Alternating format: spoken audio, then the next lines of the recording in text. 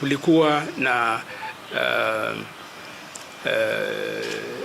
shida kidogo kulingana na miaka na elections zilipita.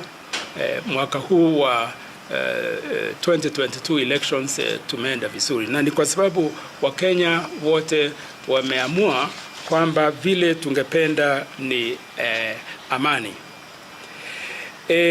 Tumeona kwamba kuna wakati mwingine kuna hasa in social media kuna zile tunaita fake news. Kuna wengi wale wamejaribu kutambaza news hapa na pale, lakini vile tungependa ni sisi wote wa Kenya tungoje mpaka tutasikia matokeo ya uchaguzi wa rais ukitangazwa na chairman wa IEBC Mr. Chebukati, kwa sababu ni yeye tu ana mamlaka kulingana na sheria kutangaza matokeo or results ya presidential election. Kwa hivyo yeye yule kukiwa kuna wengine wanasema mambo ya matokeo ya uchaguzi wa rais, tujue kwamba hao sio ambao wana mamlaka ya kusema hivyo. Pia tungependa kusema kwamba vile itatangazwa kama masaa 36 hivi, kwa sababu kulingana na katiba kesho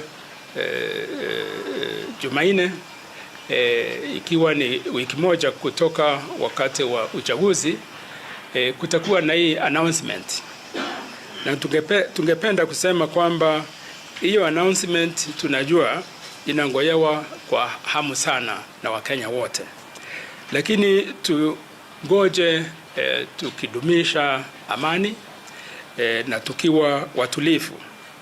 Tujue kwamba yeyote atakuwa ndiye amechaguliwa na Wakenya kama rais wa 5 wa Kenya, sisi wote tukubali, kwa sababu huo ni uamuzi wa Wakenya wale wanapiga kura. Kwa hivyo tungependa kusema kwamba hiyo haitakuwa mwisho wa maisha yetu Kenya, na kwa hivyo tujue kwamba yule atakuwa rais wa 5 tumuunge mkono ili yeye aweze kuongoza nchi ya Kenya vilivyo.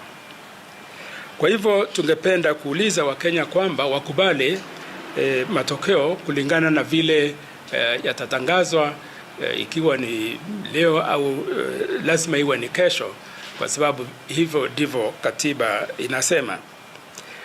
Tungependa pia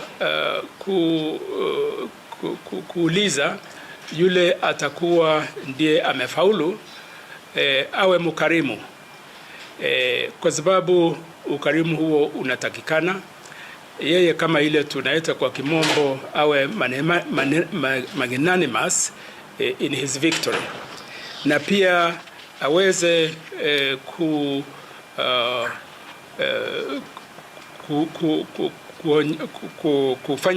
kuita yule atakuwa ndiye run up, kwa sababu kutakuwa na yule ameshinda na yule amekuwa ndiye alikuwa karibu kushinda, ili waweze kufanya kazi pamoja. Na yule atashindwa pia tujue amefanya kazi nzuri sana, kwa sababu kulingana na vile tumeona matokeo ni kwamba ni almost 50-50. Kwa hivyo si kusema kweli ameshindwa, ni kwa vile lazima kutakuwa na mshindi moja. Tungependa pia kuuliza Wakenya wote, wananchi pia wawe wakarimu, kama vile tumeona kuna viongozi wengine ambao wamechaguliwa na kwa mara ya kwanza wengi sana wale waligombea viti mbalimbali vikiwa vya governor au senator au member of parliament wamekubali, they have conceded defeat. Hiyo ni jambo la muhimu sana katika demokrasia, na tungependa kupongeza wale ambao wamekubali kushindwa, na tuseme kwamba tuendelee kwa njia hiyo hiyo, kwa sababu hiyo itadumisha demokrasia. Ya mwisho tumesema kwamba tumeona uchaguzi umeendelea kulingana na vile tukiwa NCIC tulisema tuwe na elections bila noma, uchaguzi bila noma, kwa sababu kama vile mnajua kwa mwaka umepita sisi tulikuwa na hiyo rallying call ya uchaguzi bila noma, na ni kwa sababu ya vile kumekuwa na cooperation katikati ya wengi sana katika nchi, lakini pamoja pia na wale international partners, vile tumekuwa na uchaguzi bila noma.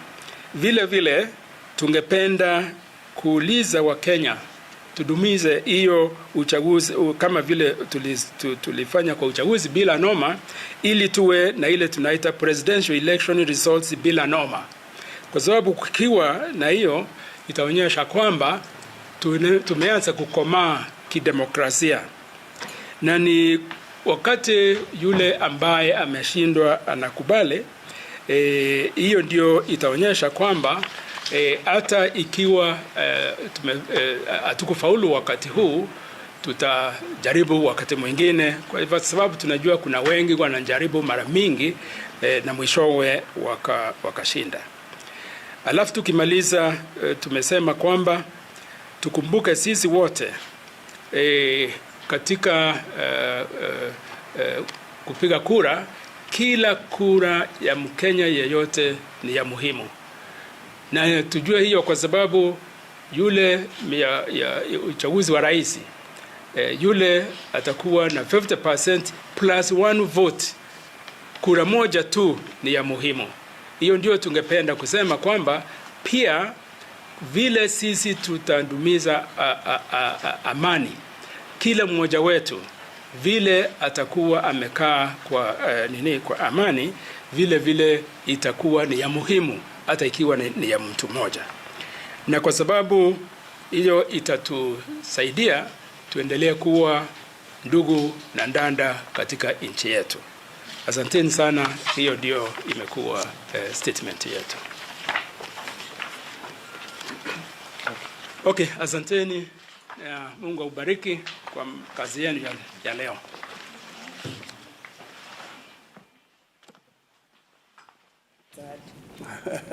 All right, just moments there after Reverend Samuel Kobios, the National Cohesion Integration Commission chairperson, made his remarks calling on the country to stay peaceful due to the process and ventilate the issues in the court of law. The winner to reach out to the other side as well, and most importantly, has emphasized on the treatment of each other with decorum. He's saying treat each other with respect, because at the end of the day, really, your neighbor is still your neighbor, your brother is still your brother, your sister is still your sister. And like they always say, the politicians up there are their own relatives and friends. You have nothing in common with them, and I can't emphasize that enough. You can easily call me, I'll pick your call. They will not pick your calls after this, so do not try to do anything unusual. Stay peaceful, all right, wherever the announcement is. And those are just moments from the announcement based on the rearrangement that we are seeing at the Bomas of Kenya. IBC has not said that they're making the announcement really. This is just based on the rearrangements that we are seeing. There's more deployment of the security officers, as you can see. The blue is now even more there in terms of the National Police Service officers having surrounded that area in between there. That is where the returning officers were during the verification process. We know there are only just 32 forms left before the end of this. And Mwana, sasa tunamalizia ama vipi? Naam, kuna kitu kimoja ambacho nataka tuelewe kwamba hivi sasa macho yote yako katika ukumbi wa Bomas, na tunasubiri tangazo moja tu ambalo litabadilisha taifa kwa mkondo tofauti. Lakini kuna swala moja ambalo nataka tulirudie nyuma, manake kuna hili swala la elimu. Watoto wetu wako nyumbani, masomo yameathirika kwa sababu ya uchaguzi. Tukishamaliza hapa, tukishamjua rais nani, ndo tutarudi sasa. Kuna wale wanafunzi ambao walikuwa wanafaa kufanya mtihani wameathirika, kuna wale wengine ambao walikuwa wanafaa kufanya mambo tofauti hawajayafanya. Nafikiri katika siku zijazo ama kwenda mbele, pengine tufanye jambo gani ili tunapokuwa katika uchaguzi usiweze kuathiri masomo ya wanafunzi, maanake hata kisaikolojia pia wao wanaathirika. Tusisahau kwamba katika hali ya kawaida mwezi wa Agosti inakuanga holiday. Wako shule kwa sababu ya COVID. Hapo ndio shida ilikuwa.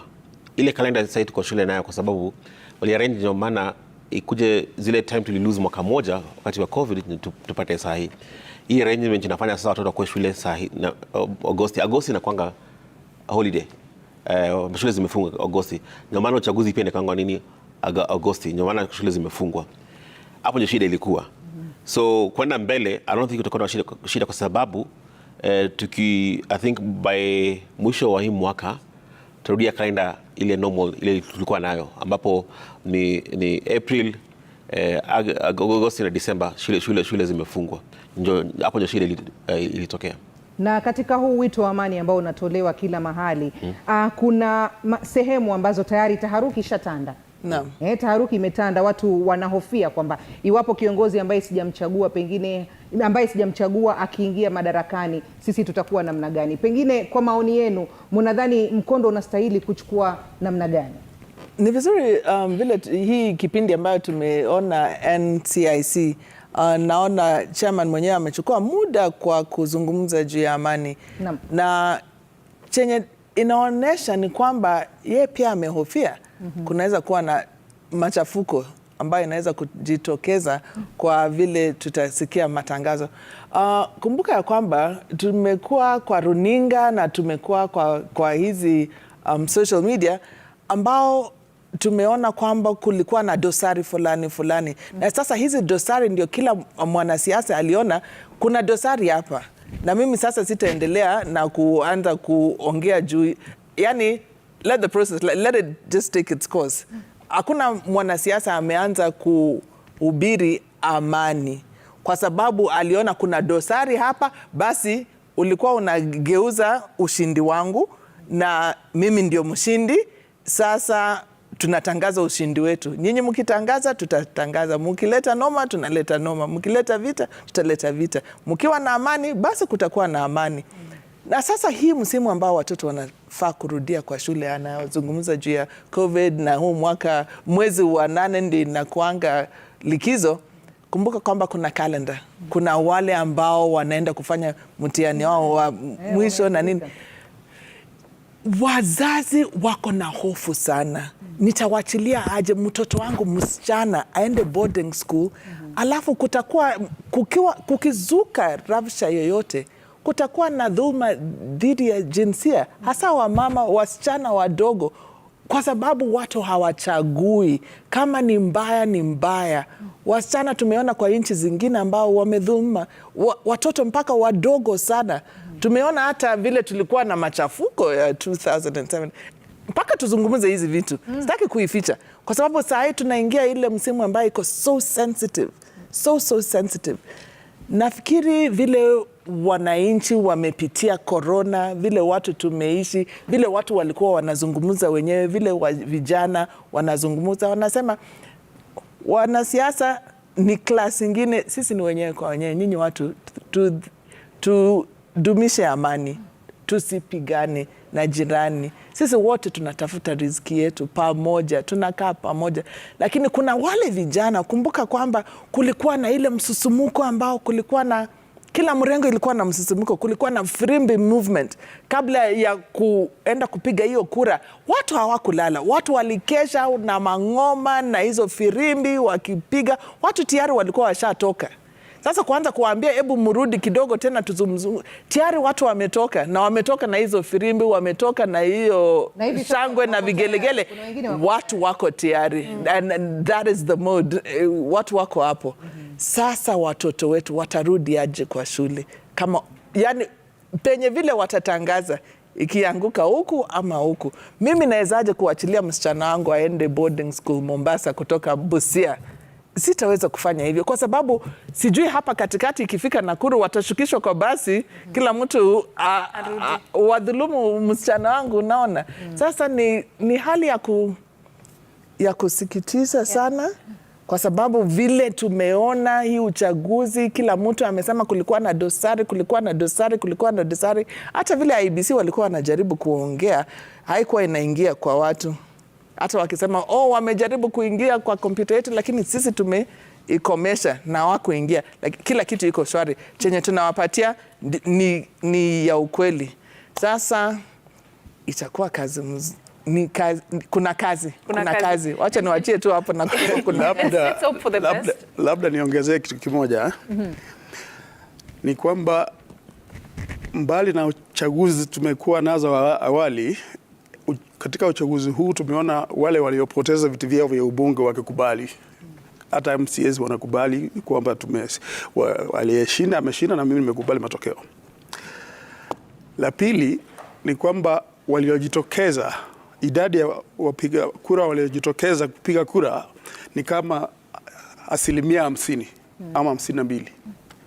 Kwa hivyo wale wengine ambao hawakupiga hawana sababu ya kuwa na hisia ya kuleta mambo yoyote kwa sababu hawakupiga kura. La tatu ni kwamba kila mtu akienda kupiga kura najua kwamba kutakuwa na atakayeshinda na atakayekosa kushinda. Kwa hivyo kuhubiri juu ya amani kupitia kiasi vile nilivyoona mimi kunaleta ile hisia kwamba huenda kukatokea vita, ila wananchi wenyewe hawana hisia kama hiyo.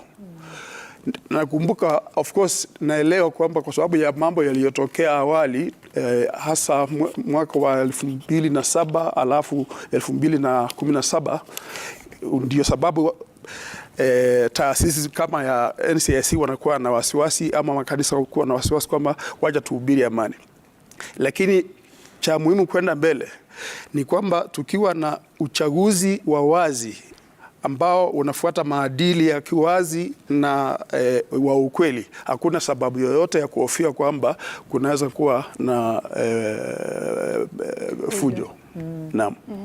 Indeed, and as we bring this to a close now, just citing a good example, the Nairobi governor-elect Johnson Sakaja and Polycarp Igathe were close competitors. You've seen what is going on social media. Sakaja already has invited Igathe for coffee, and Kenyans are liking it and actually talking about them working together because they both had good ideas for the city of Nairobi. And we've seen other leaders conceding peacefully and actually congratulating their close competitors. But as I wrap up from my end, just citing something that Reverend Dr. Samuel Kobia talked about earlier, just building on what they've called elections bila norma. They say presidential results bila norma, because this is where all that we have built is going to be tested. Post the announcement by the IEBC chairperson, Wafula Chebukati, how we are going to conduct ourselves as a country, as neighbors, as brothers, as sisters, is what is going to really bring to the fore how much mature we are politically. So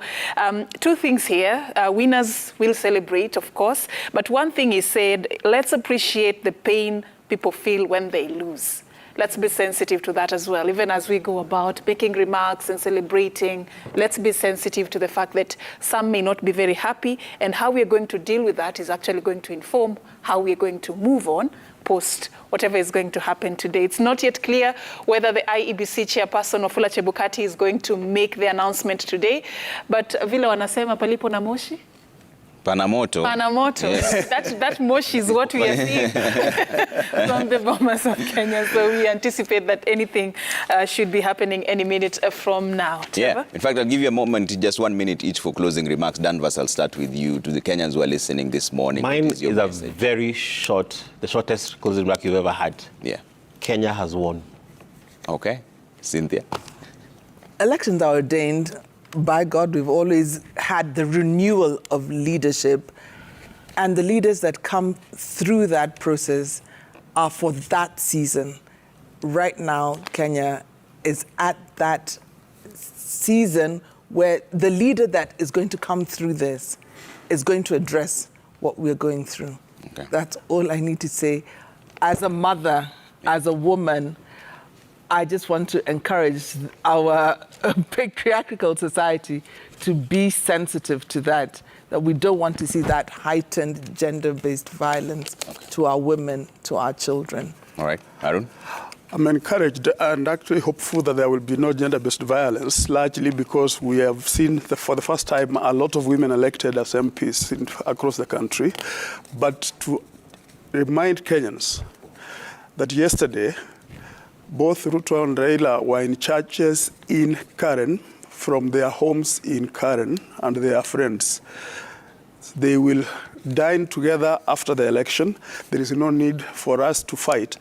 I think the pain of losing an election should be compared with the pain of losing a match for those who are Premier League or soccer enthusiasts. They know. You do not fight just because you lost a match. Yeah. Thank you. All right, thank you so much for making time for us this morning, 5 hours straight. Cynthia Mutere, politics and governance expert, Harun Dubi, advocate of the High Court, and Danvas Makori, NCIC commissioner, for making time this morning.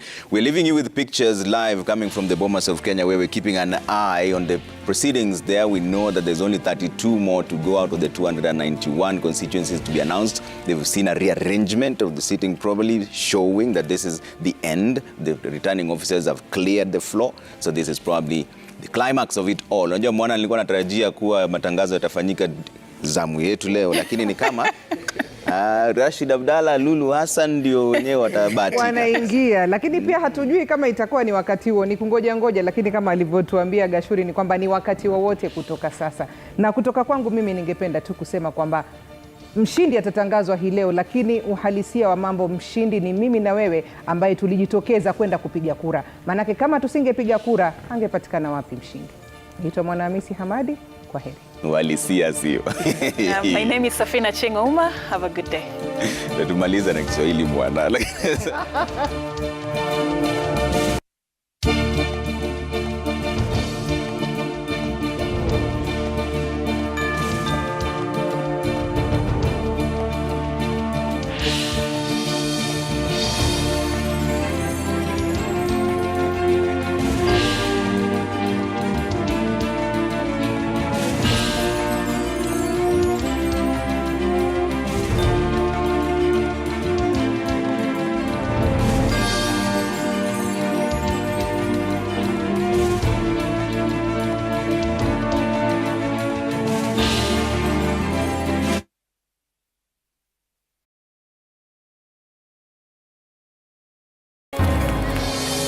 Japo tuna tofauti,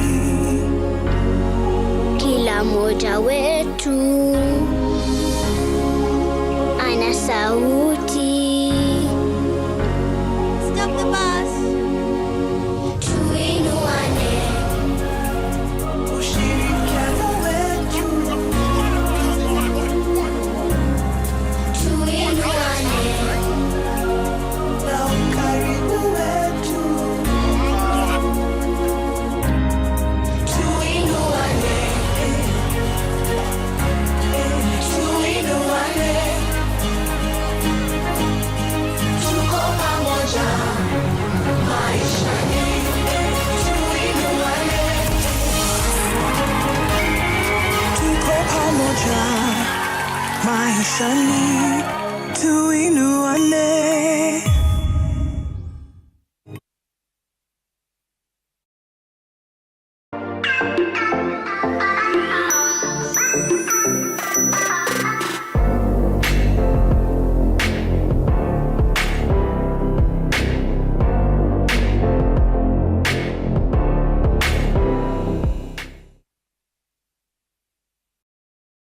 Kama kawa.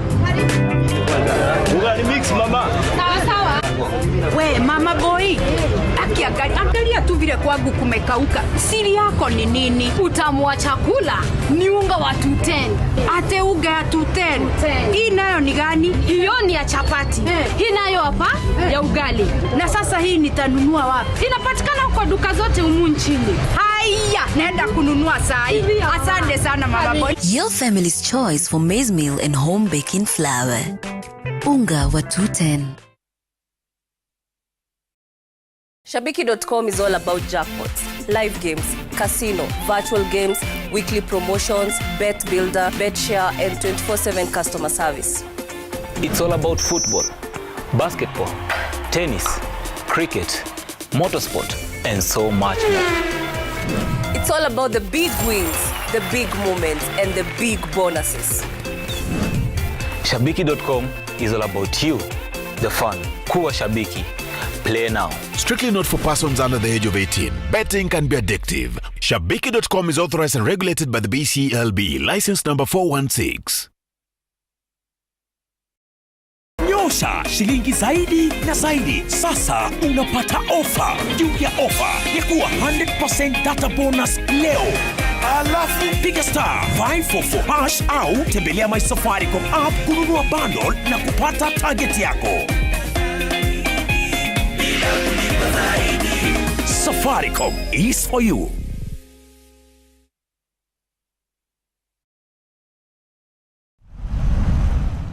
Experience Swiss-based education in the heart of Nairobi. With practical hands-on skills, we prepare you for the dynamic world of culinary arts and patisserie or international hospitality management. Travel the world and gain global work experience through our international placement network as you shape your career as the next global future leader in hospitality. Welcome to the Boma International Hospitality College. August and September intake ongoing.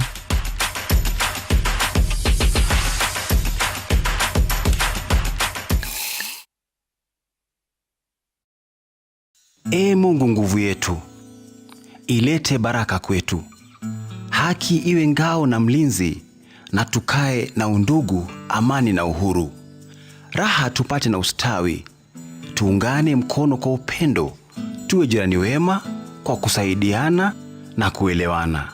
Dial *860 *412 hash to get tuungane mkono. Sasa, mimi ni Zuri kutoka Safaricom na niko hapa kukuchanua. Kaa macho. Safaricom upiga kutoka 0722 000 000 pekee. Ukipigiwa na namba nyingine, usipeane maelezo yako ya kibinafsi. Tuma namba ya mkora kwa 333 ili Safaricom ichukue hatua. Jichanue and take control. Maishani tuinuane.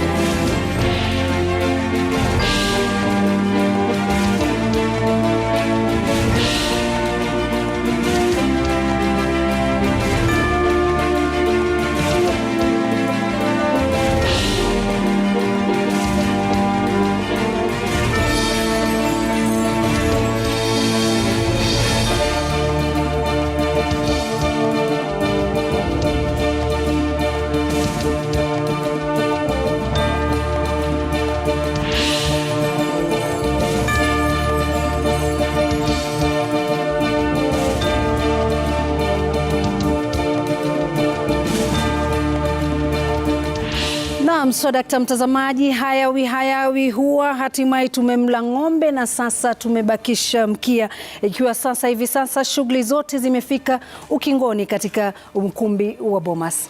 Na bila shaka tunazungumzia ni nani atakayepewa wadhifa wa kisheria kuweza kuwa rais wa 5 wa Jamhuri ya Kenya.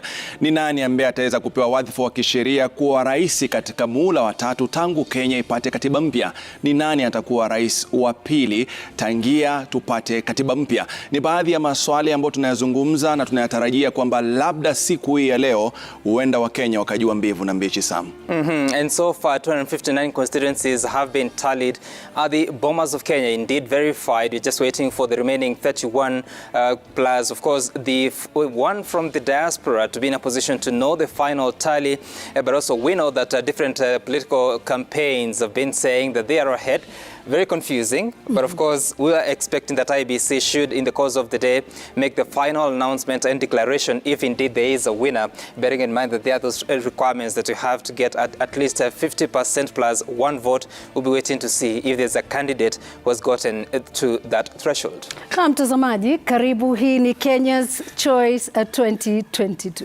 Na bila shaka chaguo la Mkenya, ikiwa Wakenya wote leo hii wanatarajia wapate kile ambacho kinaendelea. Kumbuka wanahabari wetu pia vile wapo sehemu tofauti hapa nchini Kenya kusubiri na kuweza kupata maoni ya wananchi kuhusiana na kusubiri kwao. Manake huenda ikawa leo, lakini kisheria pia huenda ikawa kesho.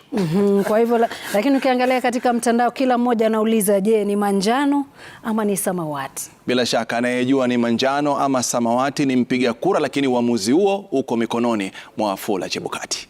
All right, welcome as we take you through the next few hours of Kenya's Choice as we await the final declaration. But let's now cross over to the Bomas of Kenya, because we know that this morning the agents that were there, the officials that were there cleared from the floor, meaning that the process of verification has already concluded.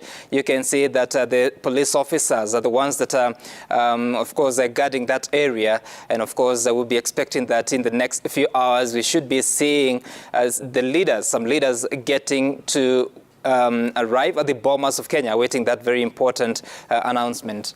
Na kama ulivyozungumza Sam, nafikiri kwamba kwa idadi ya yale maeneo bunge ambayo wameweza kusalia, na ukiangalia jinsi ambavyo jana Sam Gituku watu walikuwa wanavyozisoma, kuna uwezekano kwamba labda huenda vikasomwa vyote kwa wakati mmoja, kwa sababu tuliona kwamba jana zinasomwa zaidi ya maeneo bunge 30 na kwa hiyo kwa wale waliobakia labda kwa mkupuo mmoja huenda wakamaliza na baadaye ikawa ni subiri za kusubiri, na kuna taratibu zingine za kisheria ambazo lazima zifanyike wakati mwenyekiti ashajua ni nani ambaye ameweza kupata kura nyingi. Kuna mawasiliano lazima yafanyike na idara za usalama, kuna mawasiliano lazima yafanyike kwa rais aliye madarakani, alafu mawasiliano yafanyike kwa rais mteule na pia yafanyike kwa yule ambaye haja. Kwa nafikiri kuna shughuli zitakuwa zinaendelea kabla tuone yale matangazo yakifanyika. Labda shughuli zile zitakuwa zinatoa mwelekeo labda pengine wapi kiti kinaenda, lakini pia wanazifanya kwa usiri zaidi, kumaanisha hakuna mtu ambaye atajua nini kinaendelea. Lakini hadi kufikia sasa natumai kwamba rais anajua nani atakuwa rais. Rais Kenyatta.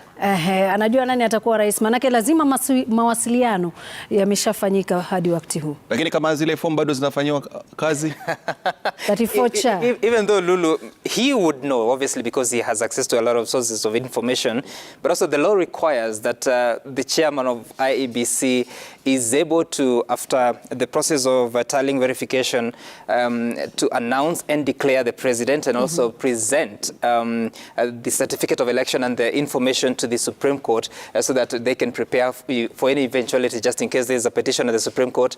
So ordinarily, the law requires a communication to the, of course, the president-elect, and I would imagine also the other leaders who don't win that election, including all the presidential candidates, and also specific to the Chief Justice. For the president, it's not a requirement for IBC chairman to do that, but he would know anyway.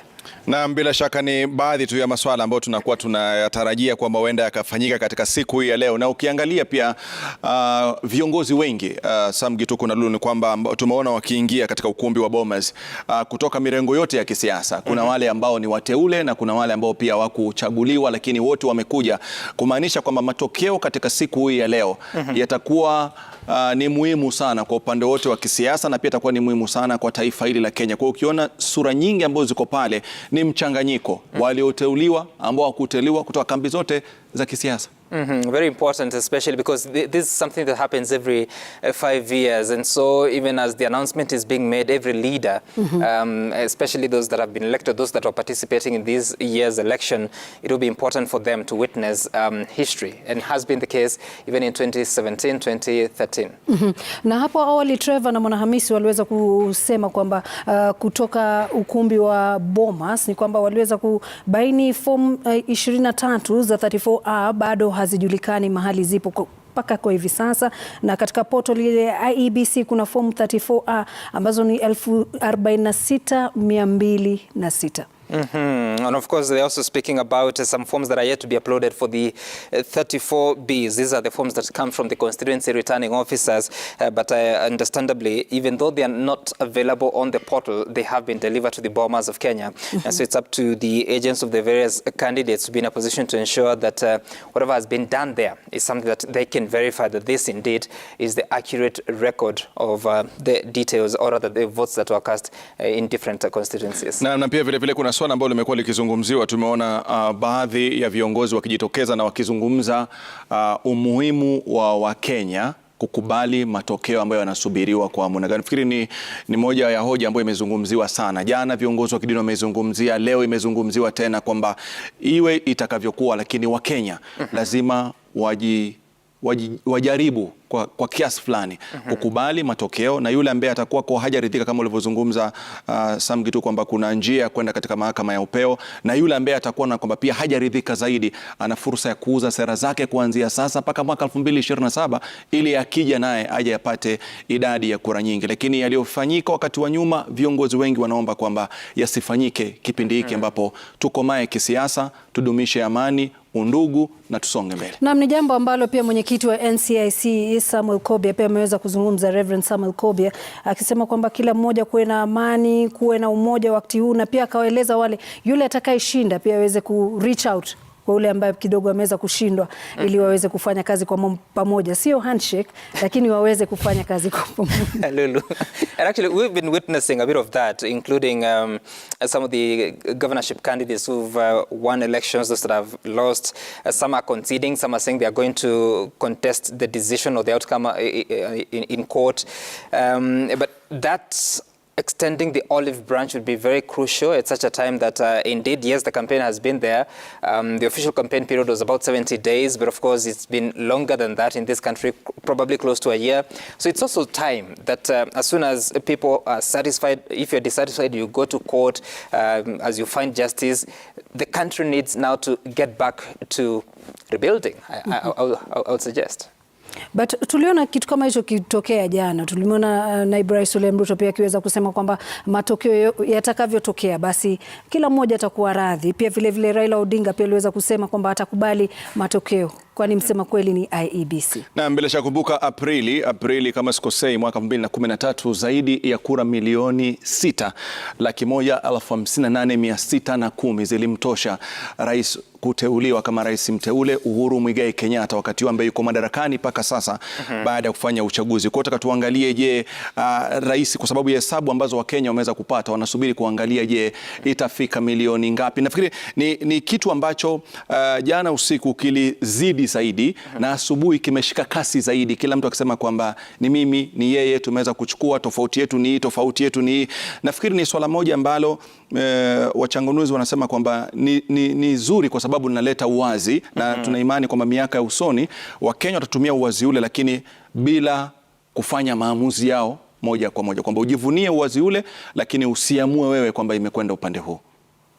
Right, and of course, as you say, 50+1. In 2013, President Kenyatta surpassed that threshold by about 8,400 votes. It looked like a very small margin, but it was sufficient because remember, you're just supposed to get to 50% plus a single vote. It's not 50+1 to be 51%. No, it is, if the votes cast were, say, 6 million, if you get 3 million plus 1, and then your opponent gets 2,999,999 votes, you will be the winner, the one that is over 3 million with an extra vote. And that's the constitutional threshold. It doesn't matter by how many you surpass that threshold, mradi tu ipo kura moja ameweza kusonga mbele. Na nafikiri pia ukiangalia ni watu kwako wanazungumza kwamba ni uchaguzi ambao watu wengi watajitokeza kupiga kura, Lulu, kwamba wasema kwamba idadi ya watakaojitokeza itakuwa kubwa zaidi. Lakini ukiangalia kwamba idadi haikuwa kubwa ikilinganishwa na wale ambao walijisajili kama wapiga kura. Lakini kama kuna chaguzi ambazo zinakumbukwa ambazo zilikuwa na kampeni za kishindo kama za mwaka huu, ni kampeni zile za uchaguzi wa mwaka 2002 ambapo kumbuka wakati huo ulikuwa kuna ule muungano wa Rainbow ambapo watu walifanya kampeni nikitumia neno za kufa mtu kwamba za usiku na mchana. Yote yawezekana. Naam, lakini ukiangalia Mwai Kibaki akipata kiti cha urais wakati ule kwa 61.3%. Kwa hiyo tunataka tuweze kuangalia kwamba ukilinganisha kampeni zilivyokuwa wakati ule, huwezi zilinganisha na kampeni za mwaka 2013 au mwaka 2017. Hizi za mwaka 2022 zilikuwa kuna kasi mno zikilinganishwa na za mwaka 2002. Kwa hiyo tuangalie, je, kama mwaka 2002 aliteuliwa na 61.3%, atakayeingia madarakani mwaka 2022 ataweza kupata asilimia ngapi kama kwa anavyozungumza Sam Gituku kwa jumla ya kura ambayo atakuwa ameweza kupigiwa? Mbali na hao, wengi wanajiuliza baada ya leo Bwana Chebukati akideclare mshindi, hali inakuwaje? The steps that follow. We'll be looking, what is it, Rashid? We'll be looking at that. Nataka tujue swali lako kwa unakusudia. Itakuwaje? Maana itakuwa ni kwamba waliopata wapewe wadhifa alafu waingie kibarua cha kujenga taifa. Lakini sheria inasema inakupatia the 14th day after declaration. Yani leo siku 14 baadaye, ile Jumanne yake baada ya siku 14 ndio sheria ya kuapishwa rasmi. Kwa sababu kunatolewa muda pia vile vile wa zile taratibu za yule ambaye ameridhika, taratibu za yule ambaye hajaridhika. Nafikiri hapo ndio kuna fursa ambayo katiba imetoa kwamba muende pa katika mahakama ya upeo mkaweze kupeleka labda pengine ithibati mlionazo na uwe mna kesi ambayo imeonyesha kwamba inaiwazi. Na nafikiri ukiangalia katika runinga yako ni baadhi tu ya wadau kutoka sekta mbalimbali. Kumbuka ni siku ya kihistoria, labda itakuwa ni wadau wa kiusalama, labda ni viongozi, hatuwezi jua, lakini kuna wapiga picha wetu wako hapo ndani. Ukiangalia tunaona kwamba viongozi wameweza kufanya kazi ambayo haikuwa na mapumziko kuanzia siku ya kwanza baada ya kupiga kura, ili kuhakikisha kila kitu kinakwenda sambamba kabla matokeo rasmi kutangazwa, ambapo ishara zote zinaonyesha kwamba huenda ikawa leo.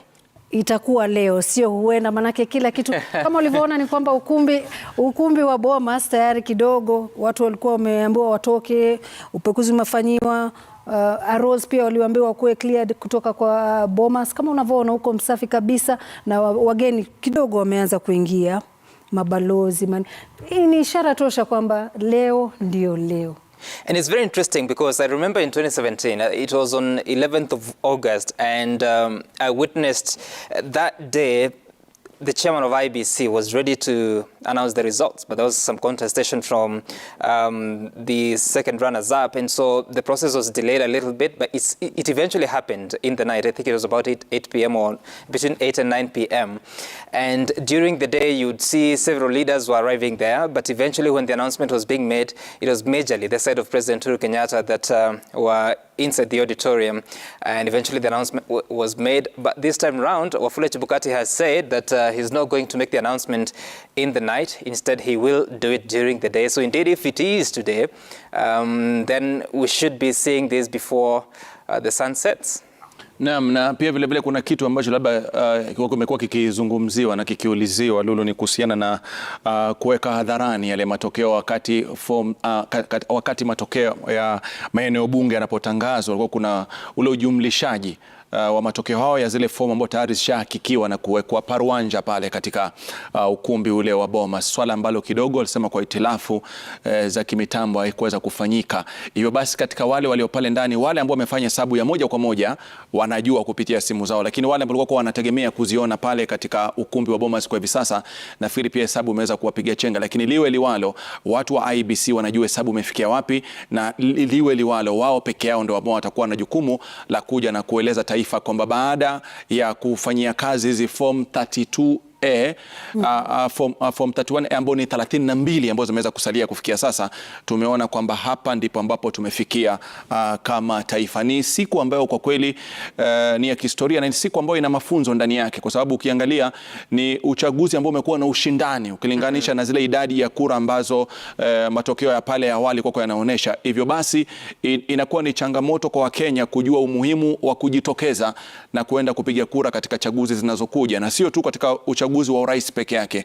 Katika chaguzi hizi za uwakilishi wadi, mbunge, seneta na ugavana, ukipata takwimu ambazo zinatolewa na watu wa IEBC katika eneo fulani, ukiambiwa ni eneo fulani mathalan la eneo bunge fulani, idadi ya wapiga kura inakuwa ya kuridhisha, lakini waliojitokeza kupiga kura, unaona kwamba kuna tofauti kubwa sana ya Wakenya ambao hawakujitokeza siku ya kupiga kura. Nafikiri ni swala ambalo lazima tulizungumzie kwa kina zaidi, hamasisho lifanyike, elimu ya umuhimu wa kupiga kura ifanyike, ili tuhakikishe kwamba tunajitokeza kwa wengi kupiga kura.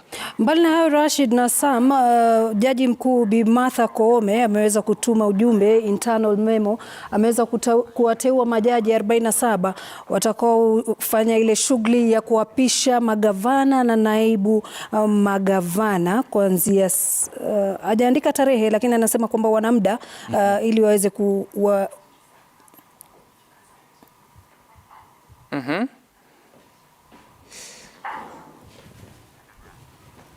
ametuma ujumbe kuhusiana na swearing in of governors na deputy governors, akisema ameappoint judges as per the schedule attached herein to conduct the swearing in ceremony upon election and gazettement by the IEBC. The chief registrar has issued guidelines to be employed during the swearing in ceremony. Ameweza kuwateua majaji 47 kuweza kutekeleza shughuli hiyo ya kuapisha magavana na manaibu gavana. I feel sorry for the judges in Kakamega and Mombasa because they'll have to wait until the election is conducted on the 23rd of August. But anyway, Sam, Kakamega na Mombasa ni Honorable Mr. Justice George Dulu akiwa na Magistrate Bi Martha Mutuku. Naam, bila shaka kuna mengi tutakayoweza kuyazungumzia, labda pengine kabla nitaka kuzungumzia, naona kwamba utakuzungumzia kifungu cha 134, nitakupa nafasi kuzungumzia kabla na mimi nizungumzia kifungu cha 140 ambacho nafikiri pia Bob Mkangi anaona kitakuwa na kazi baada ya matokeo kutangazwa.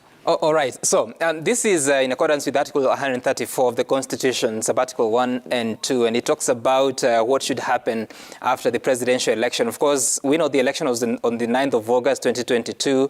IEBC had 7 days to make sure that the count is tallied and verified, and that should end. It appears there's a sort of a legal agreement that should be tomorrow, being 16th of August. But anyway, as of now, if it happens today, which is 15th of August, and there is no petition filed at the Supreme Court, then you should expect the new president to be sworn in on the 30th of August, being the first Tuesday after 14 days, like Lulu was saying.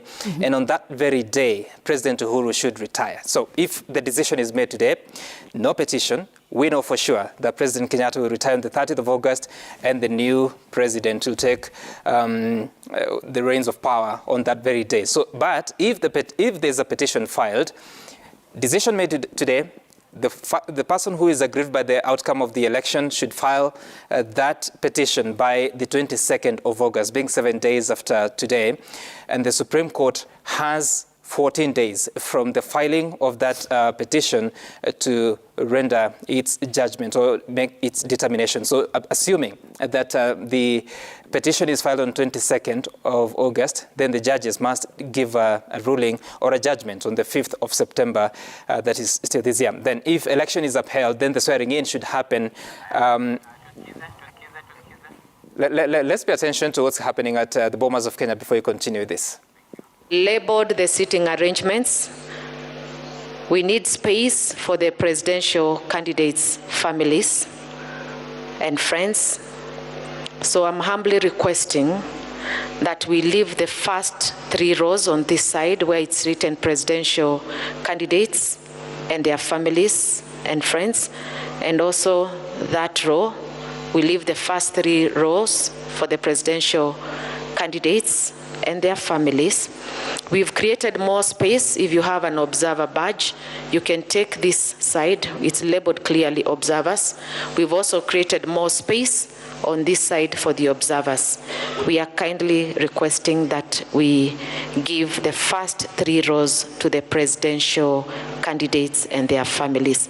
And if there's going to be any remainder, then we can accommodate any other person, but we'll make sure that you all have a seating. It's a humble request, and we've done consultations with the parties that are here. Thank you.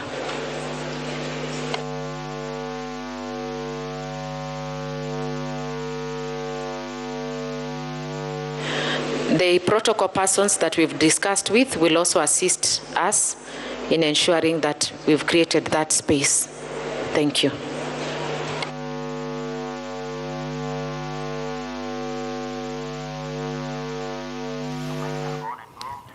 Na bila shaka nafikiri kwa Sam anatueleza kabla tuweze kwenda moja kwa moja katika ukumbi wa Bomas ambapo kila kitu kinajaribu kuwekwa sawa ili kusiwe na tatizo lolote. Kumkumbusha mtazamaji, hiyo ni ishara tosha. Sasa hakuna kuspeculate, tunasema kwamba leo ni leo, asema kesho. Kila kitu kikienda shwari. Kitaenda shwari. Tuseme hivyo.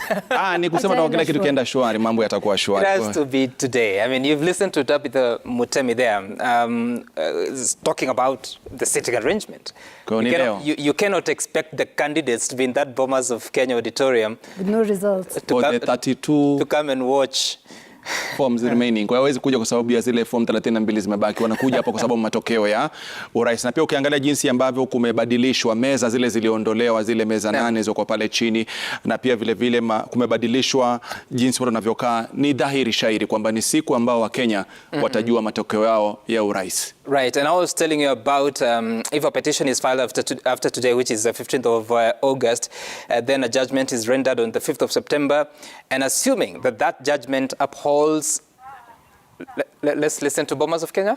Humbly request you to take the observers area. We have a lot of space there, and this other side where the choir is, there is the observers area. If you're not a diplomat, please, we request that you give space to the diplomats in this area. Diplomats and AAEA team. Also, the religious leaders will be here with the diplomats. Yes, sir. Thanks. We don't want anyone to be vacated. We ask you to self-vacate yourself. Self-vacate yourself. Mic check. And go.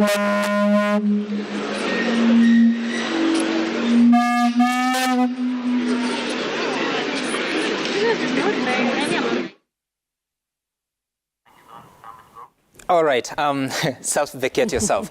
Now, let's take a look at the process that should follow. So, if the petition upholds the election of the president-elect, then that president-elect should be sworn in on the 13th of September, being the first Tuesday following 7 days after the judgment of the Supreme Court.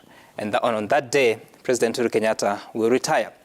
But if the presidential election is nullified on the 5th of September, then a fresh election must be held within 60 days. And that would be, it must be done by the 4th of November, 2022. And thereafter, obviously, you conduct the election. We go through the process that you have gone through, close to 7 days. It is verified, everything is done. Then an outcome is announced. If there's a clear winner, they are sworn in. Of course, they're following the guidelines of the Constitution. If somebody is dissatisfied with that outcome, they can still go to the Supreme Court to contest the decision. But whatever happens at the conclusion of that process, then President Kenyatta retires and the president-elect is sworn into office. But there's something else that may happen. We may get an announcement today that there's no clear winner in round one, meaning that nobody will have met 50% plus one vote. In such a situation, nobody can be declared president-elect. And therefore, what would happen is that the top 2 candidates would go back to a rerun, that is a runoff, to pick the president, and that has to be done within 30 days. And of course, because they're just the 2 of them, it is very easy to hit 50% plus one because it's They're just two. Rashid. Na bila shaka nafikiri Samo kwa anaeleza utaratibu kuanzia pindi ambapo matokeo yatakuwa yanatangazwa na hatua ambazo zitakuwa zinatolewa, ima wakati watu wamekubaliana matokeo yale ama wakati mmoja hajakubaliana matokeo. Ametueleza paka wakati ambapo huenda matokeo yakawa yako sawa, hivyo basi hakuna mtu ambaye amemshinda mwenzake, japo na kura moja kuendelea italazimika kwamba wananchi warudi kwa uchaguzi mwingine. Kwa hiyo nafikiri ni kuhusu halali wa uchaguzi wa urais, kwamba mtu anaweza kuwasilisha malalamiko katika mahakama ya juu kupinga uchaguzi wa rais mteule katika muda wa siku 7 baada ya tarehe ya kutangaza matokeo ya uchaguzi wa urais. Alafu baadaye katika muda wa siku 14 baada ya kuwasilishwa kwa malalamiko, mahakama ya juu itasikiza na kuamua kesi hiyo, na uamuzi wake utakuwa wa mwisho. Na iwapo mahakama ya juu itaamua kuwa uchaguzi wa rais mteule si halali, basi uchaguzi mpya utafanyika katika muda wa siku 60 baada ya uamuzi huo.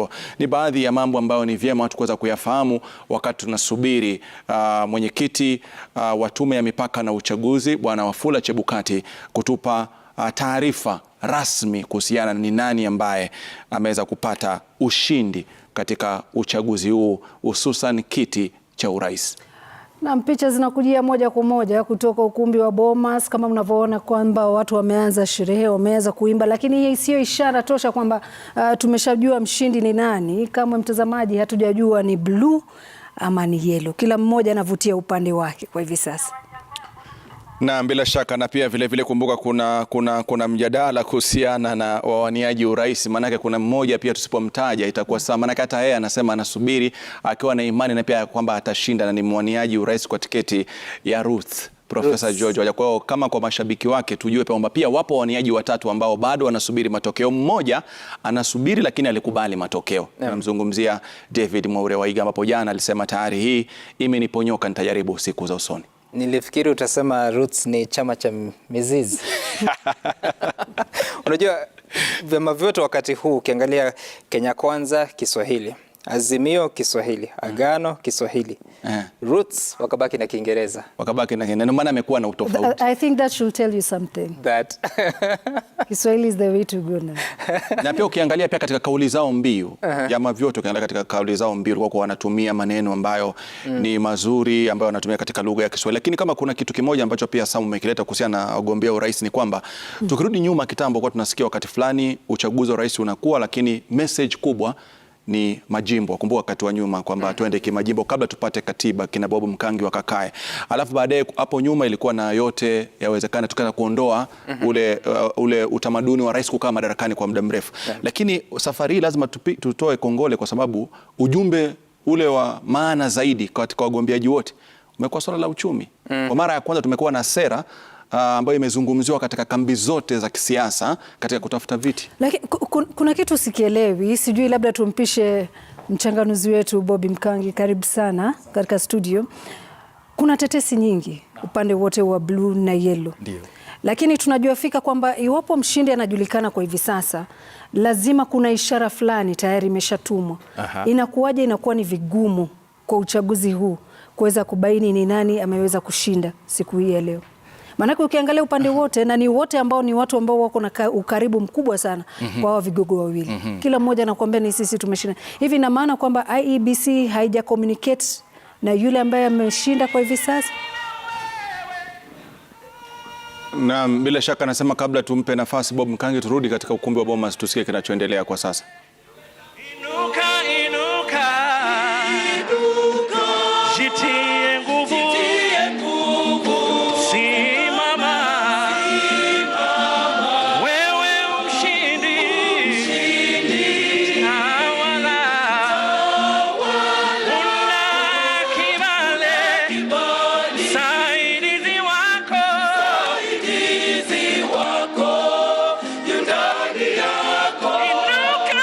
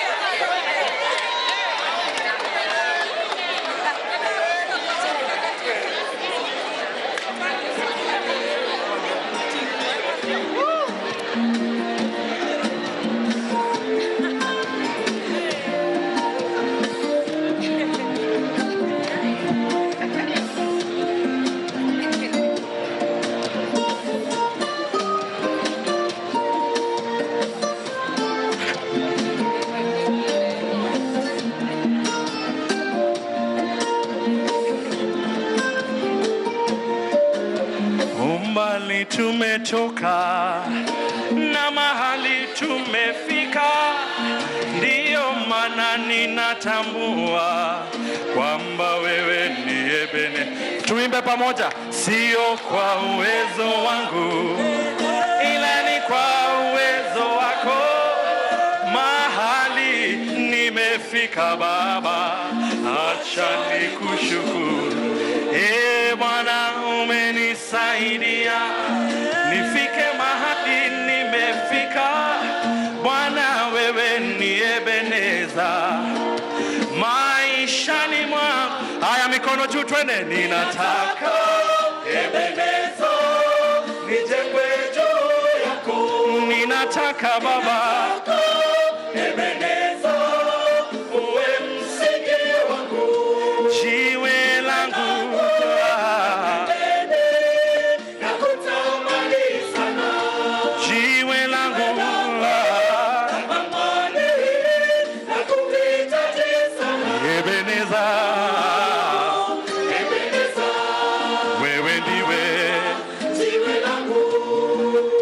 Nataka maisha yangu yajengwe juu yako, na ninataka taifa langu lijengwe juu yako Baba. Taifa lililojengwa juu yako Yawe halivunjiki kamwe, na nchi iliyojengwa juu yako Yawe haivunjiki kamwe. Mimi nataka maisha yangu Baba yajengwe juu yako, maana wewe ni sauti yangu, wewe ni uzima wangu. Ninataka Ebeneza nijengwe juu yako Baba. Wewe uwe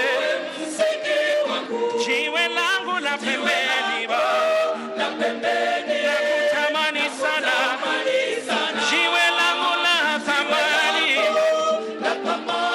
nakuhitaji.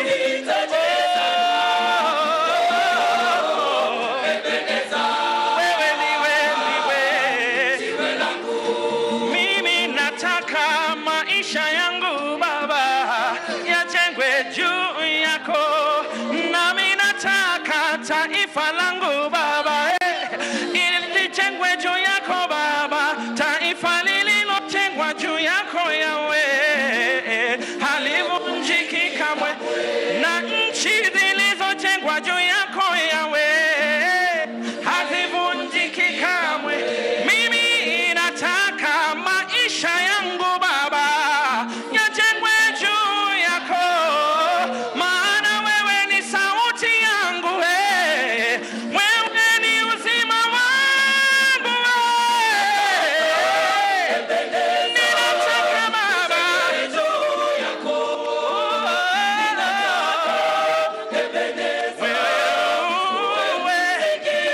jiwe langu la pembeni, nakutamani sana Baba, jiwe langu la thamani, ninakuhitaji. Ni wewe tamaa ya maisha yangu, ni wewe tegemeo langu, ni wewe msingi wa maisha yangu Baba, ni wewe ninayetazama, ni wewe ninayetazama.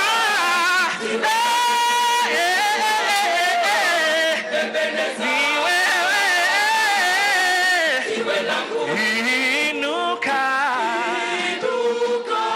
jitie nguvu, mikono juu, simama.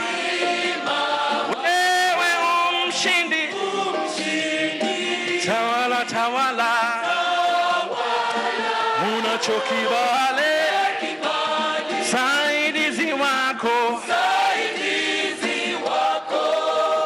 Haya, makofi wa Kenya. Inuka, inuka,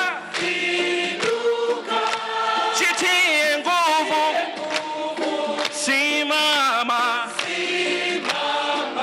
maana wewe ni mshindi, wewe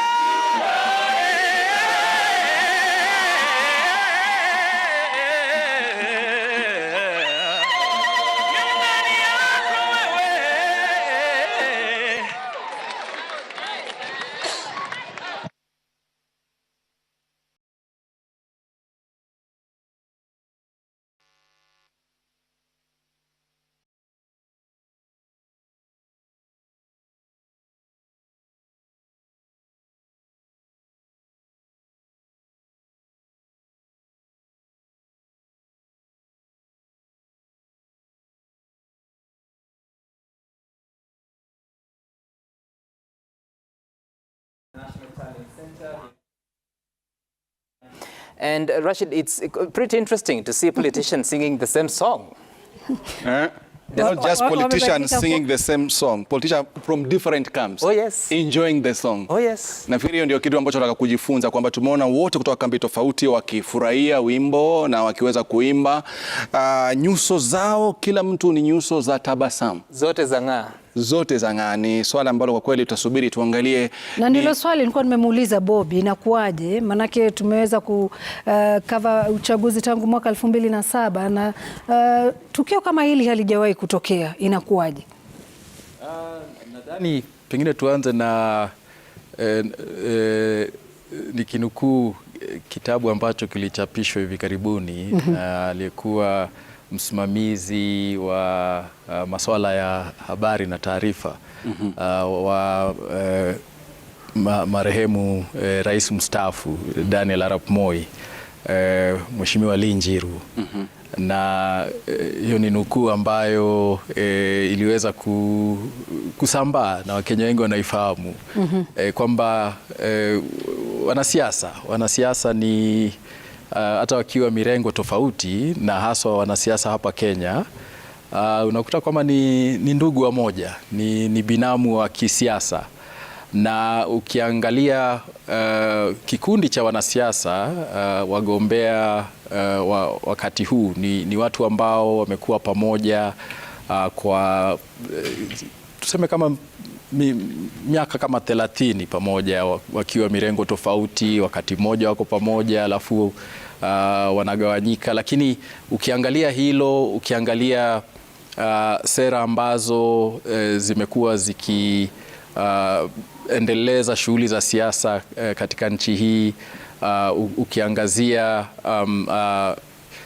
ile itikadi ya kisiasa, unakuta kwamba ni ile moja. Kwa hivyo hoja turudi kule Bob Mkange, alafu tarudi kwako baada ya muda usiokuwa mrefu, tuangalie tena angalau labda pengine tunasema ile body language ni muhimu sana. Atakuwa anaizungumzia Javas, maana yake ni mwepesi wa kuweza kusoma vitu kama hivi.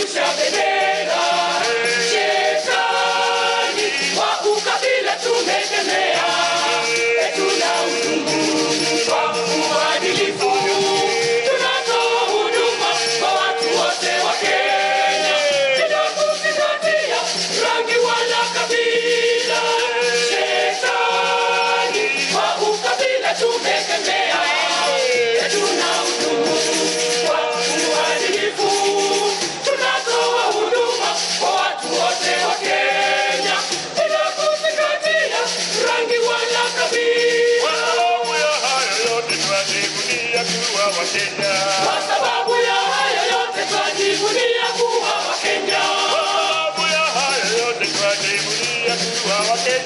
Kwa sababu ya haya yote twajivunia kuwa Wakenya.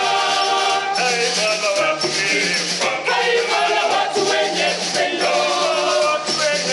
Taifa la watu wenye upendo na amani tele. Taifa la watu wenye upendo. Tunasema hadharani.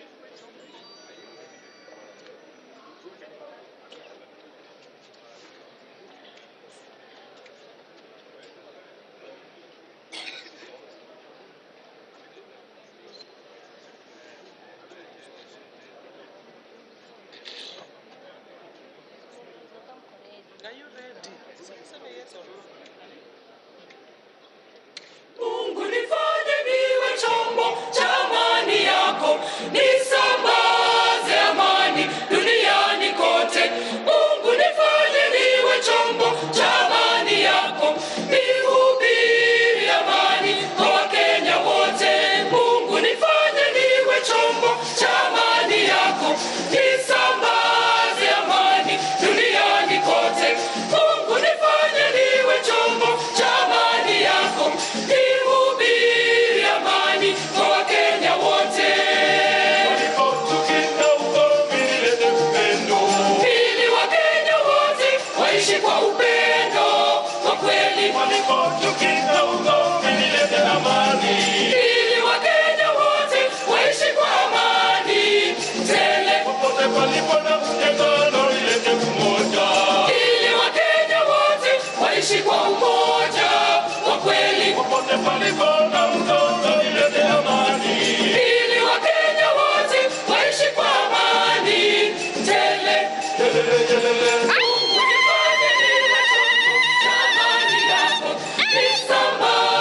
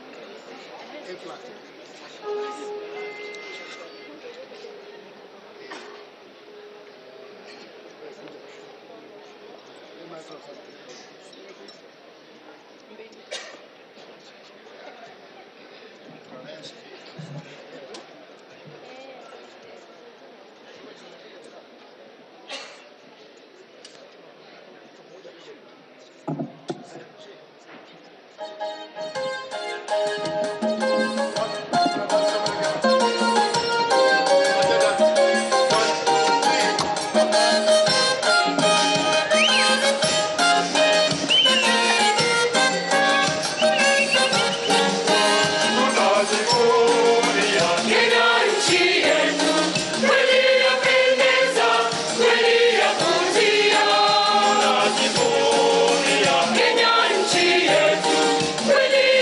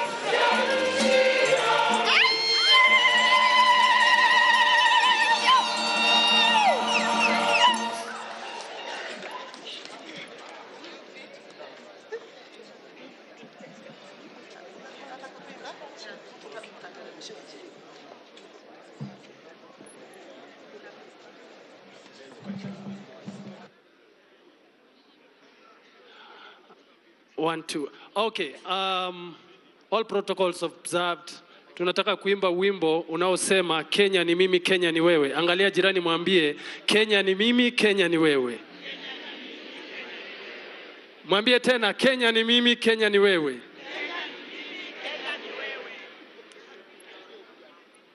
Ya, Kenya ni yetu na tunaipenda, na kwa wimbo huu tutasema tu Kenya ni mimi, Kenya ni wewe, Kenya tu wamoja.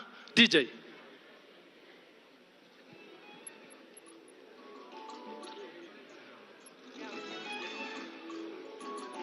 Tupe sauti kabisa, hao wana Kenya wafurahi. Tupe sauti DJ. Wapi vigelegele ya Kenya?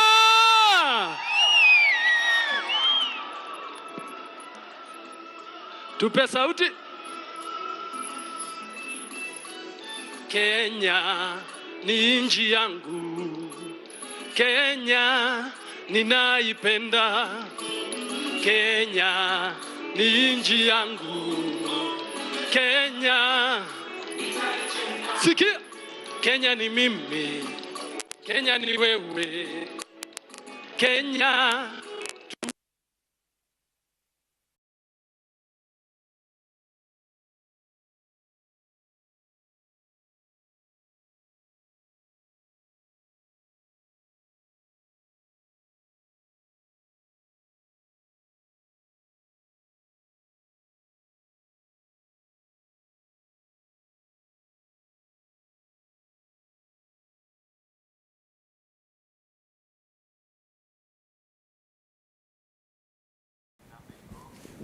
All right, we're still at the Bomas of Kenya, where you've seen the different political leaders converging inside the auditorium as they await that very big announcement that should be coming today. All indications show that it's today. I don't know, Rashid, whether you've now gotten the confidence. Kwa sasa hivi nafikiri tuna uhakika, na pia tumeona wagombea wawili tayari wa kiti cha urais washafika. Miongoni mwa wale mabalozi walio pale, miongoni mwa waangalizi walio pale wa kitaifa na wa kimataifa.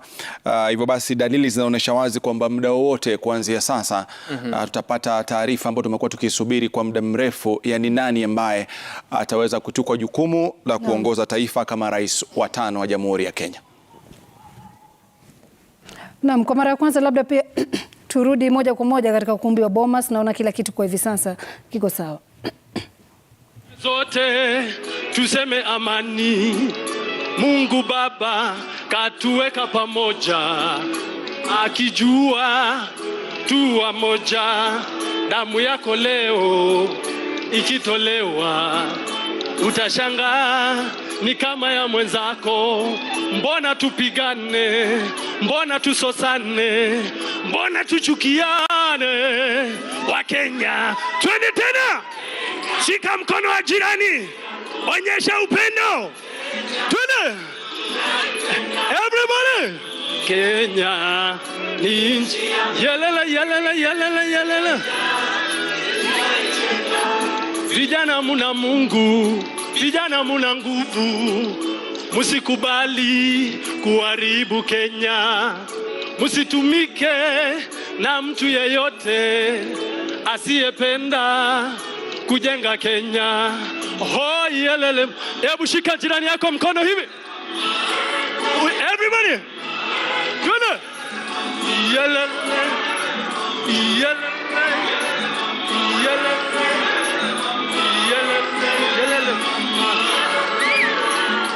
Twende tena hivi.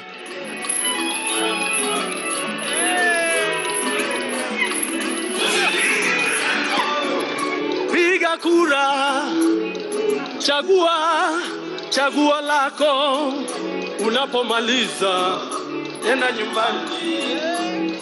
Ngojea chaguo la Mungu, maana chaguo la Mungu ni amani. Amani Kenya. Hebu tuonyeshe amani. Everybody hivi. Amani. Asangalia jirani, mwambie upendo. Upendo. Upendo.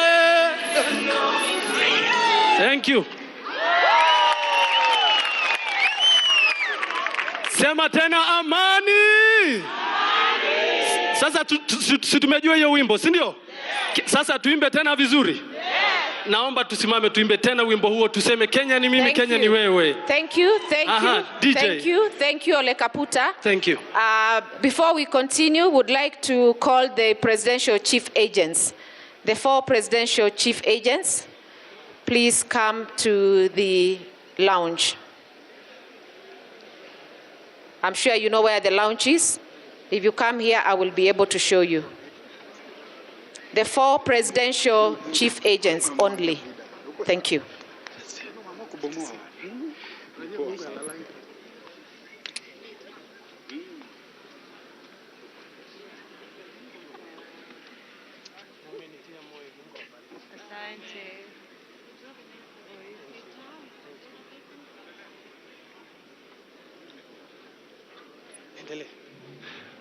DJ.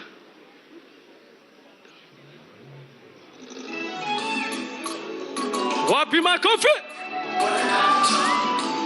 Kenya ni mimi, Kenya ni wewe. Haya, twende kwa pamoja hivi.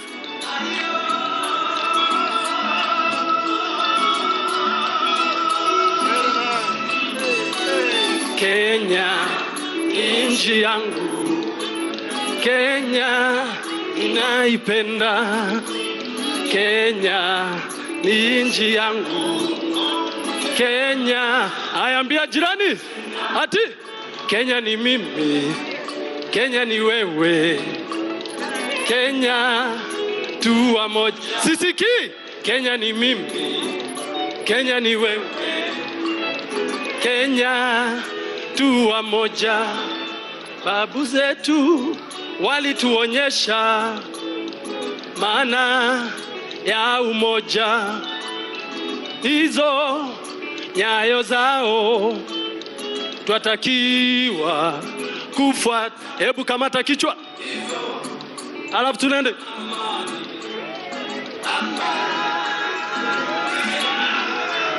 Kenya. Hey!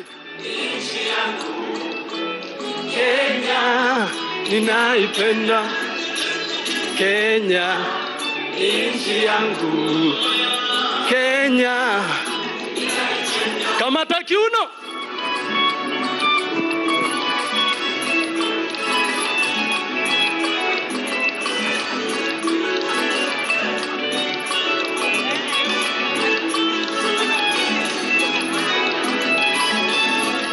Ukabila tutaumaliza.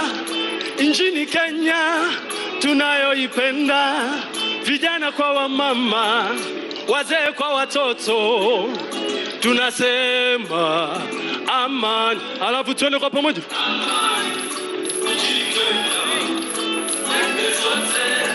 Tuseme amani. Mungu Baba katuweka pamoja, akijua tuwa moja. Damu yako leo ikitolewa, utashangaa ni kama ya mwenzako. Mbona tupigane? Mbona tusosane? Mbona tuchukiane? Haya, mikono juu. Alafu tuende kwa pamoja.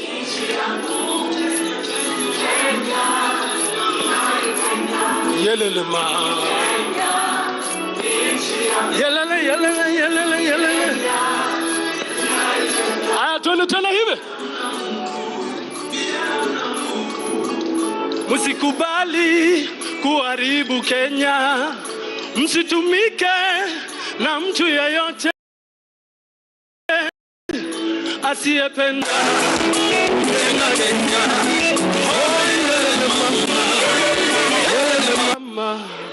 Yelele mama, yelele mama, oh yelele mama, yelele mama, yelele mama, yelele mama.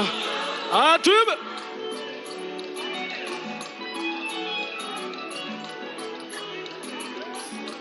Usipige mwenzako, wewe piga kura. Chagua lako. Unapomaliza enda nyumbani, ngojea chaguo la Mungu, maana chaguo la Mungu ni amani. Aya, twende twist.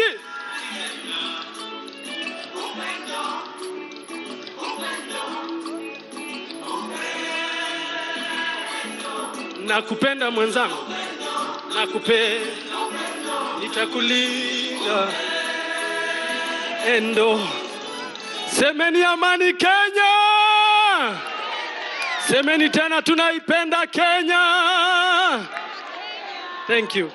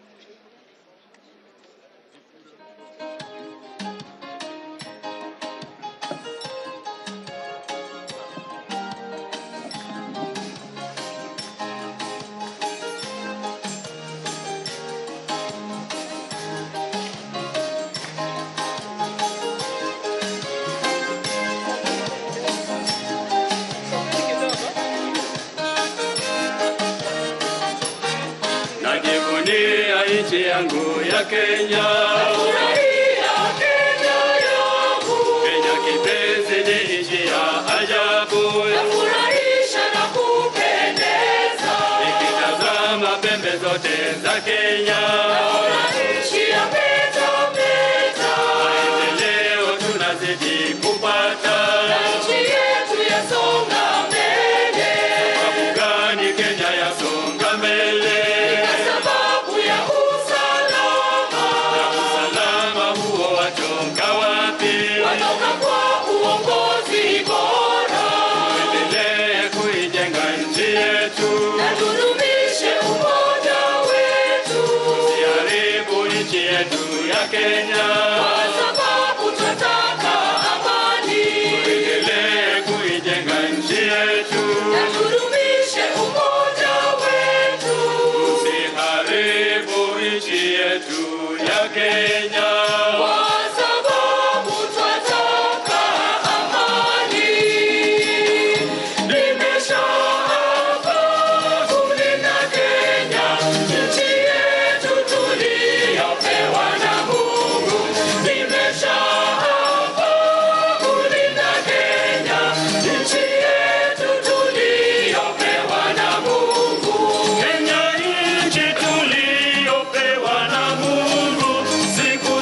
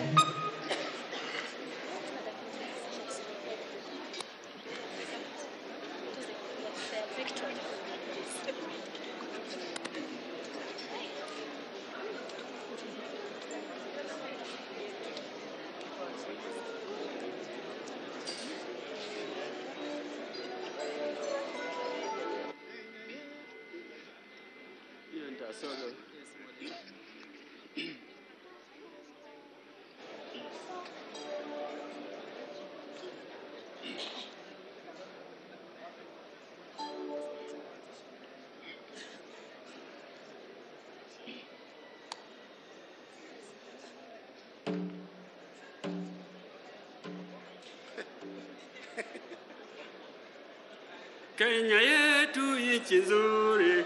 Nchi yako, nchi yangu, twaipenda daima. Kenya yetu nchi nzuri. Nchi yako, nchi yangu, twaipenda daima. Mwito wetu harambee, tuijenge Kenya. Nchi yako, nchi yangu, twaipenda daima. Wenzangu mwananchi, tuunganeni mikono, tuijenge taifa. wenzangu mwananchi, tuunganeni mikono, tuijenge taifa. sote tuna wajibu kuijenga Kenya. Nchi yako, nchi yangu, twaipenda daima. Sote tuna wajibu kuijenga Kenya. Nchi yako, nchi yangu, twaipenda daima. Ndugu zetu wanajeshi, tuilinde nchi yetu kwa amani daima. Ndugu zetu wanajeshi, tuilinde nchi yetu kwa amani daima. Musimame imara, tuilinde Kenya. Nchi yako, nchi yangu, twaipenda daima. Musimame imara, tuilinde Kenya. Nchi yako, nchi yangu, twaipenda daima. Viongozi wetu wote, tuiongoze nchi yetu kwa amani daima. Viongozi wetu wote, tuiongoze nchi yetu kwa amani daima.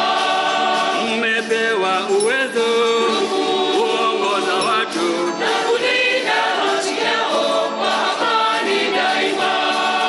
Mmepewa uwezo kuongoza watu na kulinda haki yao kwa amani daima.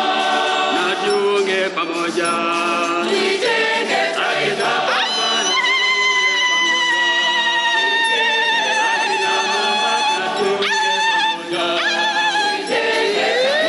tujiunge pamoja, tuijenge taifa.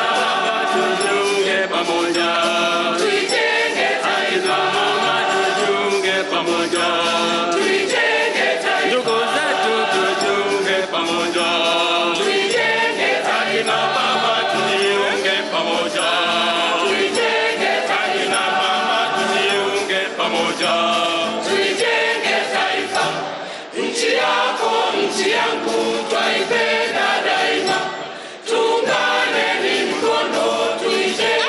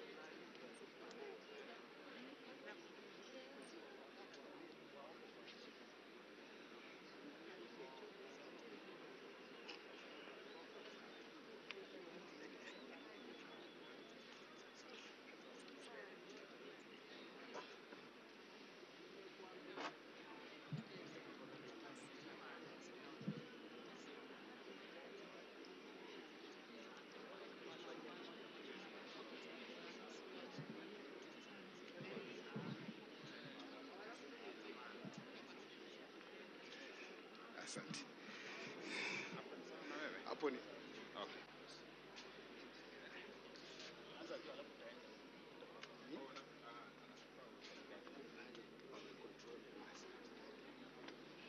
Nataka ukue katikati ya kwaya. Umesema vizuri. Inabidi nifuate. Karibu karibu. Asante. Hapa ndio katikati. Sawa sawa.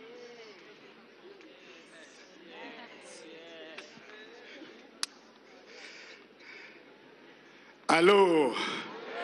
Bwana Yesu asifiwe Bomas. You know, I don't know which song I should do after mwalimu Wesonga kuimba wimbo kama hiyo. Tumpigie makofi tafadhali. It is quite a humbling experience to be with him on the same platform. Sasa kabla niimbe wimbo wangu, ningependa kusema wanasiasa kutoka tabaka mbalimbali, tafadhali tusimame, tushikane mikono ndio watu nyumbani waone tunadumisha amani. So are we ready? Bomas, are we ready? Kindly let us stand on our feet as we sing Mungu Baba tuwaomba. Ambia jirani yako, mwambie amani Kenya.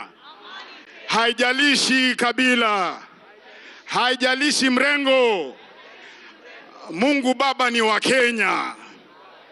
Aya, wacha niongoze nione. Nimeambiwa nikae katikati. Are we ready? We have two wonderful choirs. Mutafanya Kenya ninafanya, tafadhali kwa unyenyekevu. Sema oh, oh, sema oh.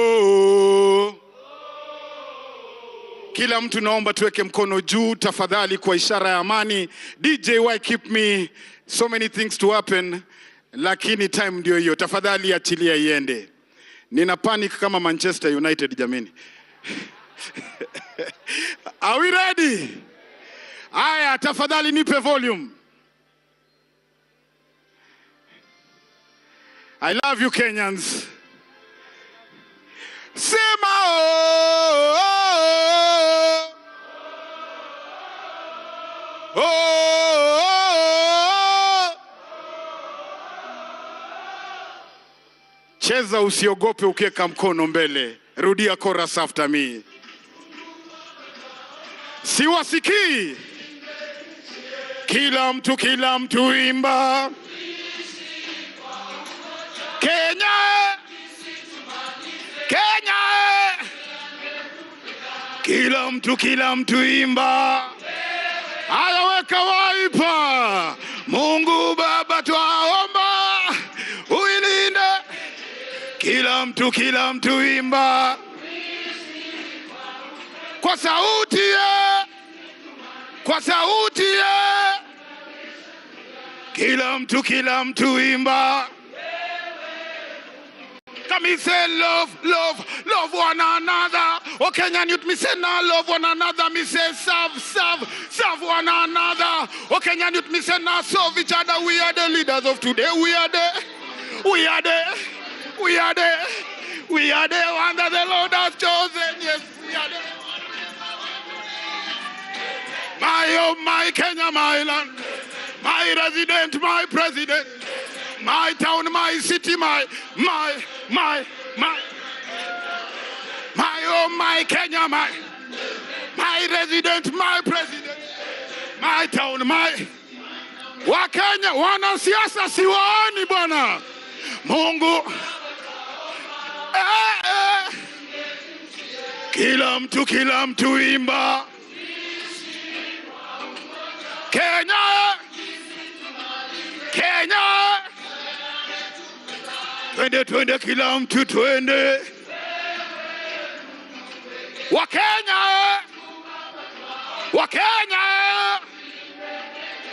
kila mtu twende.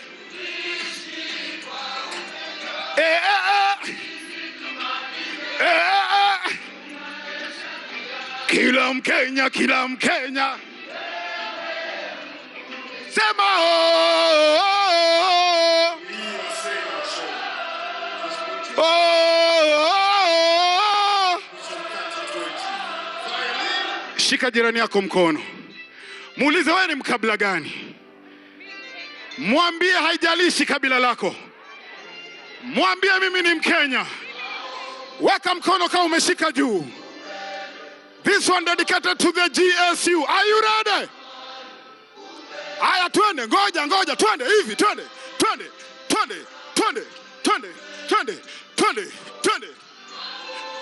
Amani, upendo, maombi, amani.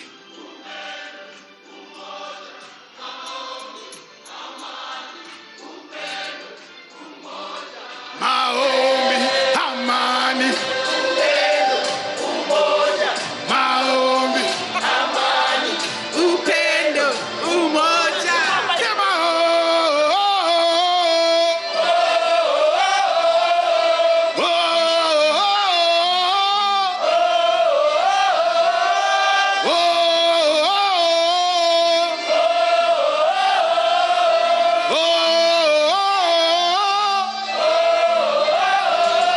Sema wimbo imeisha na hakuna makofi.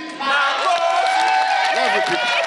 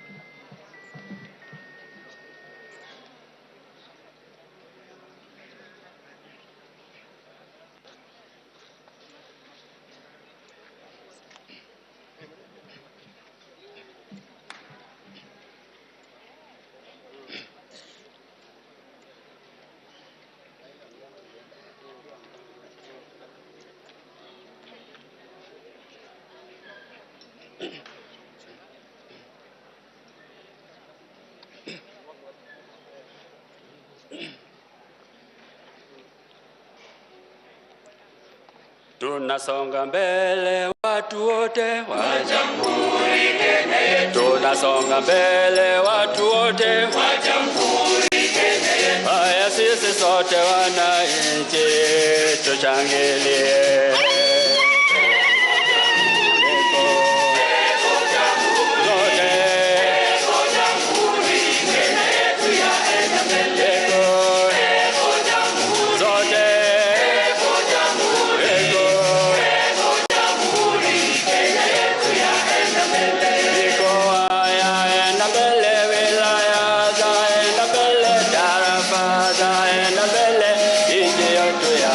Mbele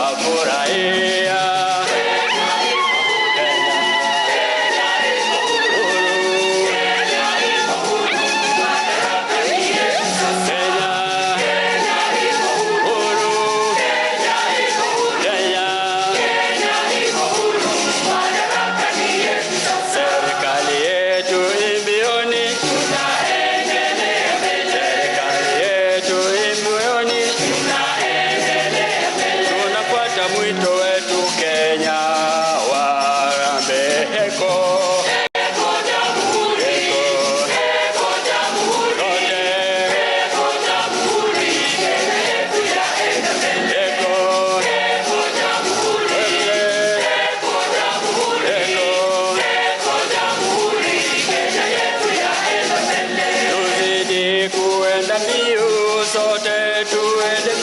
Tupate maendeleo, nchi yetu iende mbele.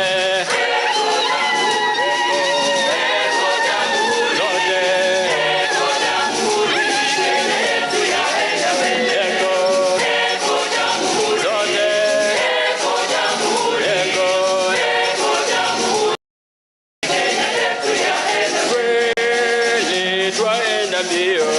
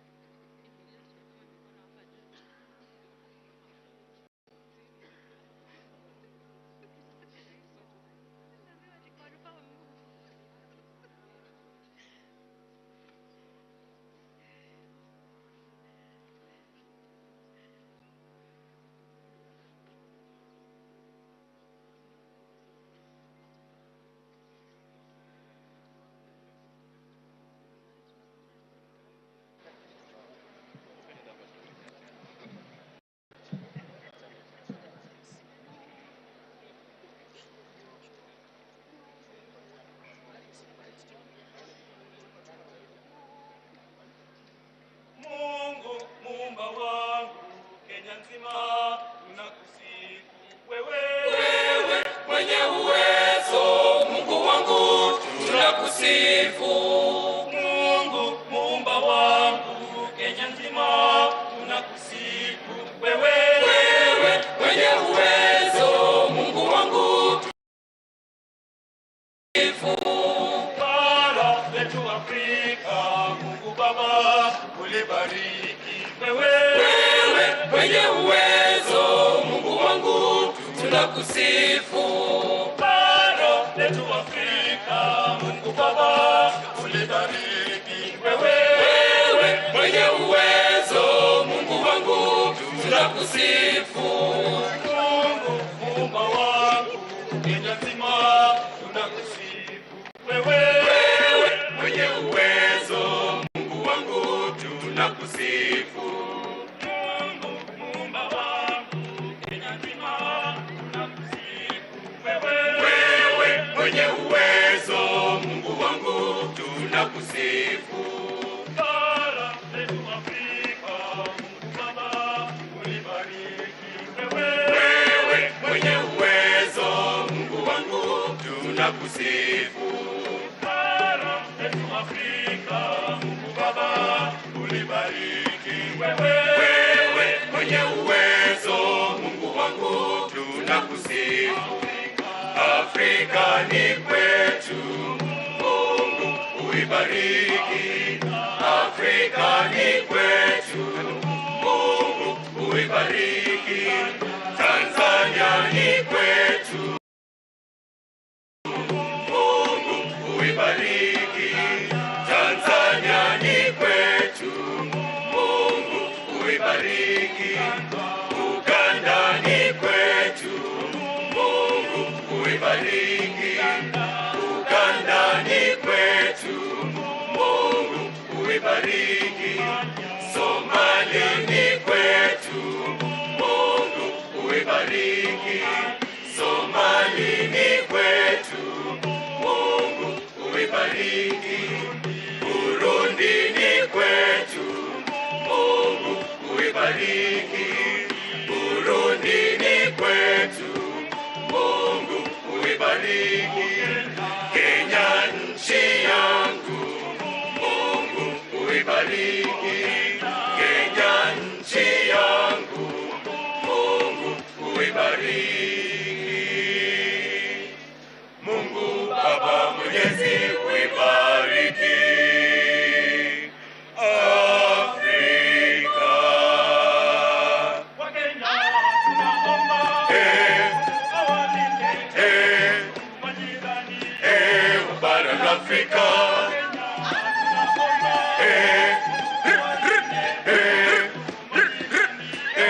Wa bara la Afrika.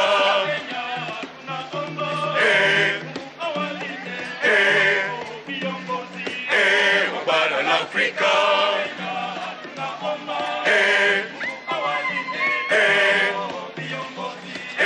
Wa bara la Afrika.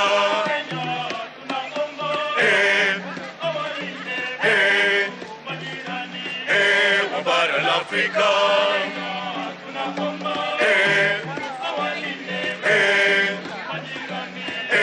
Wa bara la Afrika.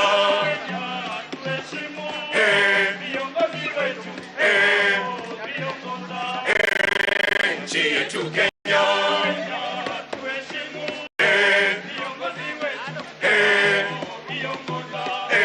Nchi yetu Kenya. Nchi yetu Kenya. Mungu muumba, bariki Afrika.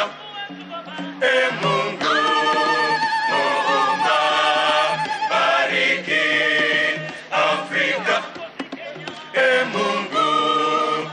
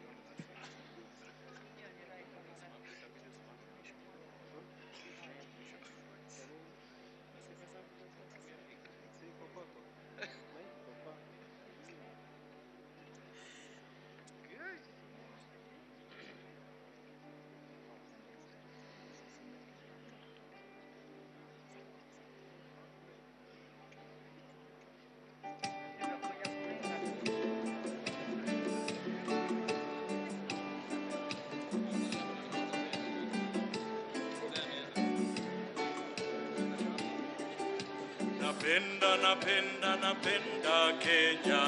Kenya nchi yangu. Napenda Kenya. Kenya nchi yangu. Ninaipenda sana, napenda Kenya. Kenya nchi yangu. Oh, naipenda kweli, napenda Kenya. Kenya nchi yangu. Kenya hiyo napenda Kenya. Kenya nchi yangu. Iyo napenda Kenya. Kenya mama yangu. Iyo napenda Kenya. Kenya baba yangu. Kenya ni nchi yangu. Iyo napenda Kenya. Kenya nchi yangu. Kenya ni nchi ya amani.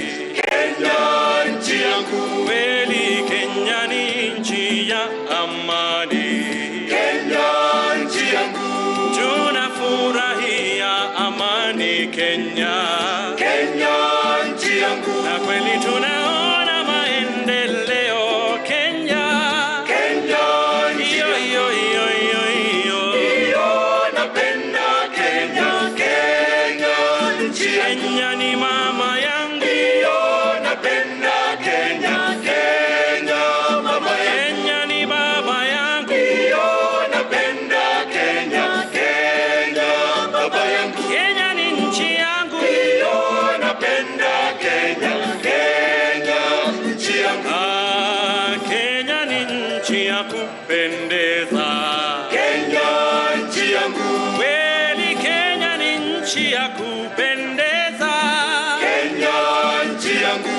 Na Wakenya wote wanapenda amani.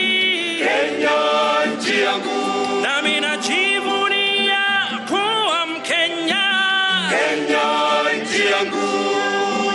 Iyo napenda Kenya. Kenya nchi yangu. Kenya ni mama yangu. Iyo napenda Kenya. Kenya baba yangu. Kenya ni baba yangu. Iyo napenda Kenya. Kenya baba yangu. Kenya ni nchi yangu. Iyo napenda Kenya. Kenya nchi yangu. Sote twafurahia amani kote Kenya. Tumshukuru Mwenyezi Mungu. Sote twafurahia amani kote Kenya. Tumshukuru Mwenyezi Mungu. Kweli tuidumishe amani yetu tuliyopewa naye Mwenyezi Mungu. Kweli tuidumishe amani yetu tuliyopewa naye Mwenyezi. Sote tushikane ili tujenge Kenya. Kenya ni nchi yangu. Kenya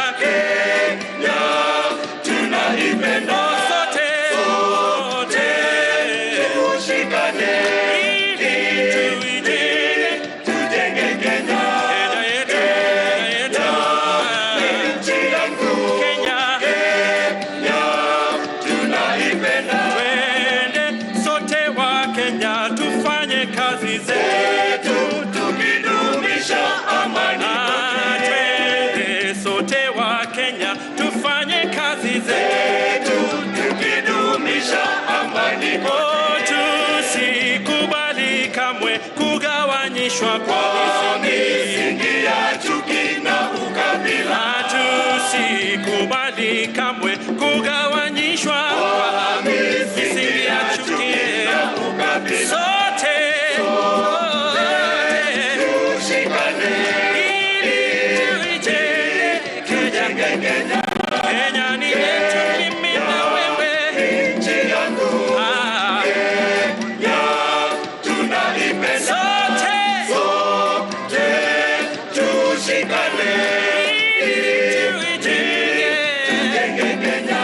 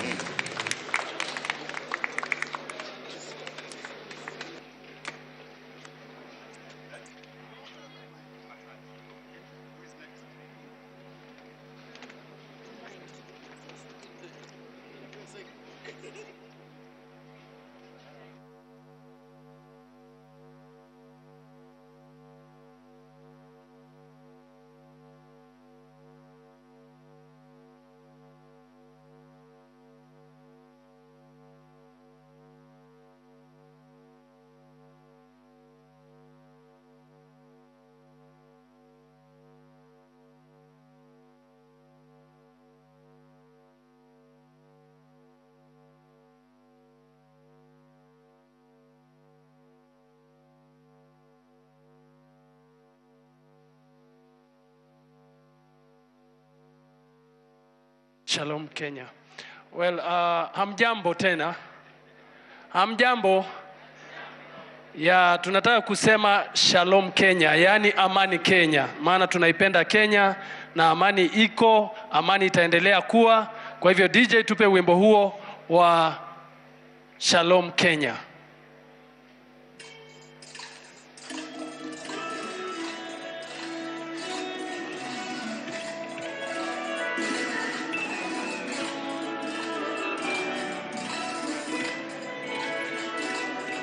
Tupe sauti DJ.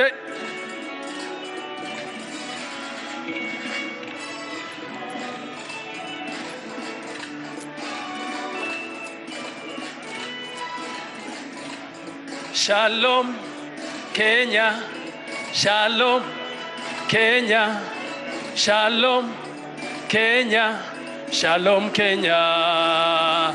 Everybody say Shalom Kenya. Tangaza amani.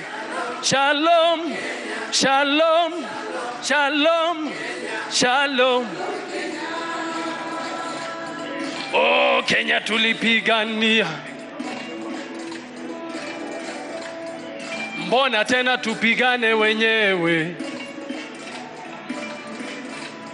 Kwa misingi ya ukabila. Oh. Eti kumwaga damu wenzetu. Wakenya na walilia.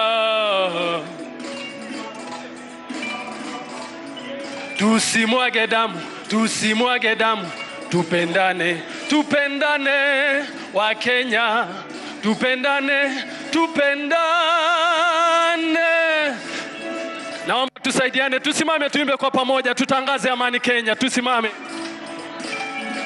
Wanakwaya.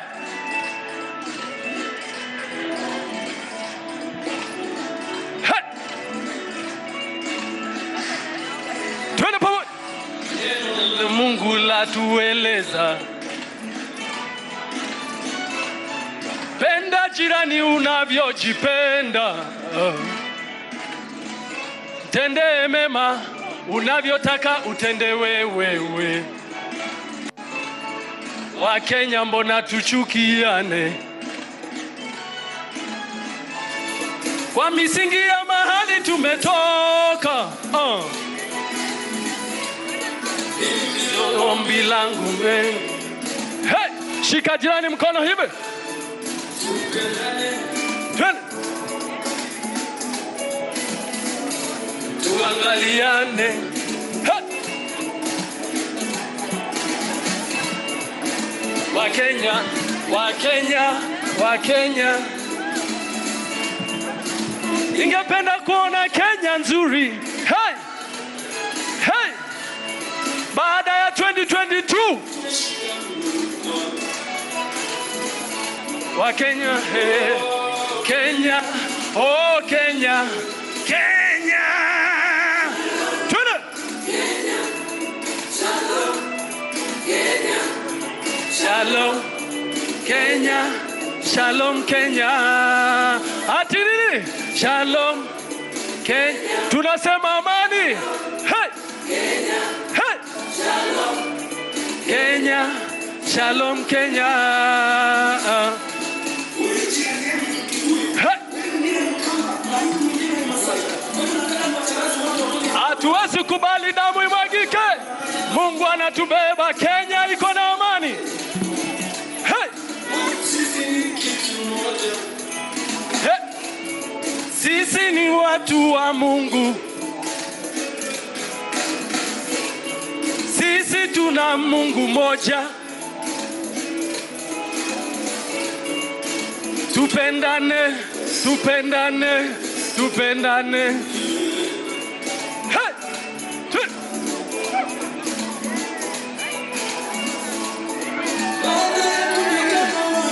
Hakuna kupigana Kenya. Tunasema amani, amani, amani, amani. Hey! Hatuwezi kubali. Twende pamoja hivi. Hey! Hey! Tupendane, tupendane. Tupende nchi yetu. Hey! Jirani zetu. hatutakubali. Hey, hey, biashara zetu Mungu analinda, wapi vigelegele? Nchi ya Kenya Mungu anaipenda, wapi vigelegele? Tumepewa na Mungu, tupendane, tupendane, tupenda.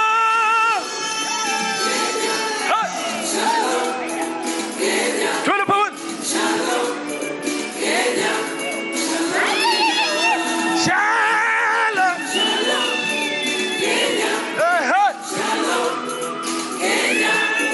Shalom Kenya. Shalom Kenya. Langu watasimuza yao.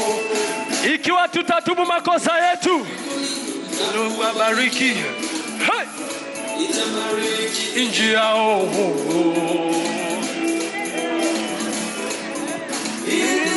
Ombi langu leo tunasema Wakenya tupendane, tupendane. Twende sasa.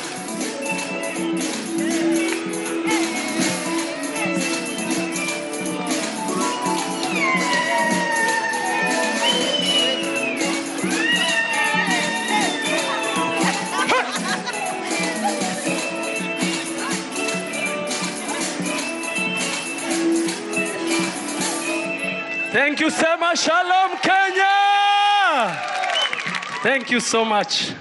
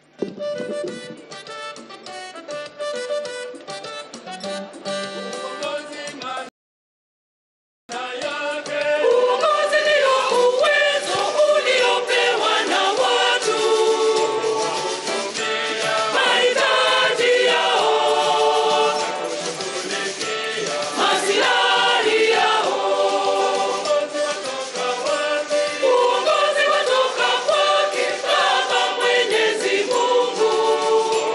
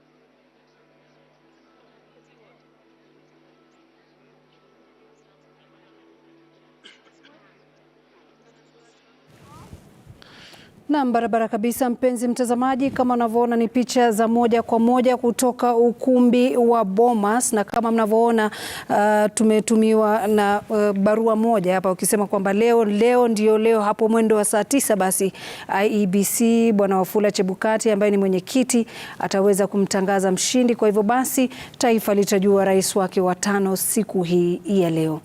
Na nafikiri kinachoendelea kule ilikuwa ni baadhi tu ya kwaya zikiwa zina imba nyimbo za kitaifa na pia vile za kidini, ambazo nyimbo nyingi zinazungumzia mshikamano, umoja, amani na upendo.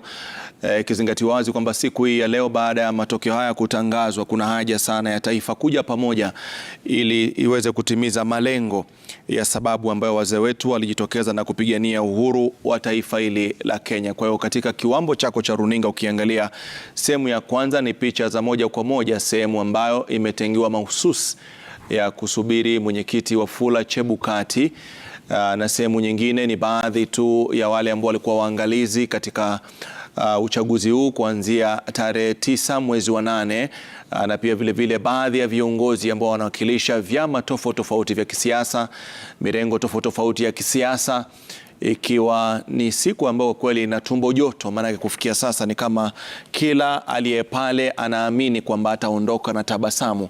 Lakini ukolo mambo ni kwamba wote hatuwezi kuwa washindi. Asiyekubali kushindwa si mshindani. Lazima upande mmoja utaondoka na tabasamu, upande mwingine labda utaondoka na kuridhika na kusubiri wakati mwingine. Kwa nafikiri hiyo ndio hali halisi kwa sasa hivi, simu kwa wingi, subra kwa wingi. Lakini taarifa kama ulivyosema Lulu imetolewa rasmi kwamba saa 9 mwenyekiti Wafula Chebukati atakuwa anazungumza na taifa la Kenya. Kama unavyoona ni tofauti na mwaka 2017 ambapo mirengo yote miwili iko ndani ya ukumbi wa Bomas. Mwaka 2017 ilikuwa ni tofauti kidogo, mshindi alikuwa anaweza kujulikana, lakini kwa wakati huu mambo ni tofauti, kila mmoja anatabasamu. Lakini baada ya saa 9 tutajua ni yupi ambaye ataendelea kutabasamu. Lakini tunajua wazi kwamba baada ya saa 9 taifa litatabasamu kwa sababu lazima taifa lisonge mbele. Naam. And so far you will say that it's just about an hour 20 minutes to go, and as you're saying, in 2017 a time like now, the country had an indication of who was going to be declared winner because of obviously nilisikia jana vinaitwa viwambo, the displays of the tally. When they started tallying at the Bomas of Kenya, I remember one of the days that I was there in the night, and you could see that at that time they had tallied about 2 million votes, and they were showing who had what percentage. Now, as of yesterday and even this morning, there's no display of the tallying, despite having already announced, is it 259 constituencies out of 290 plus 1.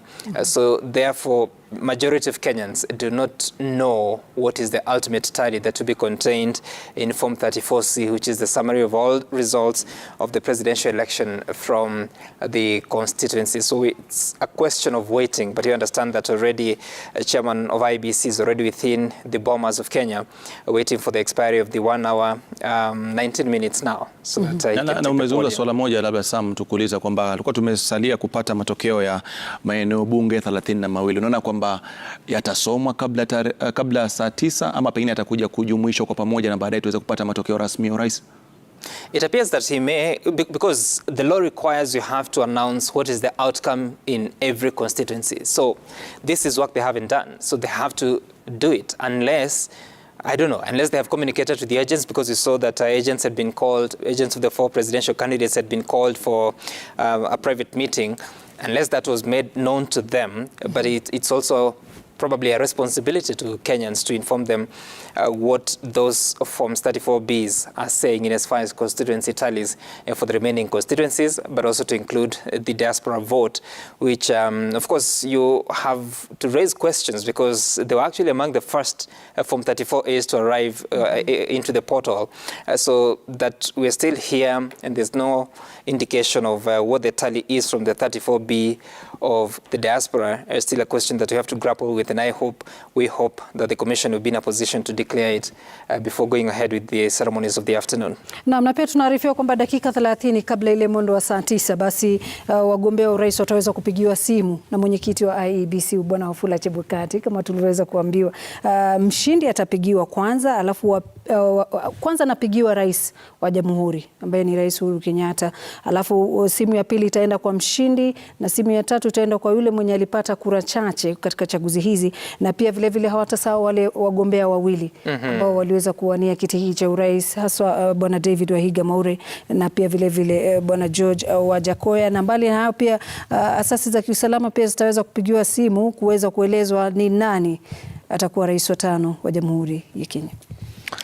And I think it's a fair expectation, because if you participated in an election as a candidate, it is fair for you to be informed how you fared and what the outcome is just before it's announced to the country. Because in as much as the country is the biggest stakeholder here, you also part of that very significant stakeholder, because you put yourself out there to ask for the votes of Kenyans. So whether you've gotten it or you haven't, it is a fair expectation, a legitimate expectation to say so, for you to be informed of what the outcome is.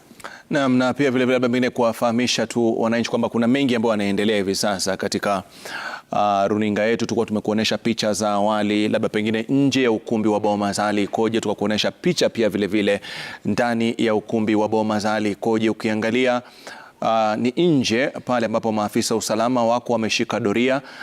Si kila Mkenya yoyote ambaye anaweza kuwa na gari lake na karuhusiwa kuingia kule ndani, la hasha. Ni viongozi ambao watakuwa wanaruhusiwa kuingia pale, na wale ambao mapema vyama walikuwa vishaweza kuwatafutia vibali vya kuweza kufika eneo kama hili. Wako waangalizi pia vile vile ambao wako pale. Wako pia vile vile mabalozi, baadhi ya mabalozi ambao wako hapo ndani. Kwa nafikiri kwamba hiyo ndio hali ya hili hivyo wapokuwa ni nje kabisa katika ukumbi ile wa kuelekea katika ukumbi wa Bomas. Usalama umeimarishwa na utaratibu lazima unafuatwa hapa kuhakikisha ni nani anaingia na nani ambaye haruhusiwi kuingia. Kumbuka ni shughuli muhimu ambayo usalama lazima ni muhimu sana, ikizingatiwa kwamba muda wote tunapokuwa tunaendelea huenda tukakuta wagombea wote wa urais wakiwa wamefika mahali kama pale. Na kwa sababu kutakuwa na mmoja ambaye atakuwa ni rais mteule, basi lazima usalama wake pia vile vile utakuwa unabadilika, na lazima upewe kipaumbele hata kabla hajafika pale, manake vyombo vya usalama vinajua wazi kwamba hii itakuwa hivyo. Kwa hiyo hivyo ndivyo ilivyo, maafisa wa polisi wakishirikiana kutoka vikosi tofauti tofauti kuhakikisha kwamba kila kitu kiko shwari. Na pia ndani ya ukumbi wa Bomas umeona kwamba kwa wameka kama mfano wa uzio, maafisa ambao wameweza kusimama kuweka kama ukuta ambao kuhakikisha kwamba waliokaa kule pembeni hawezi itilafiana kwa chochote ambacho kinaendelea huku chini, ikiwa sehemu ambao wanailinda zaidi ni meza ambayo unatarajia kwamba pale ndio mbivu na mbichi zitakuwa zinajulikana ikifika mida ya saa 9. Na pia kuna mpangilio wa jinsi walio ndani ya ukumbi ule wanapaswa kuketi.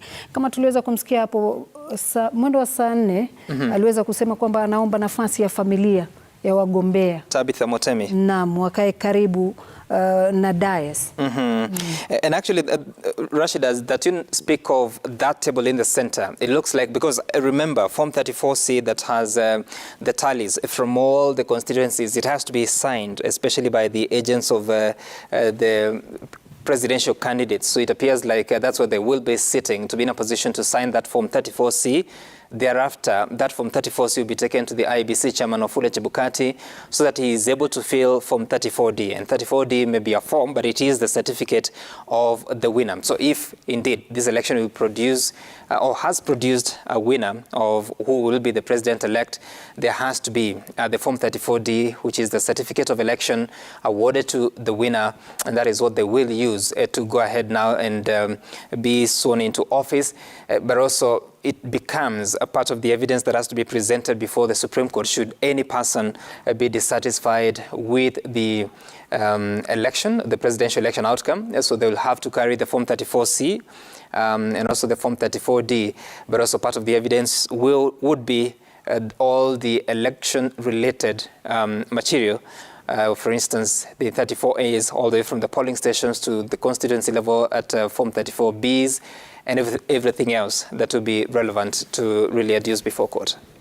Naam, ni swala zito kwa sababu ukiangalia Sam Gituku yule ambaye anasubiriwa kuweza kutangazwa hapa atakuwa na jukumu zito kabisa, kwa sababu kumbuka kwamba anakwenda kushikilia nafasi ambayo ni muhimu sana katika taifa letu la Kenya. Kwanza ni kuhakikisha kwamba atatupa baraza la mawaziri uteuzi wake ambao utakuwa ni wa kuridhisha zaidi, na baadaye bunge litapewa nafasi ya kuweza kuwapiga msasa wale mawaziri ambao ndio itakuwa ndio kama uskani wake wa kuendesha hii serikali vile ilivyo. Kwa hiyo ni kwamba kura yako kuchagua kiongozi bora ina umuhimu sana, kwa sababu na yeye pia ataweza kuhakikisha kwamba hata kubali tu baraza la mawaziri ambalo limeweza kuendekezwa kwa misingi ya kisiasa, lakini atataka baraza la mawaziri ambalo limeweza kuundwa kwa misingi ya utendakazi na uwajibikaji, ambapo mawaziri wakifanya vyema katika wizara zao ni hakikisho kwamba huduma zitafika mashinani na taifa litakuwa linasonga mbele zaidi. Nafikiri kwamba ni hatua mojawapo muhimu sana kuangalia ni nani ambaye atakuwa anapewa dhamana ya taifa hili la Kenya, na baadaye tuangalie atakuwa na msuko wa aina gani katika baraza lake la mawaziri, ikizingatiwa wazi kwamba kufikia sasa tushajua ni nani ndiye gavana, ni nani ambaye atakuwa anafanya kazi katika bunge la kitaifa, na ni kina nani ambao wameweza kuchukua nafasi ya kuunda sera katika bunge la Senate, bila kusahau wale ambao wako karibu kabisa, ama ndio nitasema ilikuwa ndio ushindi kabisa wa katiba yetu tuliyopata mwaka 2010, ikiwa ni wawakilishi wadi kupitia bunge la kaunti.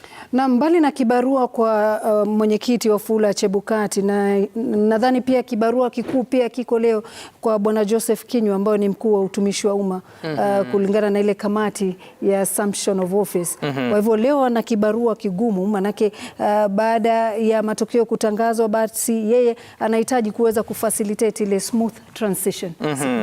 And it's interesting because just a few days ago Joseph Kinyua, who is the acting secretary to the cabinet, addressed a press conference and indicated that they held their inaugural meeting for them now to draw the map of the next few steps that have to be taken so that they can be in a position to facilitate the swearing in and the taking over ceremonies between President Kenyatta and the president-elect as soon as that is determined. But also to indicate here, I'll be getting the description of who sits in that committee, but also very important to note that the president-elect will also have an opportunity to go ahead and nominate a representative or representatives to sit in the assumption committee, so that whatever preparations are being conducted, they put his interests and the running mate's interests in focus. Or that would be the deputy president-elect, not running mate anymore.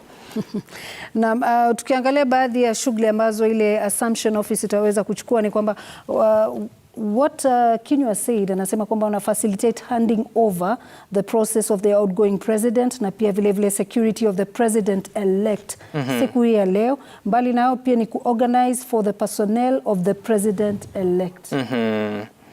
Na coordinate the briefings of the president-elect, facilitate communication between the outgoing and the incoming president. Na pia vile vile preparing the program of the swearing-in ceremony.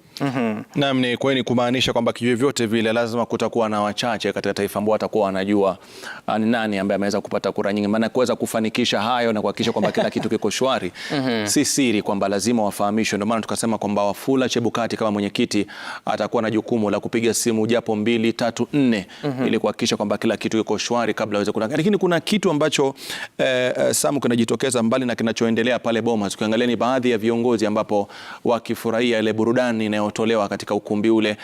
Ni burudani ya kitaifa, ni burudani ya kujiliwaza ile, maana watu wanajiuliza ni unajiliwaza kwanza kabla taarifa zenye mshtuko, ama ni burudani itakufanya kwamba wakati wa taarifa zile usiwe na mshtuko. Lakini kadri ambavyo masaa yanakaribia kufika saa 9 joto linapanda sana hata katika mitandao ya kijamii. Unapanda kabisa. And it's very interesting because I listened to one of the songs that they were singing and dancing to. Let me just go through the lyrics. I'll not sing, but they were saying, inuka jitie nguvu, simama mshindi, tawala una kibali, msaidizi wako yu ndani yako. Nieleze je mteule ulivyo na nguvu, umepewa uwezo kwa roho wa Mungu. Usife moyo mteule, ufalme ni wako, umrithi pamoja na Yesu. Tutajua rais mteule ni nani. Nyimbo ishaimbwa, wote wanaimba, lakini rais mteule atakuwa mmoja tu. Inafurahisha safari wameweza kukubali kwamba waweze kuliwazwa na nyimbo. Na utaratibu wa IEBC hawana budi, lazima wakubali. Tofauti na matokeo yalivyokuwa kitangazwa, yale maeneo tofauti walikuwa wanaona kwamba wanapoteza wakati, waharakishe, lakini leo kila mmoja roho yake tulivu. Wajua ile nyimbo ni kama ukiangalia kwa utaratibu kama anavyosema Sam, ukiangalia labda pengine mashairi ya wimbo huo yanaliwaza kuleta matumaini na kutoa ushindi na kumwelekea Mwenyezi Mungu. Kila mtu alikuwa anaimba akijua kwamba mashairi yani kama yale ya mgombea wangu ambaye nasubiri atangazwe. Kwa nafikiri wale wa Kenya Kwanza wameyapenda mashairi yale, maana ni kama wanasema sasa ule mteule ndio huyu ambaye Mwenyezi Mungu ametupa. Upande wa Azimio la Umoja wa Kenya pia vile nao wanaimba kuona kwamba huyu ndio yule ambaye simama, manake ndio wewe. Kwa nafikiri ni muda wa kusubiri, kwa sababu mashairi yatakuwepo na pia matokeo yatakuwepo. Kwa hiyo baada ya Wafula Chebukati kutangaza, nafikiri kuna wengine wataomba ule wimbo sasa uchezwe tena na wanakwaya, manake hapo utakuwa na maana zaidi kushinda sasa hivi wakati kila mtu anaupenda ule wimbo. Ingawa I had one of the analysts say that you campaign in prose, in poetry, but you govern in prose. Kwa sababu ushairi mtamu sana wakati tunafanya kampeni. Lakini kutekeleza majukumu ile insha utaitunga kweli. Na pia kuna kitu kingine cha kwamba pale walipo sasa hivi viongozi wetu wanajua kwamba stesheni zote zinafuatilia. Kwa hiyo kuna ile hali ya kwamba lazima tuoneshe mataifa na wafuasi wetu kwamba sisi ndo tunapata ushindi, kwa sababu hata kwa mtu ataonekana amenuna kwa njia moja nyingine, hata kama ana shida zake binafsi, Wakenya huko washaji tolea taarifa ya kwamba ikiwa Sam Gituku wafurahie basi inamaanisha kuna shida fulani. Kwa nafikiri ukiangalia wote lazima wawe na tabasamu, wanataka wasitake, kwa sababu ndio huku wanaotizama wajue tuko vizuri hadi kufikia sasa.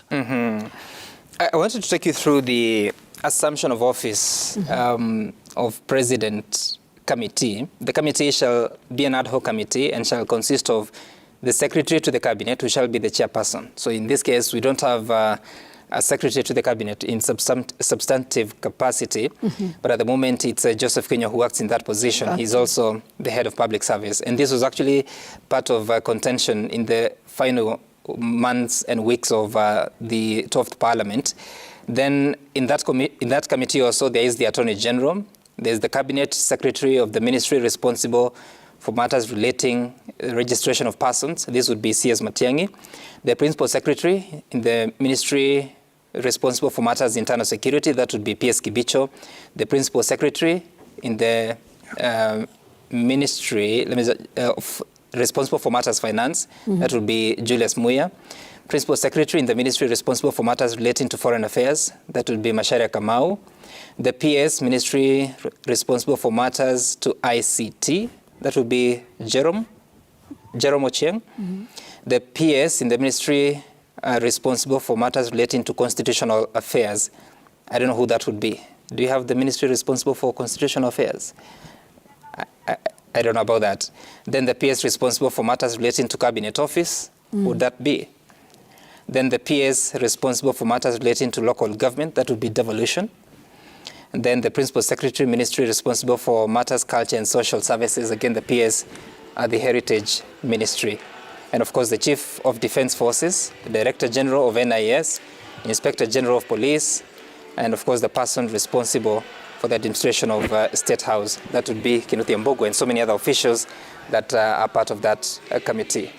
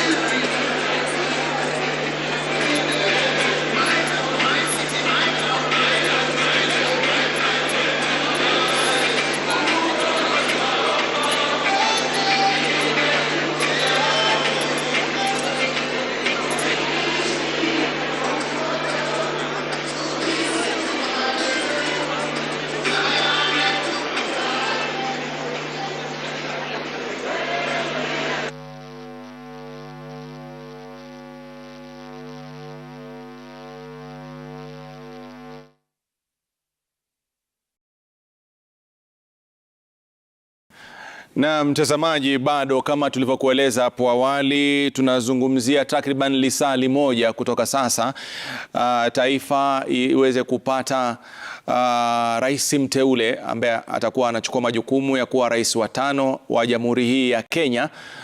Hivyo basi kwa hivi sasa ni pilka tu ambazo zinaendelea za wageni waalikwa kufika katika ukumbi wa Bomas, ambapo baadhi ya wageni hao ni viongozi kutoka mirengo tofauti ya kisiasa, na pia vile kuna mabalozi waliofika pale, kuna waangalizi miongoni mwa wengineo, na ukiangalia kwamba ni sura ambazo zote kwa kitu ambacho kina mafunzo ndani yake ni kwamba nyuso zote za bashasha, ikiwa kila upande unaamini kwamba huenda ukaondoka katika hii siku na tabasamu.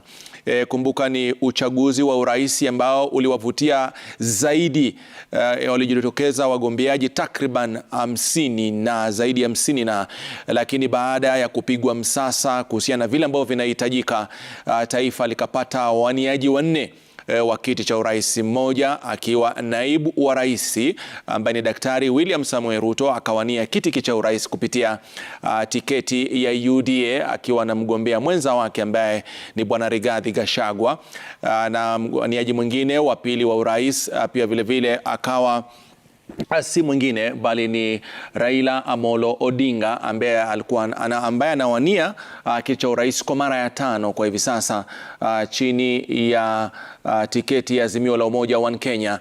Alafu David Waiga Maure ambaye ni mwaniaji kiti cha urais kwa tiketi ya Agano, ambapo hapo jana yeye alikubali matokeo kwamba kura zikuwa nyingi upande wake, hivyo basi haoni akiwa mshindi katika kinyang'anyiro hichi.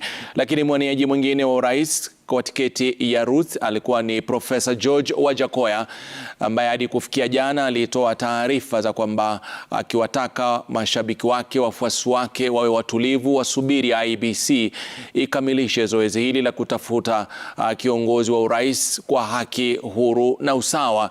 Hivyo basi akiwa na imani kwamba ataibuka mshindi pia yeye katika kinyang'anyiro hichi. Lakini kwa takwimu hapo za awali ambazo hazifichi siri ni kwamba ushindani upo katika kinyang'anyiro hichi kati ya wagombea wawili wa urais. Hivyo basi ni naibu wa rais William Samoei Ruto, mwaniaji wa tiketi ya urais kwa tiketi ya UDA, na yule anayewania urais kwa tiketi ya Azimio la Umoja One Kenya. Lakini yote yalisemwa, zimehesabiwa, zimehakikiwa. Hivyo basi kufikia saa 9 kamili itakuwa ni jukumu la kisheria na kikatiba iliyotikwa tume ya IEBC, na ikiwa msimamizi mkuu wa uchaguzi katika kituo kikuu cha kujumlisha kura ambapo ni ukumbi wa Bomas, Wafula Chebukati kama mwenyekiti anachukua nafasi hiyo ya kuelezea taifa ni nani ambaye ameongoza katika kinyang'anyiro cha urais. Kumbuka hadi kufikia sasa alikuwa tunasubiri kupata matokeo kutoka maeneo bunge 32. Hiyo basi tutasubiri baadaye tuangalie itakuwa ni shughuli ya kujumuisha kwanza kabla ya kutangaza ama itakuwaje. Lakini kama ndio mwanzo unaungana nasi ni kwamba mapema wale mawakala wa vyama na miungano waliitwa pamoja, wote wakaambiwa pande eneo la juu zaidi, na wakawa na mazungumzo na baadhi ya makamishna. Kilichozungumziwa kufikia sasa hatukifahamu, lakini waliitwa na baadaye tukaona kwamba wamerudi na kujumuika na wenzao. Hivyo ndivyo hali ilivyo kwa hivi sasa. Picha za nje katika ukumbi wa Bomas ni wananchi wanaingia, utaratibu unafuatwa, maafisa usalama wameweza kuimarishwa ndani pale, baadhi ya viongozi wakiwa wanapiga burudani taratibu tu, wakiwa wanasubiri muda ambapo mambo yatakavyokuwa.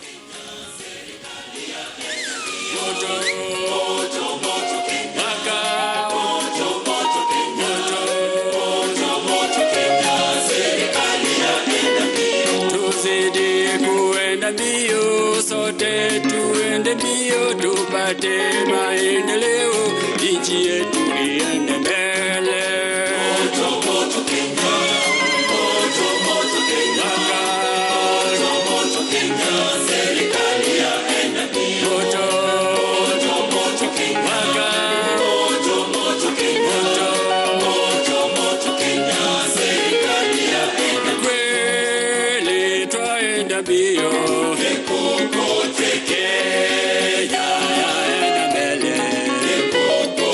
Kwa elimu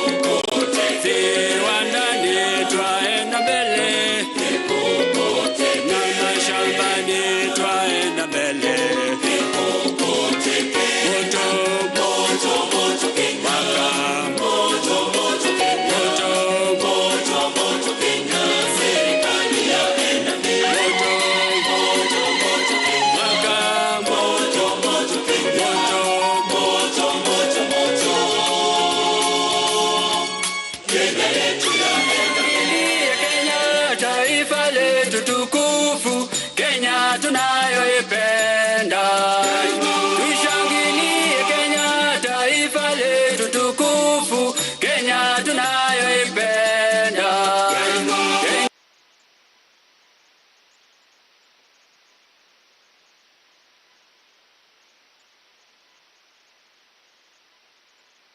Naam, Kenya tunayoipenda daima ndio wimbo ambao unaimbwa kwa hivi sasa na wanakwaya ili katika ile hali ya kusubiri, wenyewe wanasema ngoja ngoja yaumiza matumbo, lakini pia haraka haraka wa haina baraka. Hivyo basi lazima methali zote mbili zifanyiwe kazi ili Wakenya wapate kujua nini kinachoendelea. Siku muhimu sana katika taifa la Kenya.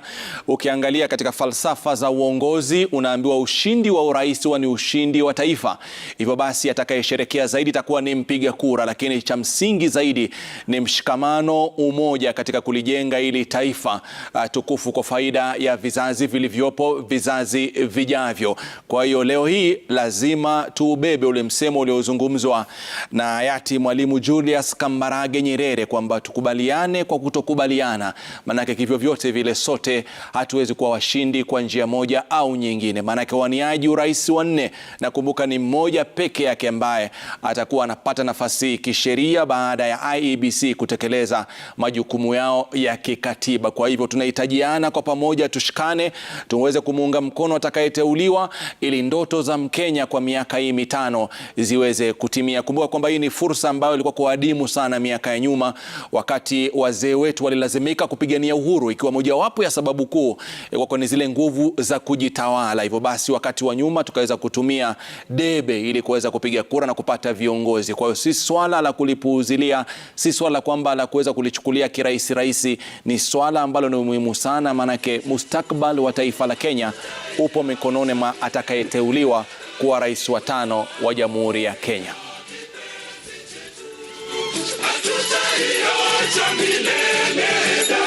Kenya kipenzi chetu.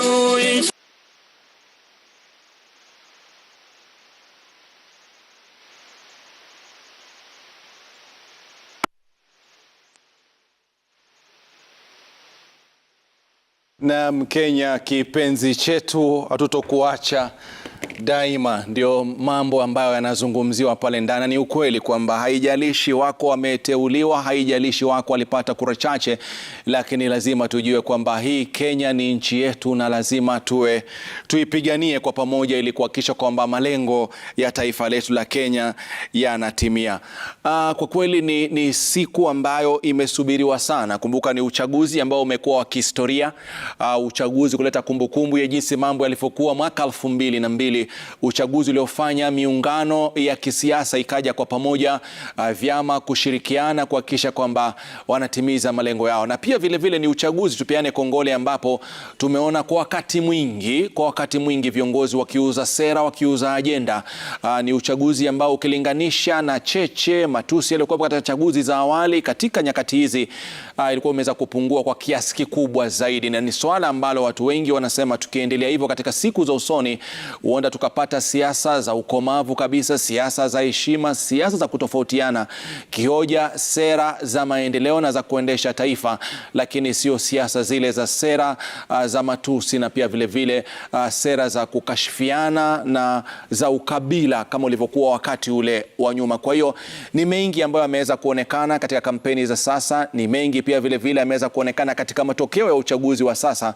Kuna sehemu zingine chama kimetawala, kuna sehemu zingine watu wametupilia mbali wimbi la chama na wakaangalia utendakazi wa mtu binafsi. Kwa hiyo ni hali ilivyo kwa hivi sasa. Ni wazi tukisema kwamba mbali na wanaosubiri katika kiti cha ugavana kaunti ya Mombasa na wale wanaosubiri kushiriki uchaguzi katika kiti cha ugavana cha kaunti ile ya Kakamega, kwa nyadhifa nyinginezo zote zile za ugavana, seneta, ubunge, wakilishi mwanamke na uwakilishi wadi, ni dhahiri shairi kusema kwamba kufikia sasa waliopata vyeti hivyo wanajijua, na wale ambao hawakufaulu wanajijua, na wale ambao tayari washaamua kwamba wataelekea mahakamani, si siri, wameweka mambo hayo bayana. Na kama kuna wengine pia vile vile wataamua kuelekea mahakamani, ndio njia sahihi zaidi kuliko njia ya malalamishi, matusi, maana mwisho wa kwisha huenda ikatutonesha kidonda. Wenyewe wanavyosema Waswahili ni kwamba aliyeumwa na nyoka akiona ukambaa lazima akimbie. Hivyo basi ndio maana umeona viongozi wa kidini, mashirika mashirika yasiyokuwa ya kiserikali, watetezi wa haki za kibinadamu, vyombo vya habari. Mbali na uchaguzi kuwa na msisimko wa kipekee, kauli mbiu imekuwa amani, umoja na upendo. Manake hiyo ndio peke yake itakayosaidia ili taifa kuendelea kwa ufanisi na wananchi kupata maendeleo. Ukiangalia katika runinga kwa hivi sasa ni nyuso tu za burudani. Wapo viongozi ambao washafika ambao hawakuweza kupata bahati ya kuchaguliwa katika chaguzi zilizopita, lakini pia wapo bendera ya Kenya ambao wimbo wake wa taifa ni dua, wimbo wake wa taifa ni mwelekeo wa taifa letu la Kenya. Kuna mtu ulikuwa anazungumza wakati wa nyuma kwamba kiongozi yoyote akiamua kukariri na kuzingatia wimbo wa taifa atafaulu katika utendakazi wake, haijalishi ni nyadhifa gani anayoshikilia katika nchi yetu hii ya Kenya. Picha ya juu, utulivu. Picha ya juu, wasiwasi kidogo kwa wale ambao hawajui kitakachojiri baadaye, lakini ndivyo ilivyo kwa sasa. Lisilo na budi lazima lifanyike katika siku hii ya leo ili watu waanze safari ya ujenzi wa taifa. Umekuwa uchaguzi kwa kweli ambao kama nilivyoeleza hapo awali wa kihistoria. Wamekuwa hapa waangalizi, wamezungumza mengi mapendekezo yao wakitaka katika siku za usoni kujiuliza swali la kwamba mbona wanaojisajili kama wapiga kura ni wengi lakini wanaojitokeza kupiga kura ni wachache. Pili, wakataka baadhi ya mapendekezo na kwamba ni vipi kufikia sasa vijana hawashiriki pakubwa zaidi katika ujenzi wa taifa, ima kupiga kura ama pili pia vile vile kuwania nyadhifa tofauti katika nchi yetu ya Kenya. Na pia baadhi ya pendekezo lingine ikawa mashini tunazotumia kimskit katika siku za usoni baada ya uchaguzi wetu pia vile vile tuziangalie kuweza kuziboresha kuhakikisha kwamba zitafanya kazi sawa. Pendekezo lingine ilikuwa pia mawasiliano kati ya tume ambayo inasimamia uchaguzi hapa nchini Kenya, mawasiliano yake na wadau mbalimbali yaweze kuwa mepesi, ya haraka na yaliyo na ufafanuzi zaidi. Na fikiri unaposikia wadau, hakuna mdau nambari moja katika nchi yetu ya Kenya isipokuwa mpiga kura. Kwa hiyo basi mawasiliano kama yale yanatakana. Wakati kuna dakika kidogo za kimya, kile kimya kinaibua maswali na wakati mwingine kinaondoa hofu. Nafikiri kwamba hivyo ndivyo hali ilivyo, mtazamaji, kwa hivi sasa. Ukiangalia maafisa ambao wako katika sare zao za kazi na wale ambao hawana sare binafsi, wote wamejitokeza katika siku hii ya leo. Tunasema kura ni kuchukua uamuzi, raia afaidike.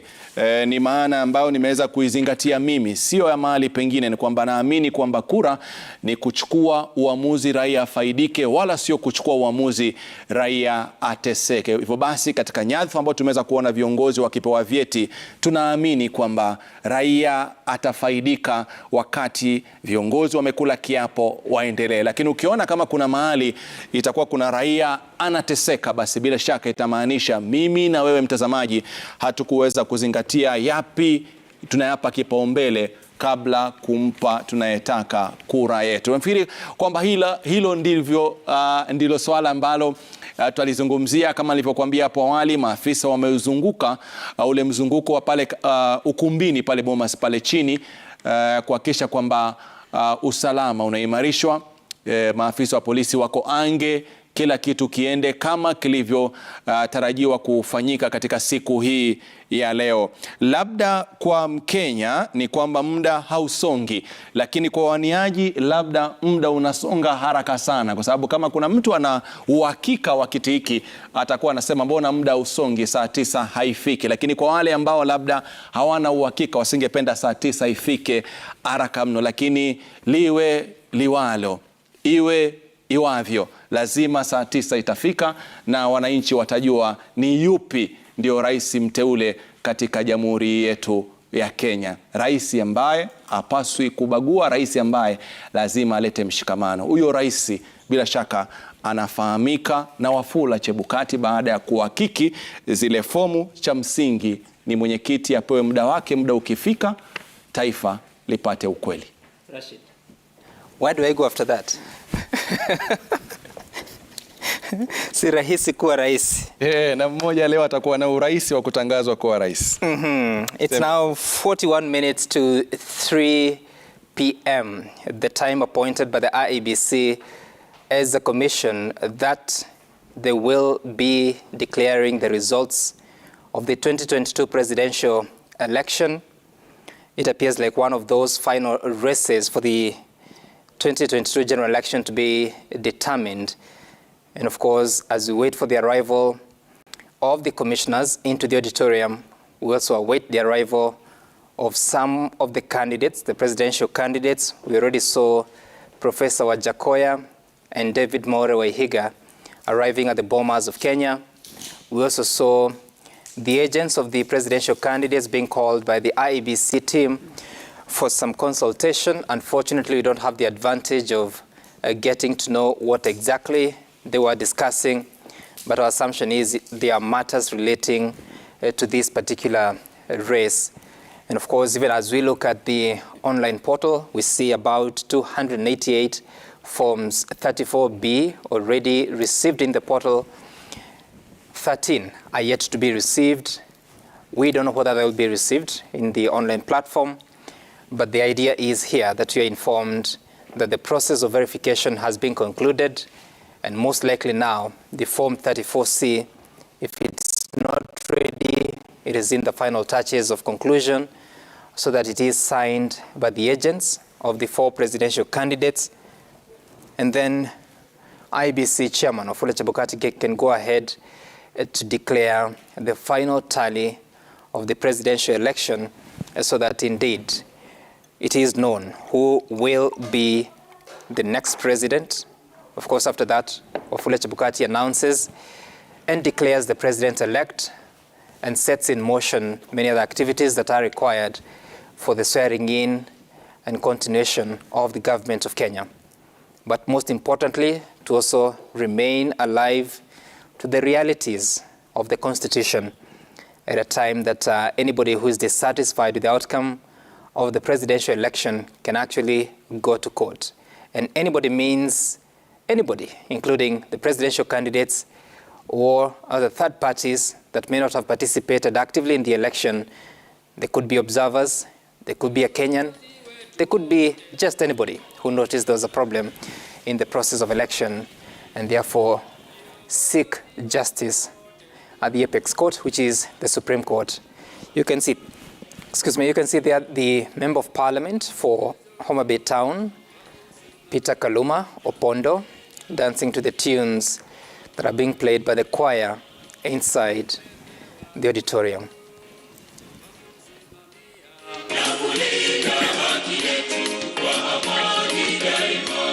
Ndugu zetu wanajeshi, muilinde nchi yetu siku zote daima. Ndugu zetu wanajeshi, muilinde nchi yetu siku zote daima. Musimame imara, tuilinde Kenya. Nchi yako, nchi yangu, twaipenda daima. Musimame imara, tuilinde Kenya. Nchi yako, nchi yangu, twaipenda daima. Ndugu zetu tujiunge pamoja. Akina baba tujiunge pamoja. Akina mama tujiunge pamoja. Ndugu zetu tujiunge pamoja. Akina baba tujiunge pamoja. Akina mama tujiunge pamoja. Nchi yako, nchi yangu, twaipenda daima. Tuunganeni mkono, tulijenge taifa.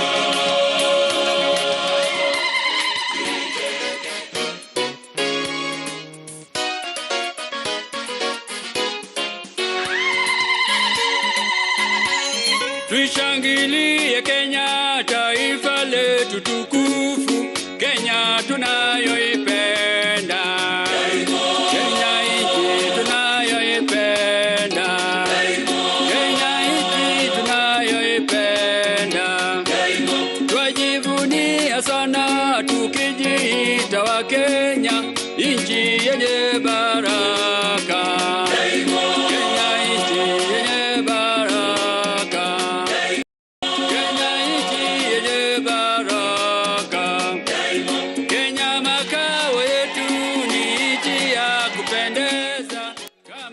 hatutaiacha. Kamwe Kenya hatutaiacha. Kamwe Kenya hatutaiacha. Anayependa Kenya ni yule mwenye kutenda haki kwa watu wote. Mtu mwenye kutenda haki. Mtu mwenye kutenda haki. Na ukipenda Kenya ujitengane na mambo yenye kuvunja amani. Hatutaki matata Kenya. Hatutaki matata Kenya. Wenzangu, Kenya kipenzi chetu, hatutaiacha milele daima. Wenzangu, Kenya kipenzi chetu, hatutaiacha milele daima. Kenya kipenzi chetu, nchi yenye upendo, hatutaacha Kenya daima na milele. Kenya kipenzi chetu. Thank you. Thank you, choir. Could we have the 4 presidential chief agents? Just the 4 presidential chief agents, please. One from each of the presidential candidates.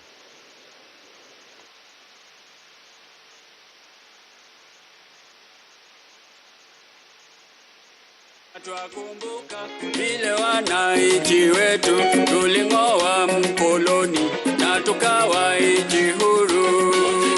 Twakumbuka vile wananchi wetu tuling'oa mkoloni na tukawa nchi huru. Kenya yetu jamhuri, nchi yenye kupendeza, ni wajibu wetu sote kuilinda Kenya yetu.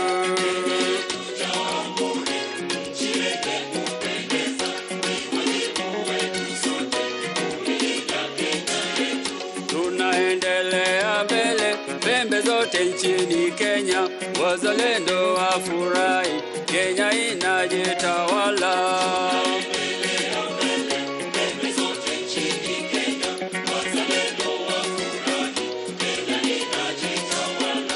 Tunaendelea mbele, pembe zote nchini Kenya, wazalendo wafurahi, Kenya inajitawala.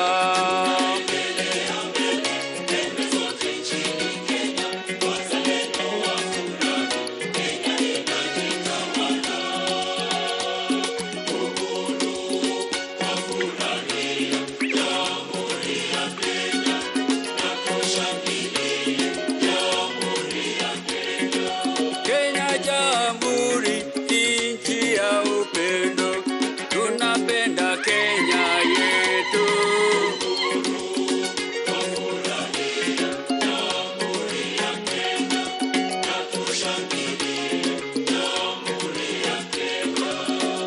Tunajivunia jamhuri ya Kenya, wananchi wetu wote.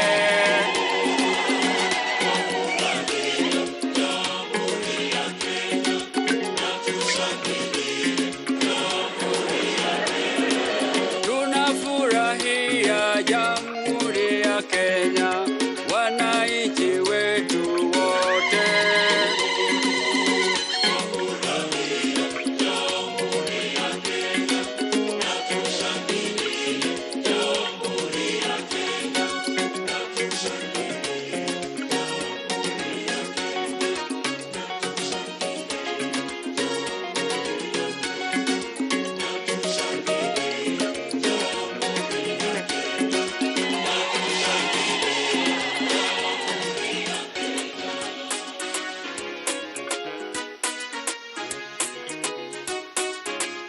Wananchi tuna jukumu kujenga Kenya nchi yetu, tujumuike pamoja, tujenge Kenya nchi yetu. Na kujenga taifa letu, lazima wananchi wetu tujihadhari na mambo yenye kutisha amani. Ukipewa madaraka kwa serikali ya Kenya, upendeleo uache na ukabila uache. Ukipata cheo kikubwa mahali pa kazi yako, usitumie cheo hicho kuwamaliza wenzako.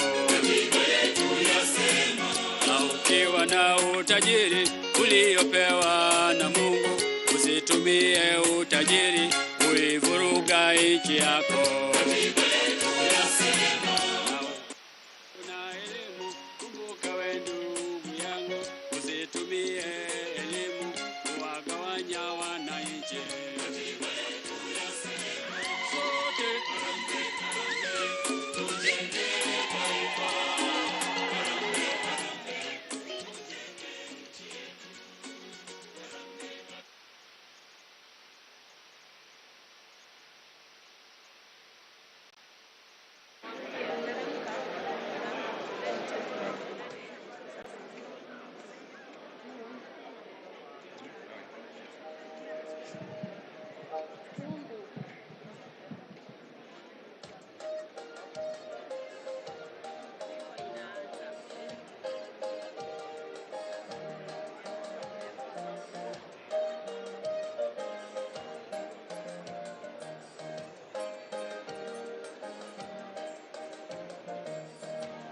Unifanye niwe chombo cha amani yako, nisambaze amani duniani kote.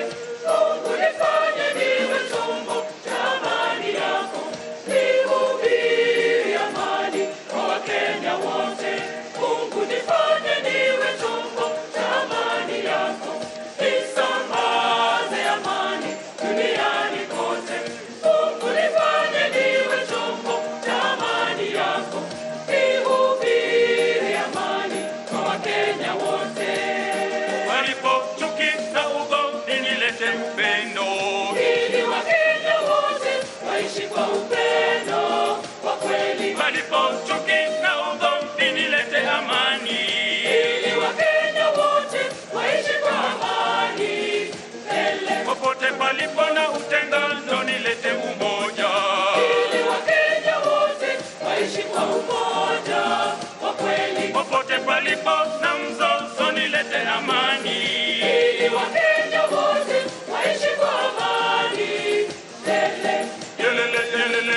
Mungu nifanye niwe chombo cha amani yako, nisambaze amani duniani kote. Mungu nifanye niwe chombo cha amani yako, nihubiri amani kwa Wakenya wote. Mungu nifanye niwe chombo cha amani yako, nisambaze amani duniani kote. Mungu nifanye niwe chombo cha amani yako, nihubiri amani kwa Wakenya wote. Walipo jana mashaka nilete faraja, Ili Wakenya wote waishi kwa upendo kwa kweli. walipo vita na majeraha nilete amani, Ili Wakenya wote waishi kwa amani tele. walipo mipaka ya kisiasa nilete umoja, Ili Wakenya wote waishi kwa umoja kwa kweli. walipo vita vya ukabila nilete amani, Ili Wakenya wote waishi kwa amani tele. Baba Mungu Mimi nimeshajitolea enea sehemu zote za Kenya, amani kwa Wakenya wote. nihubiri amani na msamaha, Vitendo vya uhalifu tumie madaraka yetu, tuijenge Kenya taifa letu. Baba Mungu Mimi nimeshajitolea ili sehemu zote za Kenya amani kwa Wakenya wote. nikomesha vitendo vya ukabila, Vitendo vya uhalifu tumie madaraka yetu, tuijenge Kenya taifa letu.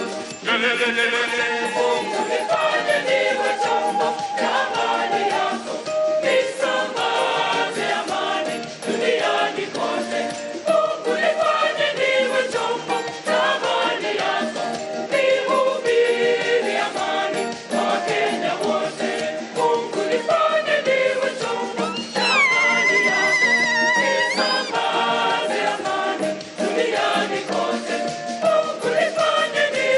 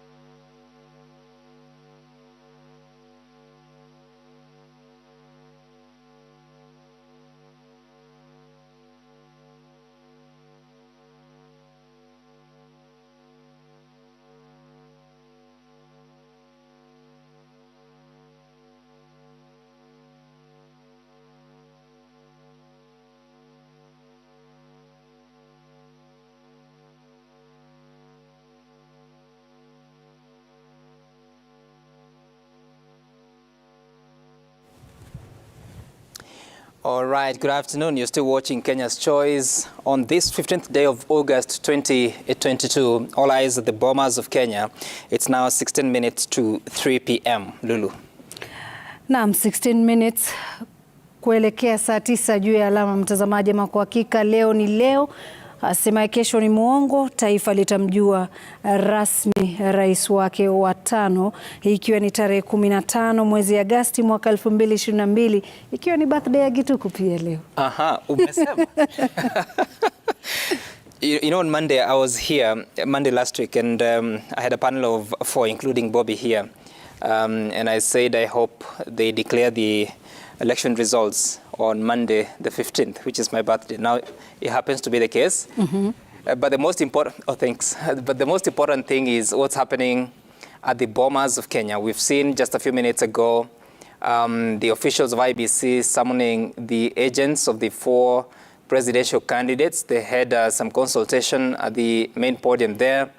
And now it's what appears like the rearrangement of some of the tables that are on the floor of the auditorium in what appears to be an interesting process during which the agents may be called to sign the Form 34C, which is the form that has the totality of the election results for the presidential election from across the country, the 290 constituencies, but also including the diaspora, which is required to also file its Form 34B. It's also some form of a constituency. And therefore, as soon as that is done, then one of Wafula Chebukati will also be signing Form 34C. And I will shortly be crossing back to the Bomas of Kenya. But you can see the leaders there taking pictures with a presidential candidate, George Wajakoya. Let's listen to some music coming from the Bomas of Kenya. Wapi makofi, wapi makofi. Wapi shangwe na vigelegele. Oh, Mungu yu mwema. Mungu yu mwema. Mungu yu mwema. Mungu yu mwema. Ah, Mungu we yu mwema.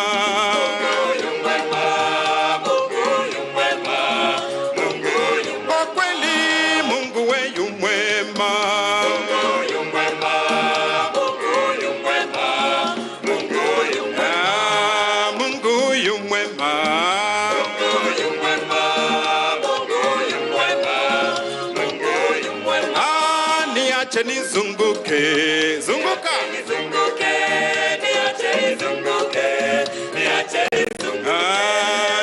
niache nizunguke, niache nizunguke, niache nizunguke, niache nizunguke.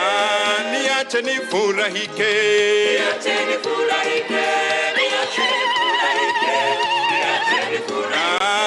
Niache nifurahie, niache nifurahie, niache nifurahie, niache nifurahie. Mulungu ni muzo, Mulungu ni muzo, Mulungu ni muzo, Mulungu ni muzo. Mulungu we ni muzo, Mulungu ni muzo, Mulungu ni muzo, Mulungu ni muzo. Niricha ni dengereke, niricha ni dengereke, niricha ni dengereke, niricha ni dengereke. Niricha ni zunguluke we, niricha ni zunguluke, niricha ni zunguluke, niricha ni zunguluke. Oh moya salala, moya salala, moya salala, moya salala. Moya we salala, moya salala, moya salala, moya salala. Nireke ni rame rame, nireke ni rame rame, nireke ni rame rame, nireke ni rame rame. Nireke ni furahike we, nireke ni furahike, nireke ni furahike, nireke ni furahike. Nireke ni furahike we, nireke ni furahike, nireke ni furahike, nireke ni furahike. Oh mwadhani arogosho, mwadhani arogosho, mwadhani arogosho, mwadhani arogosho. Oh mwadhani arogosho, mwadhani arogosho, mwadhani arogosho, mwadhani arogosho. Oh ekai sunge sunge asi, ekai sunge sunge, ekai sunge sunge, ekai sunge sunge. Ekai sunge sunge asi, ekai sunge sunge, ekai sunge sunge, ekai sunge sunge. Oh ewe ya miela miela, ewe ya miela miela, ewe ya miela miela, ewe ya miela miela, ewe ya miela miela, ewe ya miela miela, ewe ya miela miela. Oh kararan Jehovah, kararan Jehovah, kararan Jehovah, kararan Jehovah.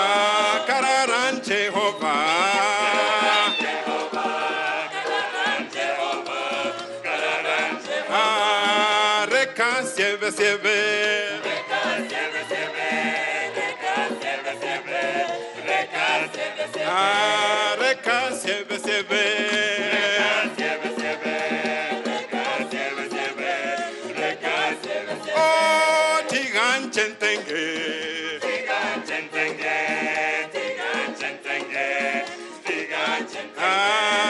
Tigan chentenge, tigan chentenge, tigan chentenge, tigan chentenge. Oh shangilia Yesu anaweza, Yesu anaweza, Yesu anaweza, Yesu anaweza. Shangilia Yesu anaweza, Yesu anaweza, Yesu anaweza, Yesu anaweza. Shangilia Yesu atupenda, Yesu anapenda, Yesu anupenda, Yesu anupenda. Shangilia Yesu atupenda kweli, Yesu anupenda, Yesu anupenda, Yesu anupenda. Shangilia Yesu jemedari, Yesu jemedari, Yesu jemedari, Yesu jemedari. Shangilia Yesu jemedari kweli, Yesu jemedari, Yesu jemedari, Yesu jemedari. Shangilia Yesu dakitari,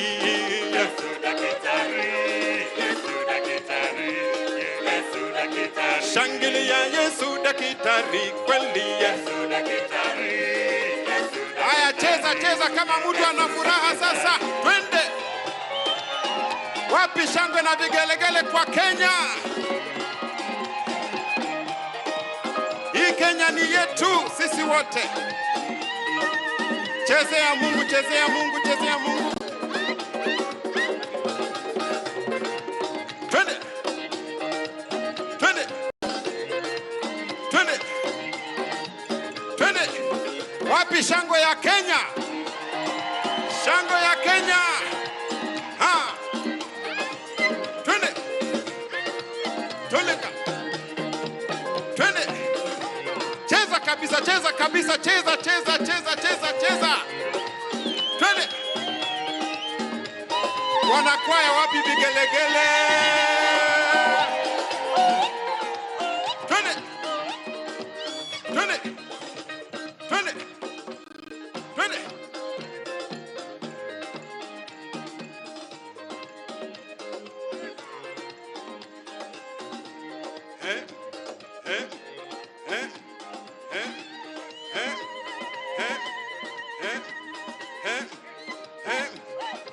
Cheza, cheza, cheza, cheza, cheza, cheza, cheza, cheza, cheza, cheza.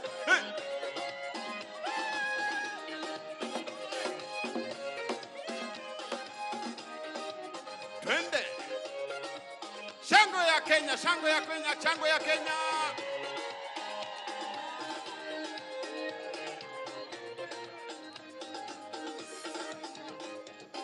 Cheza, cheza, cheza, cheza, cheza, cheza, cheza, cheza, cheza, cheza. Twende. Wapi vigelegele, wapi vigelegele. Twende. Twende. Twende. Twende. Twende. Twende. Toleka. Aha. Wapi vigelegele. Twende. Twende. Twende. Twende. Twende. Katika. Katika. Katika. Katika. Katika. Katika. Oh, shangilia Yesu anaweza.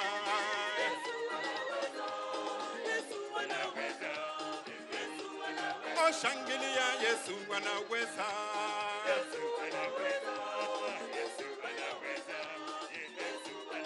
Shangilia Yesu kiongozi.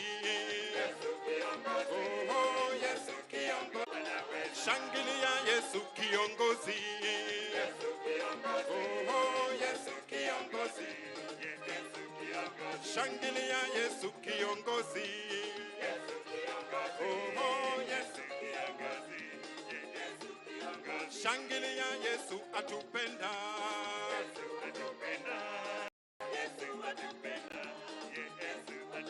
Shangilia Yesu atupenda kweli.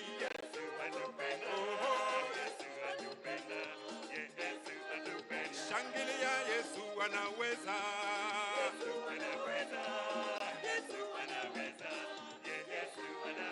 Shangilia Yesu anaweza kweli.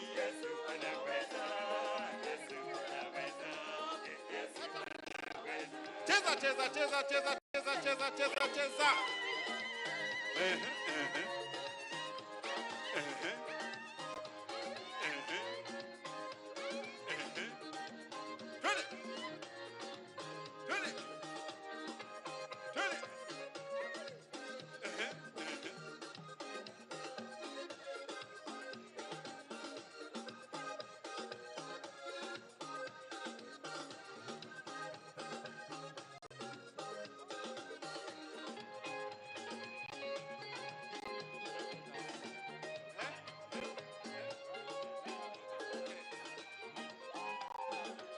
Wapi shangwe kwa Kenya? Wapi shangwe? Oh, shangilia Yesu anaweza.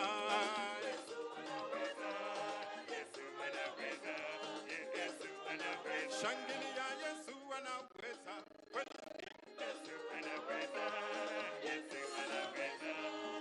Yesu anaweza. Wapi shangwe na vigelegele kwa Kenya? Thank you, thank you.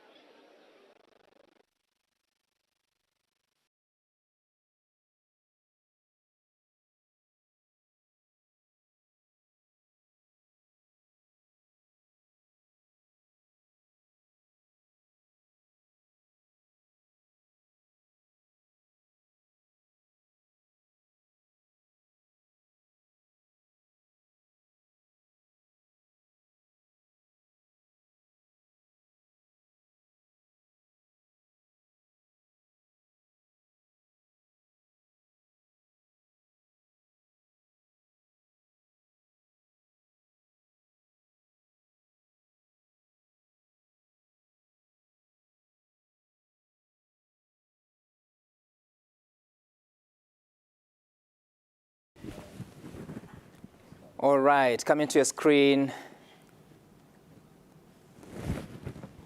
Right, coming to your screen are the live images from the Bomas of Kenya. That's a motorcade. We'll be describing who it is in a few minutes. And of course, you can see that it's part of the dignitaries that are expected to arrive at the Bomas of Kenya. Of course, the IEBC has been waiting the arrival of the other two presidential candidates, Deputy President William Ruto and Raila Odinga, who is the candidate for Azimio la Umoja One Kenya coalition political party.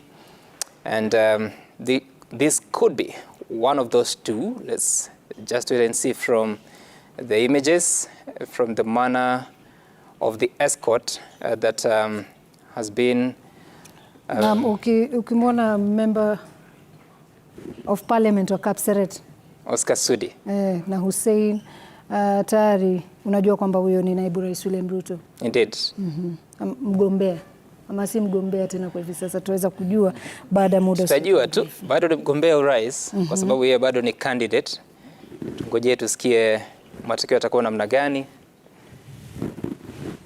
Naam, ni ukweli kwamba huo ni msafara wa viongozi ambao wanaandamana na mgombea urais kwa tiketi ya UDA ambaye ni naibu wa rais Daktari William Samoei Ruto akiwa anaelekea katika ukumbi wa Bomas, ikiwa ni siku muhimu sana. Nafikiri kwamba joo ambalo amelivaa hapa licha ya kwamba ni naibu wa rais, lakini katika matarajio yake ni kwamba wanaomba sana kwamba ataweza kuvishwa joo lenginelo.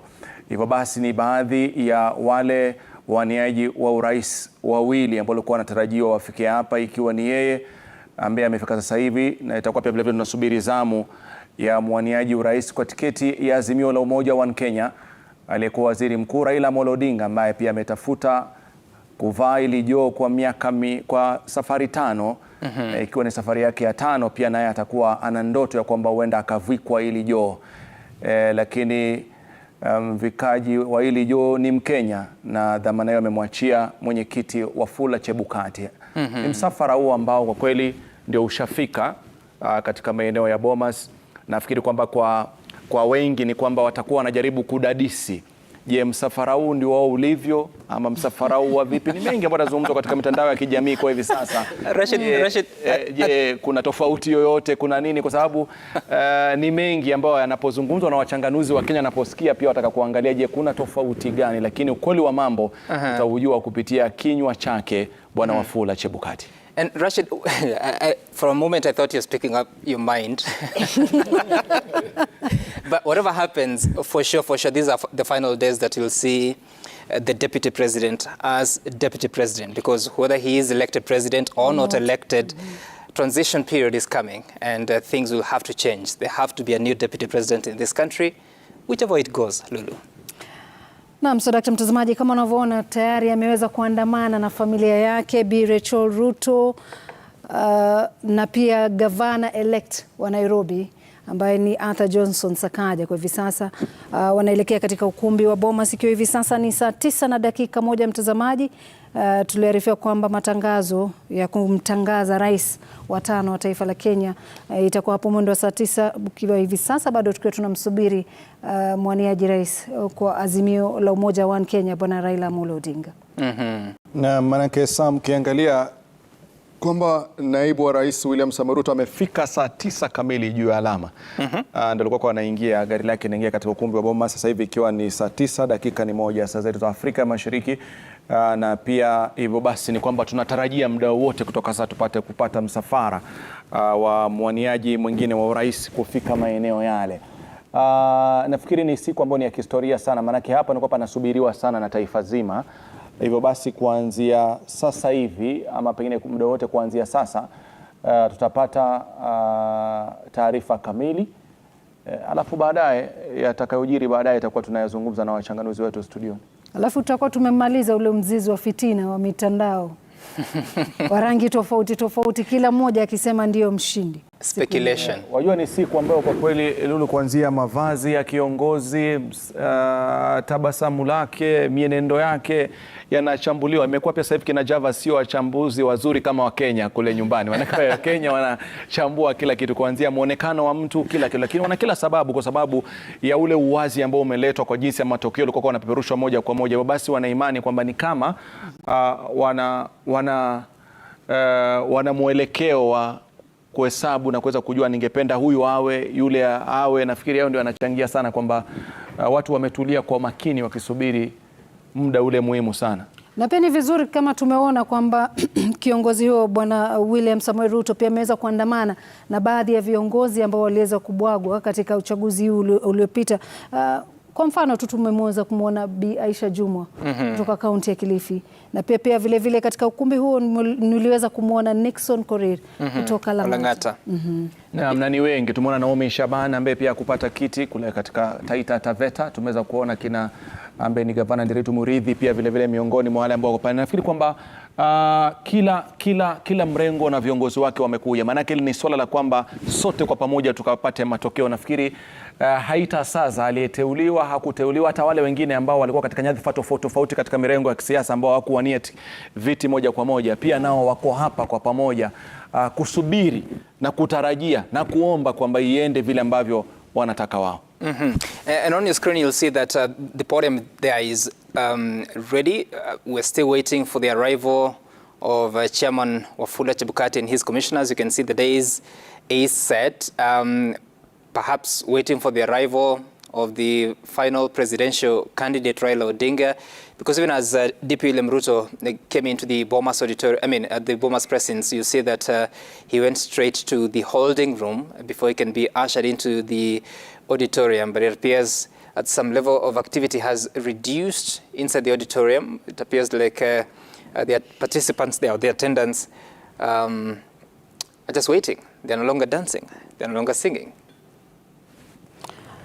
Naona watu wamekongamana maeneo tofauti, japo hatujaonyesha kwa hivi sasa, lakini wengi wamekongamana maeneo ya Kisumu, maeneo ya Eldoret, maeneo ya Mombasa, wengi wakisubiri kwa hamu na ghamu kuweza kupata kujua nani ni rais wa tano. Lakini barabara za Nairobi kidogo watu wameweza kupotea, na hisi kwamba wanatizama kile ambacho kinachoendelea kwa hivi sasa. Na nafikiri ukiangalia pia jinsi ambavyo wananchi wamejitokeza katika miji tofauti, ni miji ambayo labda inajulikana kwamba imekuwa ngome fulani za wanasiasa ama hii miungano. Hivyo basi kila ngome ya mwanasiasa ama ngome ya muungano fulani, watu wameweza kujitokeza kwa wingi wakisherekea, matarajio ikiwa ni kwamba hivyo ndio itakavyokuwa. Katika jiji la Nairobi, ukiangalia katikati mwa mji wa Nairobi kuna msongamano wa magari hivi sasa, labda pengine watu wakitaka kuweza kutoka na kuelekea majumbani ili kushuhudia hii historia inayokuja. Kwa hiyo kile ambacho kinaonekana nje ya kaunti ya Nairobi ni wafuasi wa vyama katika ngome zao wakishabikia na kuonesha ile imani kwamba ule ushindi unawaelekea wao. Nafikiri ni swala ambalo tumeweza kulizungumza kwamba na sherehe zitakazokuwa zinaendelea, pia wananchi waangalie jinsi ambao viongozi wameweka tofauti zao ndani ya ukumbi wa Bomas na wakacheka pamoja, wakaweza kutabasamu pamoja, wakapeana pambaja.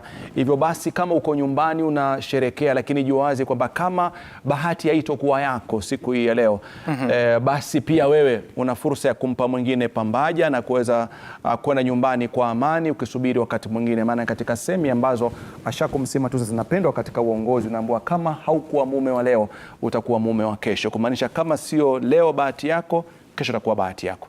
And it's very interesting to see that different citizens have congregated at different towns, whether it's in Eldoret, whether it's in Mombasa. Some have congregated alongside their political leaders. For instance, in Mombasa, you'll see one of them. They have one of the governorship candidates there. And it's interesting. Hassan Omar, yes. And it's interesting to see the kind of attention that such an event has attracted. Many people would have wanted to be at the Bomas of Kenya, but of course, for practical purposes, it's not realistic. And so they have to follow these proceedings from a TV or maybe radio or even online, so at least they have a feel of what's going on from the Bomas of Kenya. So the sort of attention is pretty high. If you to also consider even the international community has been following the processes in Kenya, some of them praising the process that you're actually able to verify the exactness of the votes from the polling station. So it's a moment for Kenyans to reflect, even if their preference is not what will be declared by Wafula Chebukati in the coming minutes. Kwani mwisho wa kwisha, Rashid, kuna maisha baada ya uchaguzi? Kuna maisha baada ya uchaguzi na lazima tuzungumzie safari ya pili. Wajua safari ya uchaguzi ni ya kwanza, ya pili ni ya ujenzi sasa wa taifa na kuweza kutimisha sasa zile ndoto za Mkenya, kwa sababu ukiangalia hakuna manifesto ambayo ilikuwa mbaya kwa waniaji wengi wa vyama tofauti hapa nchini Kenya. Kwa hiyo ndoto ama kile ambacho kwa kimebakia ni kwamba viongozi wanapokuwa wanakabidhiwa hivi vyanzo vya usalama kwa kuapishwa, basi lazima waanze kufanyia kazi manifesto. Maanake zote manifesto bora, manifesto za kuleta maisha bora, manifesto za kumwezesha mwananchi, kuwezesha uchumi, kuimarisha biashara, kuboresha miundo msingi na pia vile kuweza kubadilisha fikra ya Mkenya kwamba lazima afanyiwe. Maanake mambo mengi yalikuwa yanazungumziwa katika manifesto ni kumfanya Mkenya kwamba ajue kuna wakati mwingine ana jukumu la kujituma yeye mwenyewe kwanza kabla kuweza kusubiri kiongozi aweze kuwajibika na kuweza kumbadilishia kila kitu. Kwa hiyo nafikiri iwe itakavyokuwa, mirengo tofauti, vyama tofauti, manifesto zilikuwa nzuri. Lakini kama unavyojua miaka nenda miaka rudi tusema manifesto wa nzuri kama kitega tu cha zile kura, lakini baadaye mkishatoa kura manifesto zinawekwa pembeni. Lakini kuna viongozi wengi walisema kwamba safari hii tutawaonesha kwamba tunafanya kama tulivyoahidi katika manifesto zetu. And it will be a big responsibility on Kenyans to really ensure that. I mean, time must come to an end. When people say I don't care about politics, I don't care who is elected, fine, you may not be as passionate, but I think every Kenyan has that responsibility to play their role to ensure that the leaders that you put in office, whether yours won or didn't, you have a responsibility to really follow what they are doing, to be active as a citizen, because we gave ourselves a constitution not many years ago, and I wish Bobby could speak to this, and we agreed that we would subject ourselves to public participation. So indeed, public participation, you must have to look also for that space that we can speak and ensure that the things that we want done are actually done by the leaders that we've elected, because that's the responsibility they carry. True. And I mean, we're just getting off one of the most critical part of public participation, and that's choosing our leaders. So we've done that, and now our work continues in holding them accountable, and accountable as per the promises they made. We know that promises are, it's a Cuomo, the former New York governor, who said that during campaign, promises are given in poetry, but once the leader is elected and takes the reins of power, he or she does, rule in prose. So now the poetry is over. Now the real work starts. And the fortunate thing is that we have the promises of these leaders and their parties and their coalitions, and we can hold them accountable. And as you said, public participation is one of the national values and the principles of governance. And so it is expected that after this very critical event, because we have to remember that elections are an event, our work does not end here as citizens of Kenya. We must continue, pushing and prodding, cooperating also in a very, very, very constructive way, so that at the end of the day, whoever becomes the president of this country becomes the president of all Kenyans, regardless of whether you voted for him or not. And I think and hope that whoever is pronounced as a winner by Chairperson Wafula Chebukati, that will be the first message that, now I become the chief servant, actually, of all Kenyans, and will be ready to be held accountable from the day he is sworn in for the next 5 years. Right. Yeah. Right. And I'm advised that we need to cross back to the Bomas of Kenya to have a feel of the mood there, because I'm sure Kenyans want to follow and listen to what's going on there, so that as we await the arrival of the chairman of the IEBC Commission, as well as the two presidential candidates, the final ones, getting into the auditorium. Let's listen to the proceedings there. Prosperity of our citizens, democracy shall take a lead. For prosperity of our citizens, democracy shall take a lead. We must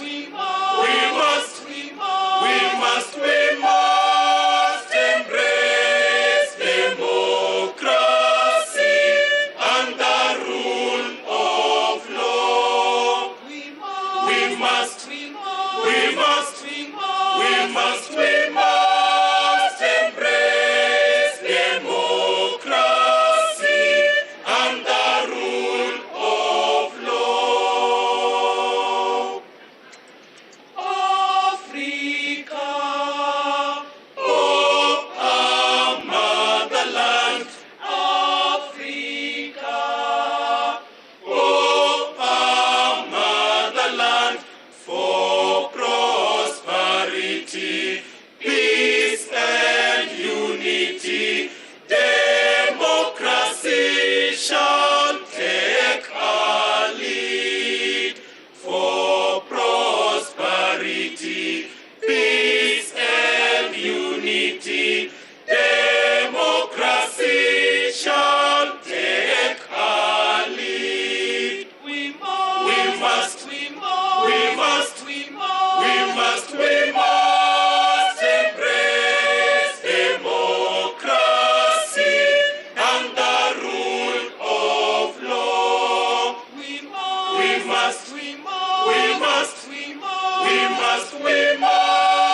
embrace democracy and the rule of law.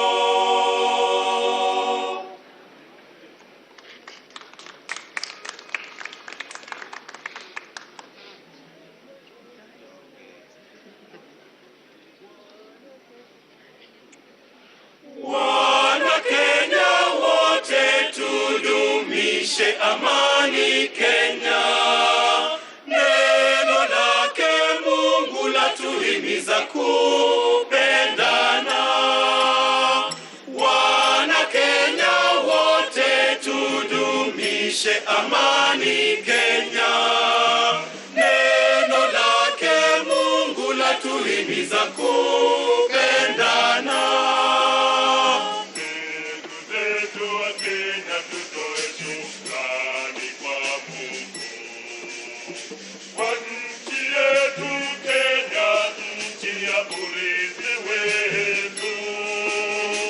Ndugu zetu wa Kenya, tutoe shukrani kwa Mungu kwa nchi yetu Kenya, nchi ya urithi wetu. Wana Kenya wote tudumishe amani Kenya. Neno lake Mungu latuhimiza kupendana. Wana Kenya wote tudumishe amani Kenya. Neno lake Mungu latuhimiza kupendana. Tushikane mikono pamoja sote wa Mungu. Tujenge Kenya moja, nchi ya urithi wetu. Tushikane mikono pamoja sote wa Mungu. Tujenge Kenya moja, nchi ya urithi wetu. Wana Kenya wote tudumishe amani Kenya. Neno lake Mungu latuhimiza kupendana. Wana Kenya wote tudumishe amani Kenya. Neno lake Mungu latuhimiza kupendana.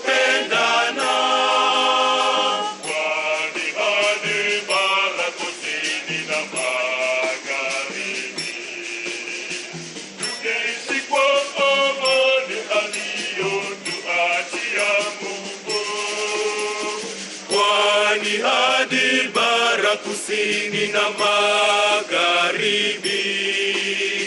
Tuishi kwa amani aliyotuachia Mungu.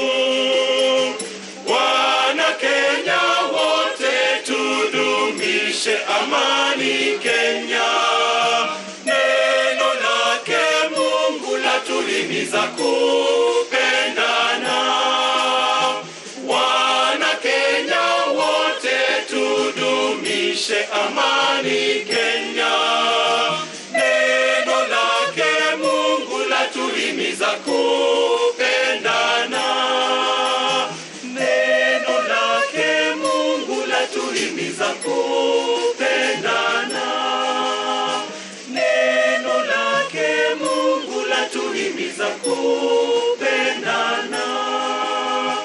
Neno lake Mungu latuhimiza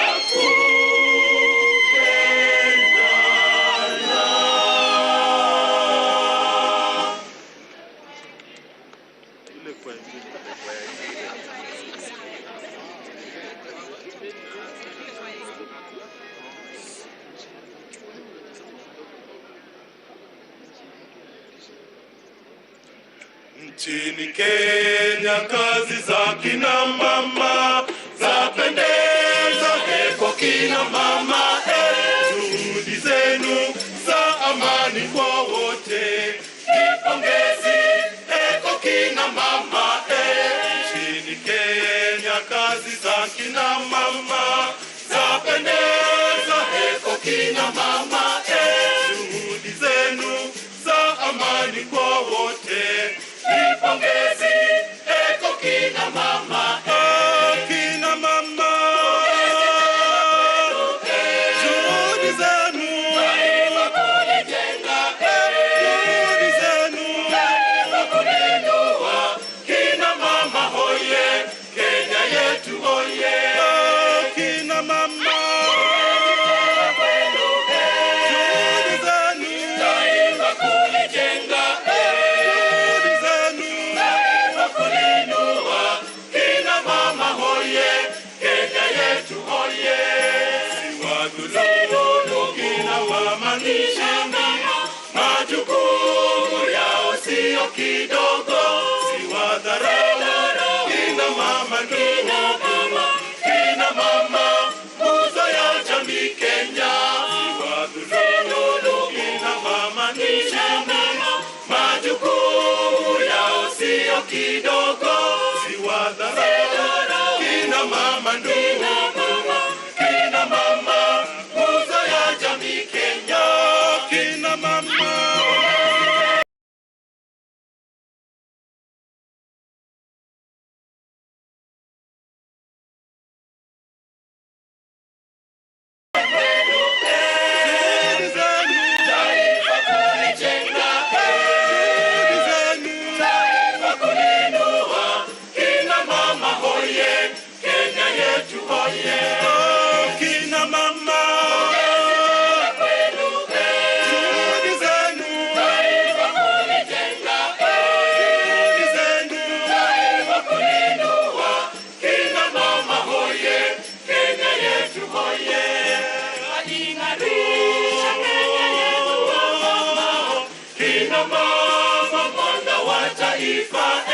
juhudi zenu za amani kwa wote. Kenya hoye, miaka na mikaka.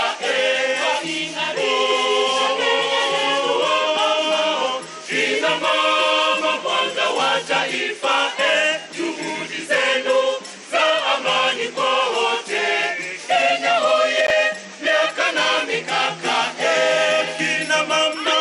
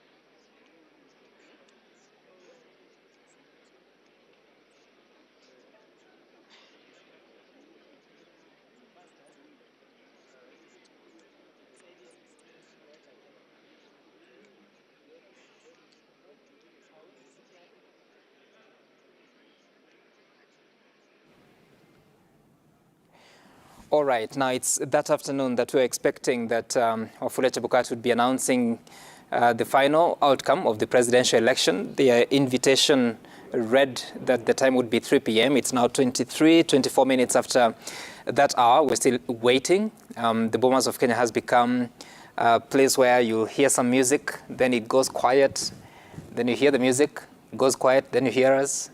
Rashid. Na labda pengine kitu ambacho Sam pia kitazungumziwa ni kwamba tulikuwa tumeambiwa kwamba saa 9 japo haijafika mpaka saa 10, lakini sijui kama waliopo tukianza na wakili Steve tutaweza kuzungumza kwamba je, kuna chote kinaweza fanyika pale sasa hivi ama lazima tusubiri paka wagombea wote wafike ndio tupate cha kuendelea? Maoni yako. Allow me to respond in English. Well, thank you, Rashid. The announcement must go on with or without all presidential candidates. Of course, they have been invited and we expect them to honor. I haven't seen the Right Honorable former Prime Minister Raila Amolo Odinga making his way to Bomas yet. It's not fatal. Whether he makes it or not, it's not fatal. The announcement can be made. The law requires the returning officer, the national returning officer, in this case, Wafula Chebukati, to hand over the certificate to the person so declared as the winner. I do not wish to speculate about the outcome of this because then to negate the reason why we are here, but we would expect that the Right Honorable former Prime Minister Raila Odinga would make his way anytime from now. If he does not make his way there for one reason or another, and he happens to be the one declared the winner, we could regularize. The chief agent could pick the certificate on his behalf, because again, the law must be interpreted in a manner that is purposive, a manner that is facilitative. You cannot fail to call the election because the winning candidate, for instance, is not there. No. That would be a very narrow way to interpreting the law. So it is also a good thing. In terms of political communication, we would expect that all kinds be there. This has been a closely contested election. It would warm the hearts of Kenyans, just like you've seen supporters from either sides, elected parliamentarians from either side in the auditorium. Regardless of who wins this election, it would have been better to see the Right Honorable Prime Minister right in the auditorium, just like the DP has also made his way there. But again, we have to wait and see. Javas.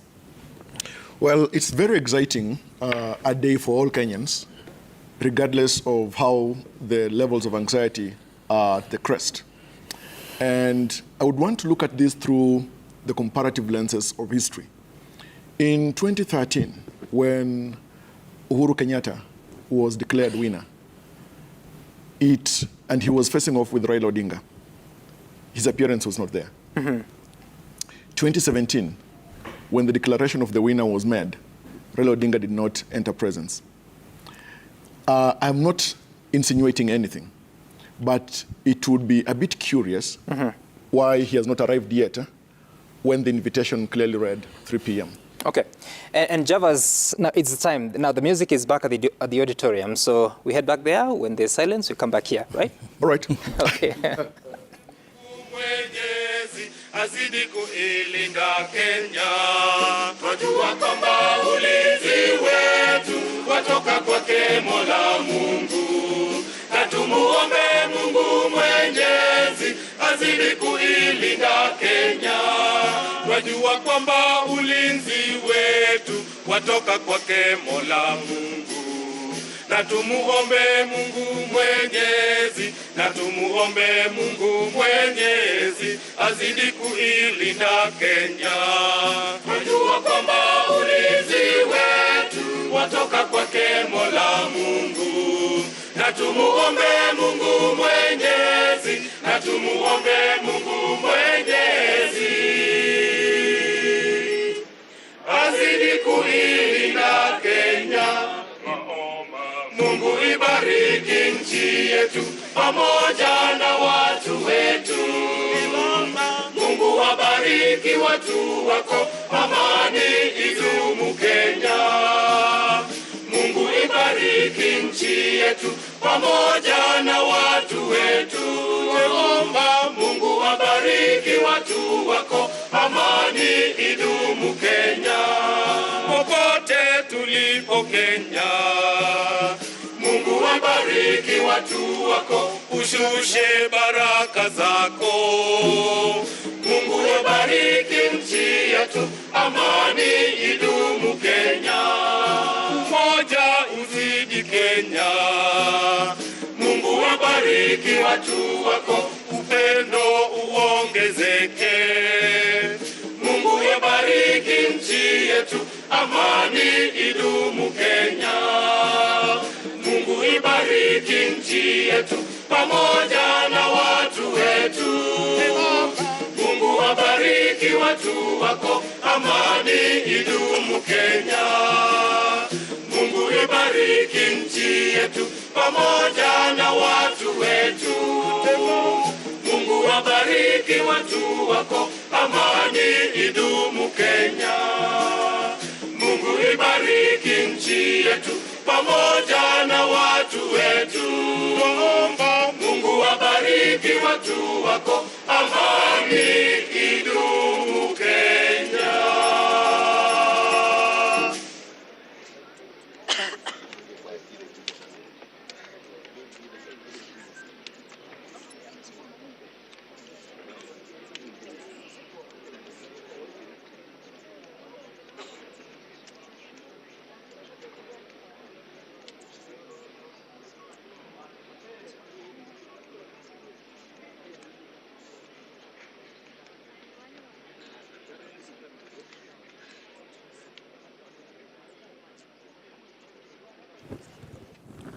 Na mtazamaji, tunaendelea kufuatilia kwa karibu kabisa shughuli muhimu sana ya kitaifa katika nchi yetu ya Kenya, ambapo atakayeteuliwa sasa hivi kuweza kuwa rais mteule baada ya kupata kura nyingi kutokana na zile kura takriban milioni 14 ambazo Wakenya walipiga, atakuwa ndiye rais wa Jamhuri ya Kenya atakayetarajiwa kuweza kuliongoza ili taifa bila kuweka mipaka ya maeneo, mipaka ya kijinsia, mipaka ya kidini, mipaka ya kikabila na mipaka ya kivyama. Lakini pengine kwa dakika moja kabla turudi, nafikiri kwamba tuweza katizwa, maana shughuli leo ni muhimu, inaelekea kule. Javas, kwa swali nitakuwa swali moja. Ikiwa tulisajili wapiga kura zaidi ya milioni 22 ama milioni 22, lakini waliojitokeza kupiga kura ni milioni 14, inasemaje kuhusu sisi kama Wakenya? Kwanza kumbuka kwamba hapa Kenya tuko na demokrasia shirikishi. Lakini ule upungufu wa wananchi kujitokeza, wale ambao walikuwa wamejisajili katika kipindi hiki cha kupiga kura, kumeweza kuonyesha kuwa labda kuna ile disconnect, the disdain that the voters have either towards the politics of Kenya or the disdain towards the candidates in this election. Because there's one clear realization that most politicians in Kenya haven't kept word in implementation of the social contract with the people. Today, there is nearly no government since independence that made or developed a manifesto and implemented even 50% in an election cycle. So hiyo ndio ambayo inaleta ule uvivu ama kutokuwepo na imani katika viongozi wa kisiasa. Unaweza sema kwamba wapiga kura labda wanapitisha ujumbe kwamba wamechoshwa na uongozi uliopo? Wamechoshwa na pia uvivu unazidi kukolea. Ndio. Wamechoshwa na uvivu unazidi kukolea.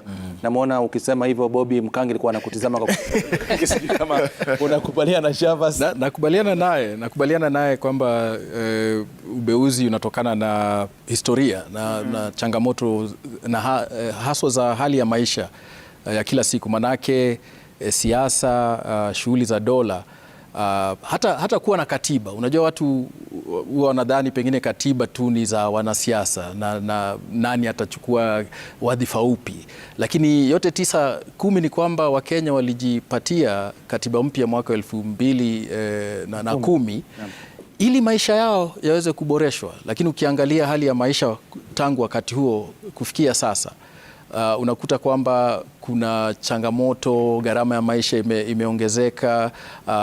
Kwa hivyo wengi wanazidi kukata tamaa na ndiposa wanakosa tumaini na mfumo wote wa kisiasa na uchaguzi. Na Steve, nitakuwa swali tofauti. Kila eneo kuna sherehe zinaendelea, wale wa upande wa Kenya Kwanza na wale wa upande wa Azimio wanaendelea. Yote atakayeingia madarakani lazima atahitaji wale wengine ambao labda wakupata ushindi. Unadhani tunahitaji kufanya nini kulifanya taifa lizungumze kwa sauti moja baada ya kumaliza uchaguzi, na tukijua tulikuwa na tofauti ya kisiasa na kivyama?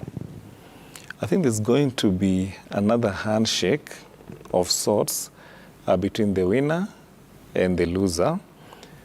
Kenya has shown some remarkable resilience coming out of the 2017 presidential election that was nullified, and the fresh election that was ordered, which was snubbed by the NASA wing of the coalition, NASA wing of the political establishment. We saw that as soon as the swearing in was completed and President Uhuru Kenyatta settled, despite the disruption that followed the parallel swearing in on 30th of January 2018, on 9th of March 2018, there was a handshake between His Excellency the President and the former Prime Minister Raila Odinga. We can expect the political elite to close ranks. What I think we need to do now is to urge all the supporters to understand that political competition ends at the ballot. And once the president has been declared as elected, there is a constitutional pathway to dispute resolution. If you look at Article 140, for instance, it provides that if you are dissatisfied with the outcome of an election, you may approach the Supreme Court. The Supreme Court shall then pronounce itself definitively within 14 days after it has been invited to review the conduct of the election, and the outcome of that Supreme Court judgment shall be final. So even in the longest time frame, you have 7 days to file a petition if you so wanted. The Supreme Court has 14 days to determine it, and then the swearing in will happen within 7 days after the Supreme Court has made a determination.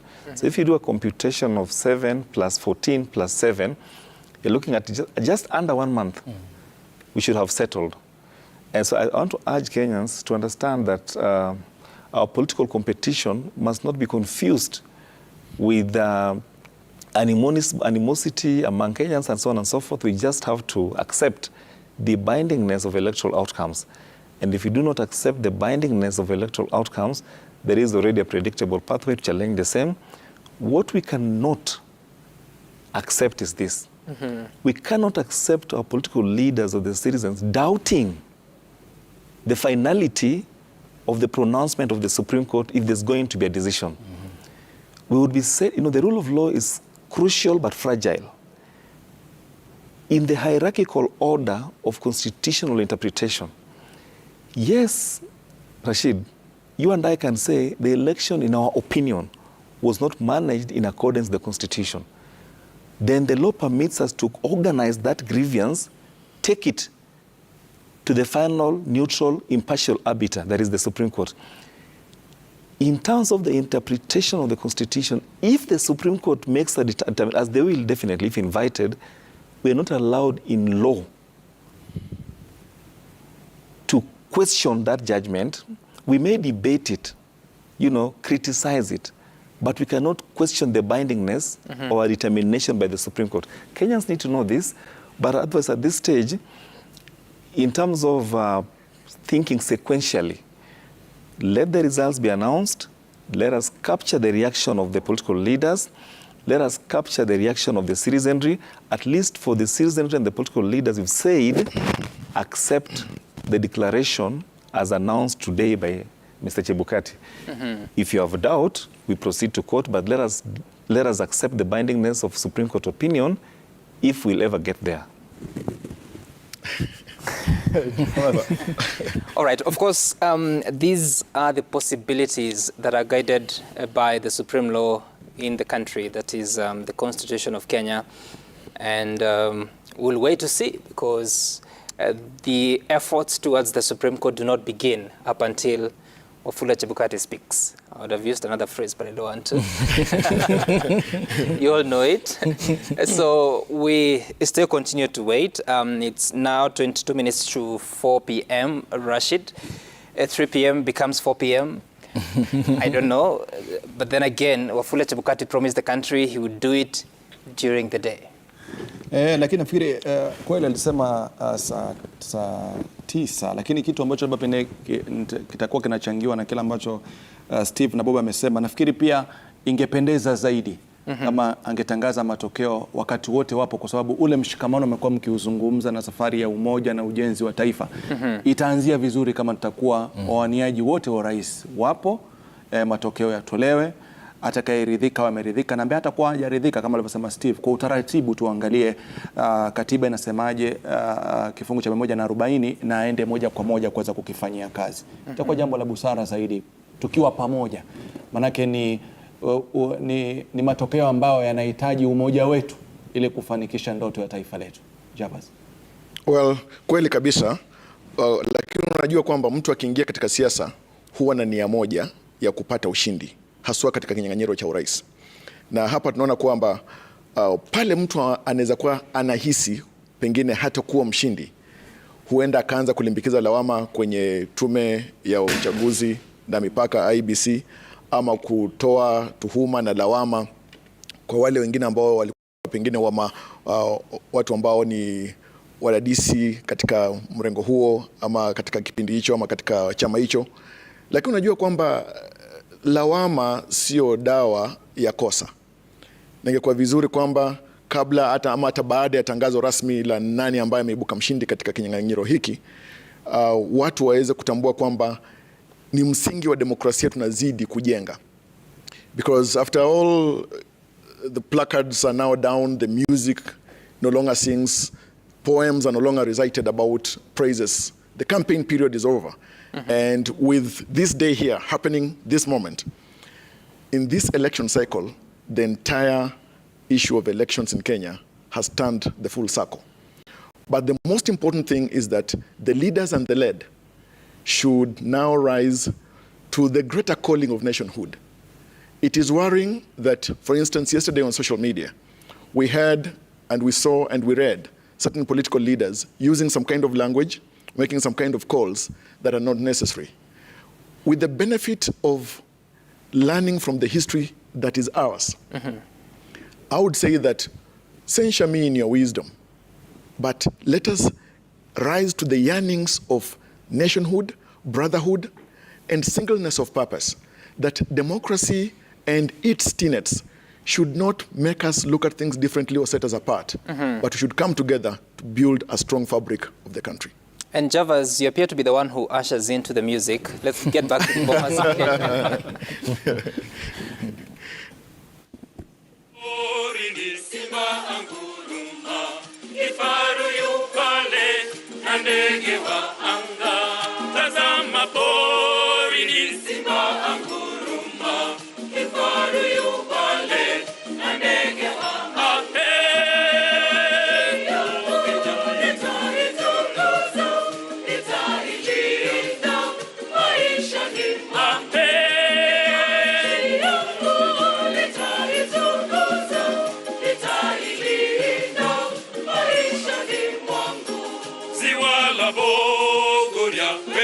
Shangaza, majini ya moto, kweli ni ajabu.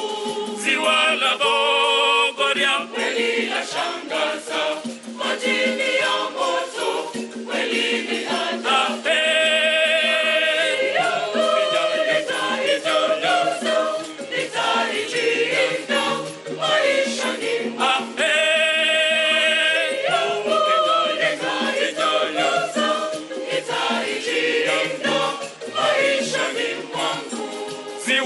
Victoria linaunganisha Kenya na Uganda, Kenya na Tanzania. Ziwa maisha, Kenya na Uganda, Kenya na Tanzania. Nitaitukuza, nitailinda, maisha ni nitaitukuza, nitailinda, maisha ni mwangu. Mlima wa Kenya ni mlima wangu, waona barafu hata jua liwake. Mlima wa Kenya ni mlima wangu, waona barafu hata jua liwake. Nitaitukuza, nitailinda, maisha ni mwangu.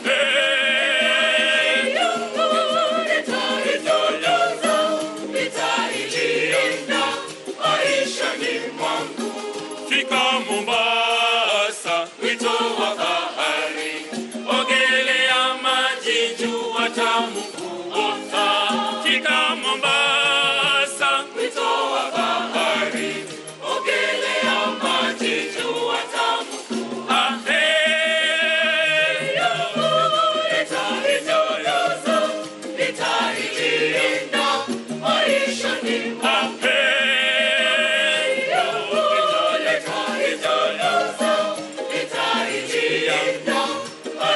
ni mwangu. Na wananchi wote ni sawa tu, wapenda ugali na sukuma wiki. Na wananchi wote ni sawa tu, wapenda ugali na sukuma wiki.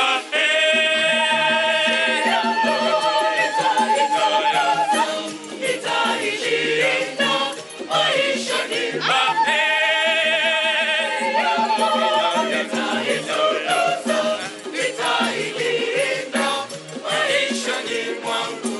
tazama porini, simba anguruma, kifaru yu pale na ndege wa anga. Tazama porini, simba anguruma, kifaru yu pale na ndege wa anga. Nitaitukuza, nitailinda, maisha ni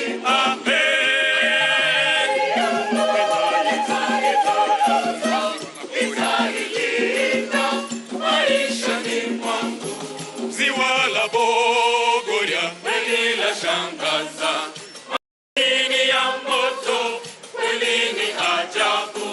Ziwa la Bogoria kweli la shangaza, madini ya moto kweli ni ajabu. Nitaitukuza, nitailinda, maisha ni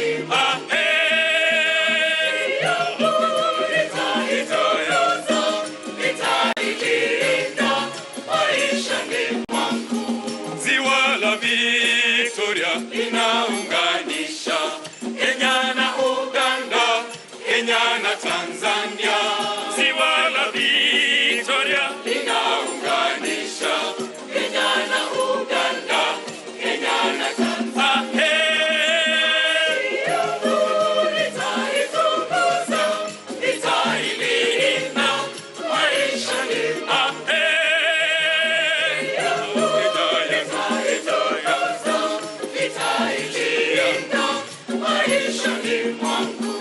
mlima wa Kenya ni mlima wangu, waona barafu hata jua liwake. Mlima wa Kenya ni mlima wangu, waona barafu hata jua liwake. Nitaitukuza, nitailinda, maisha ni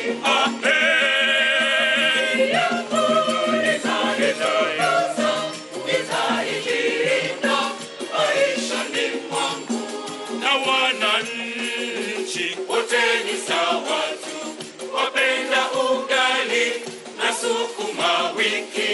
Na wananchi wote ni sawa tu, wapenda ugali na sukuma wiki.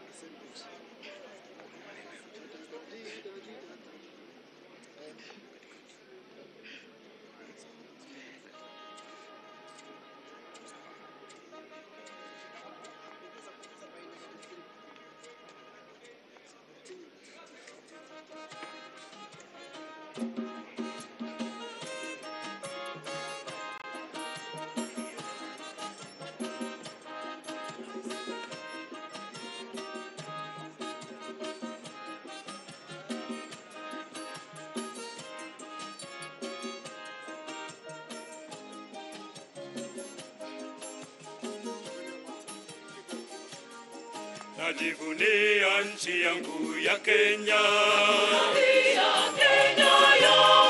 Kenya kipenzi ni nchi ya ajabu. Yafurahisha na kupendeza. Nikitazama pembe zote za Kenya. Naona nchi ya metameta. Maendeleo tunazidi kupata.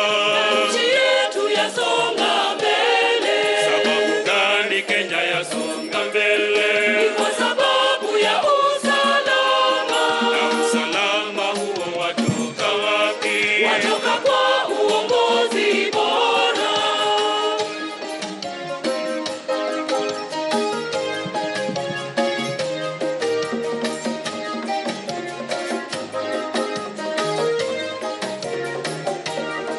Najivunia nchi yangu ya Kenya. Nafurahia Kenya yangu. Kenya kipenzi ni nchi ya ajabu. Yafurahisha na kupendeza. Nikitazama pembe zote za Kenya. Naona nchi ya metameta. Maendeleo tunazidi kupata. Na nchi yetu yasonga mbele. Sababu gani Kenya yasonga mbele? Ni kwa sababu ya usalama. Na usalama huo watoka wapi? Watoka kwa uongozi bora. Tuendelee kuijenga nchi yetu. Na tudumishe umoja wetu. Usiharibu nchi yetu ya Kenya. Kwa sababu tunataka amani. Tuendelee kuijenga nchi yetu. Na tudumishe umoja wetu. Usiharibu nchi yetu ya Kenya. Kwa sababu tunataka amani.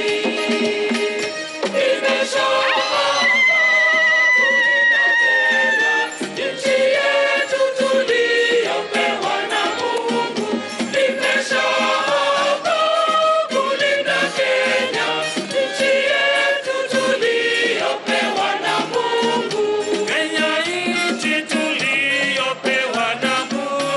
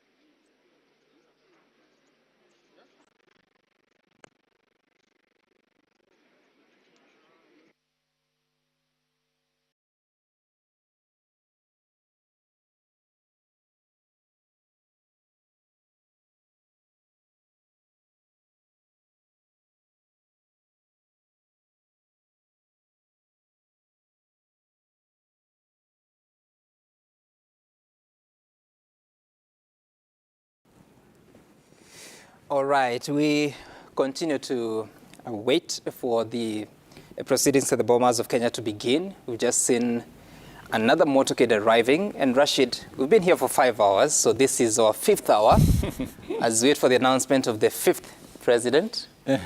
For how long shall we have to wait?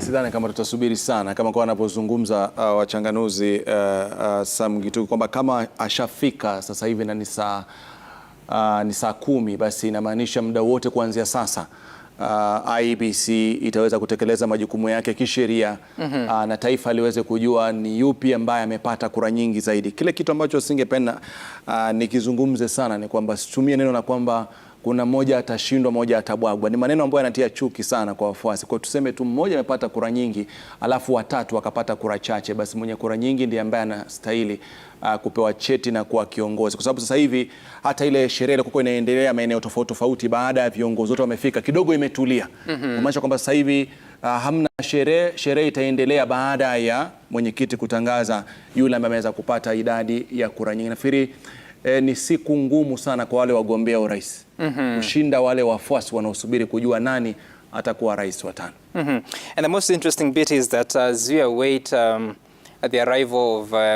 former Prime Minister Raila Odinga, we've seen a motorcade, we're waiting to confirm if indeed that is him. Then it would be a rare occurrence because, Steve, in 2017, we didn't see all the presidential candidates at the Bomas of Kenya. In fact, the most significant candidate was the winner, that is Uhuru Kenyatta at that time. And I'm talking about the August 8th general election.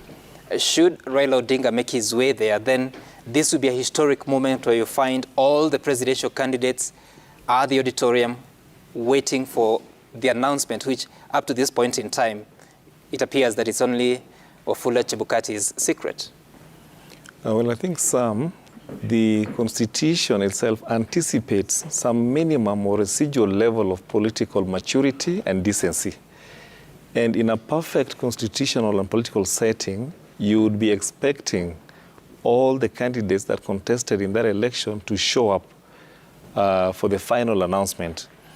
So the failure by the Honorable former Prime Minister Raila Odinga to show up in 2017 can only be explained in terms of political bad manners. He needed to have shown up, show appreciation, and tell the IEBC, we have received the results, but we disagree. We're going to progress to the court. That is the kind of maturity that promotes peace and tranquility in the country. So we expect that if that indeed is his motorcade, that would be commendable. We would have expected him to show up, and if he has indeed arrived, then we thank him and we commend that action. We also expected the other candidate, David Maure, to also show up, just in solidarity, because he participated in the election to the end. Yeah, he's already there, yeah? Yes. That's fine. That is the kind of solidarity we need in our political leadership. It also helps to manage the tension. Because if a leading presidential contender fails to show up to receive the results, it demoralizes his support base.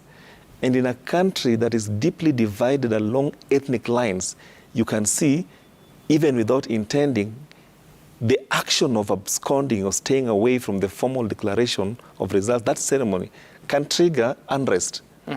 Because supporters tend to sympathize. Kriegler said, if you look at the IREC report, the independent review report that analyzed the management of election in 2007, they said Kenyans have a peculiar habit. They are heavily invested in the elections, that it makes it impossible to transition post the election. And Rashid, on your screen, you'll find the arrival of the Deputy President's mother arriving at the Bomas of Kenya alongside other family members, of course, arriving here to witness the announcement from the IEBC, of which we still do not know the details, that Wafula Chebukati will be declaring to the country. Of course, ours is to wait for that announcement, just like even those friends and family of the candidates will also be waiting for. Lakini pengine kuna swali mtu angependa labda pengine niulize. Kuna uwezekano kwamba hadi kufikia sasa walio pale hawajui nani ambaye ameweza kupata kura nyingi? kufikia sasa, ikiwa sasa tushafika saa 10, na kuna uwezekano kwamba labda pengine wale viongozi wa karibu na viongozi wao, nauliza nyote Steve, Javas, na kuna uwezekano kwamba watu wana mwelekeo kwamba inaelekea, ama bado kufikia sasa sio wote wanaojua hasa nini kinachoendelea? You see, Rashid, what I think reasonably so is that it is unimaginable that the leading presidential candidates or the presidential candidates would get invitation, especially in the case of the possible winner, without being told or hinted that he has got the chances, because in this case you have got only the 4 male presidential candidates. Secondly, elections such as this are a national security issue. It is unimaginable, improbable, that, for instance, the head of the military would be unaware of who has won this election. It would be unimaginable that the head of intelligence would be unaware of this who is the winner. It is improbable as well that the head of the team amongst the elite squad in the military that protects or provides security to the president is unaware of who has won this election. So looking at it from that, or from those kinds of lenses, it is possible that the persons seated within Bomas right now, there are those who know who is the ultimate winner, possibly in this election, but it is just important that they embrace good manners and have civility throw its arms around them and wait for Chebukati, according by law, or to the law of the country, to make the official announcement. Naam, katika picha yako naangalia ni mama ambaye alimzaa William Ruto tarehe 21 Disemba mwaka 1966 kule Sambuti kijijini Kamagut katika kaunti ya Uasin Gishu. Anajulikana kama Sarah Cheruiyot. Ndio huyo ambaye amefika akisaidiwa kutembea mpaka ametafutiwa mahali yake, sehemu yake ya kukaa. Kwa ni kwamba amekuja pia vile vile kusubiri na kuona kama mwanawe huenda akawa amepata nafasi ya kuwa rais wa 5 wa jamhuri hii ya Kenya. Nafikiri ni mojawapo ya hatua nzuri. Javas, yuko na tabasamu, lakini kama mzazi yoyote yule katika siku kama leo, ungetamani kwamba labda ile ndoto ambayo mwanangu anapigania, kwa wazazi ni furaha, kwa watoto pia ni furaha kwa wazazi wao, na pia vile vile kwa mke ambaye watu wameoa pia wanatamani kwamba mume wangu alichopigania akipate. Kwa hiyo siku muhimu sana kwa familia, ndugu, jamaa na marafiki. Kweli kabisa. Wacha niangalie kupitia kioo cha nyuma, pale ambapo hawa wagombea viti vya urais walikuwa wanawateua wagombea wenza. Je, asubuhi hiyo wagombea wenza hawa hawakujua? Walijua. Ndiposa wengine wao walikuja na familia zao kadhalika. Sidhani kama nikiangalia jinsi desturi ilivyo hapa Kenya, kuna mtu ambaye anaweza chukua jamaa na jamii nzima yake aende katika kikao, akitoka hapo atokwe na machozi. Sidhani kama mtu anaweza kuwa na furaha kama hiyo. Lakini wacha tusubiri tuone, kwa sababu kila mtu hapa amekuja na jamaa zake. Hatujaona ule ujumbe ambao umeandamana na wengine, manake hajafika Raila Amolo Odinga. Pia tukiuona pia tutaangalia naye, kwa sababu tumeona tu magari ghafla yashafika katika mpango. Pia hatujamuona yeye mwenyewe kwa picha za moja kwa moja katika runinga, kwa tusubiri. Tukiuona tutakuja kujua kwamba je, ameandamana na nani na nani, alafu baadaye hizo hesabu taziweka na kweli. Very interesting. And I don't know if any of you was able to observe the events of 2013 as soon as the president-elect was declared by Isaac Hassan, at that time the chair of IEBC. And maybe you could refresh our memories, if any of you remembers the change of guard, the sort of activities and ceremonies that followed that announcement up until the president-elect that time left the auditorium, in what could be what we might see this evening, if at all there's a winner to be declared. Amazingly, because now it's almost 10 years. Yes. My memory doesn't serve me very right, but I think I was in these studios. But as expected, the person who's been declared president-elect, they normally, fall back to their official, would say, communication centers and meet, congregate with their supporters. And then we also know that officially there is the assumption to the Office of the President Committee, whose functions now kick in. So the protocols around the security detailing and other arrangements begin thereof. But in terms of the president-elect, those people around him, close supporters and supporters around the country, we know it's a jubilation. Kenyans will pour out onto the streets and markets and villages and start, and there are also speeches that are expected from all the candidates, whether, indicating the direction they'll take. The president-elect obviously will present, and if I recall 2013, a speech of magnanimity, promising to get to Kenyans together, to work together. Obviously, at that time, there was indication from the other side that they would go to the Supreme Court. They're not satisfied with the elections results, and that had been earlier, indicated. So it was sort of,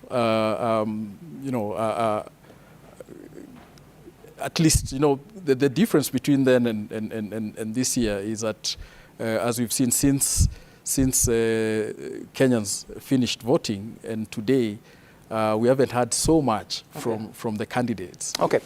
What I'm looking for is the specific changes that you witness, because I remember in 2013 how Uhuru Kenyatta got into the auditorium is not the same way he left that auditorium. He was, of course, surrounded by security men.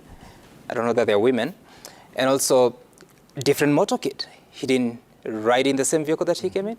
Steve? Yeah, of course, if you look at the provisions of Article 138, Sub-Article 10, that requires IBC to declare the results, and then you read it together with the provisions of Article 140, in terms of the timelines for swearing in, of course, if the president-elect when the president-elect has been declared, his status then changes, yeah?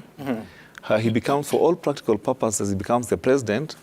Only for purposes of transition, he has to be sworn in, and therefore the outgoing president remains the president until the handover of power officially has been completed, in this case, perhaps on 30th of August, if there is no petition.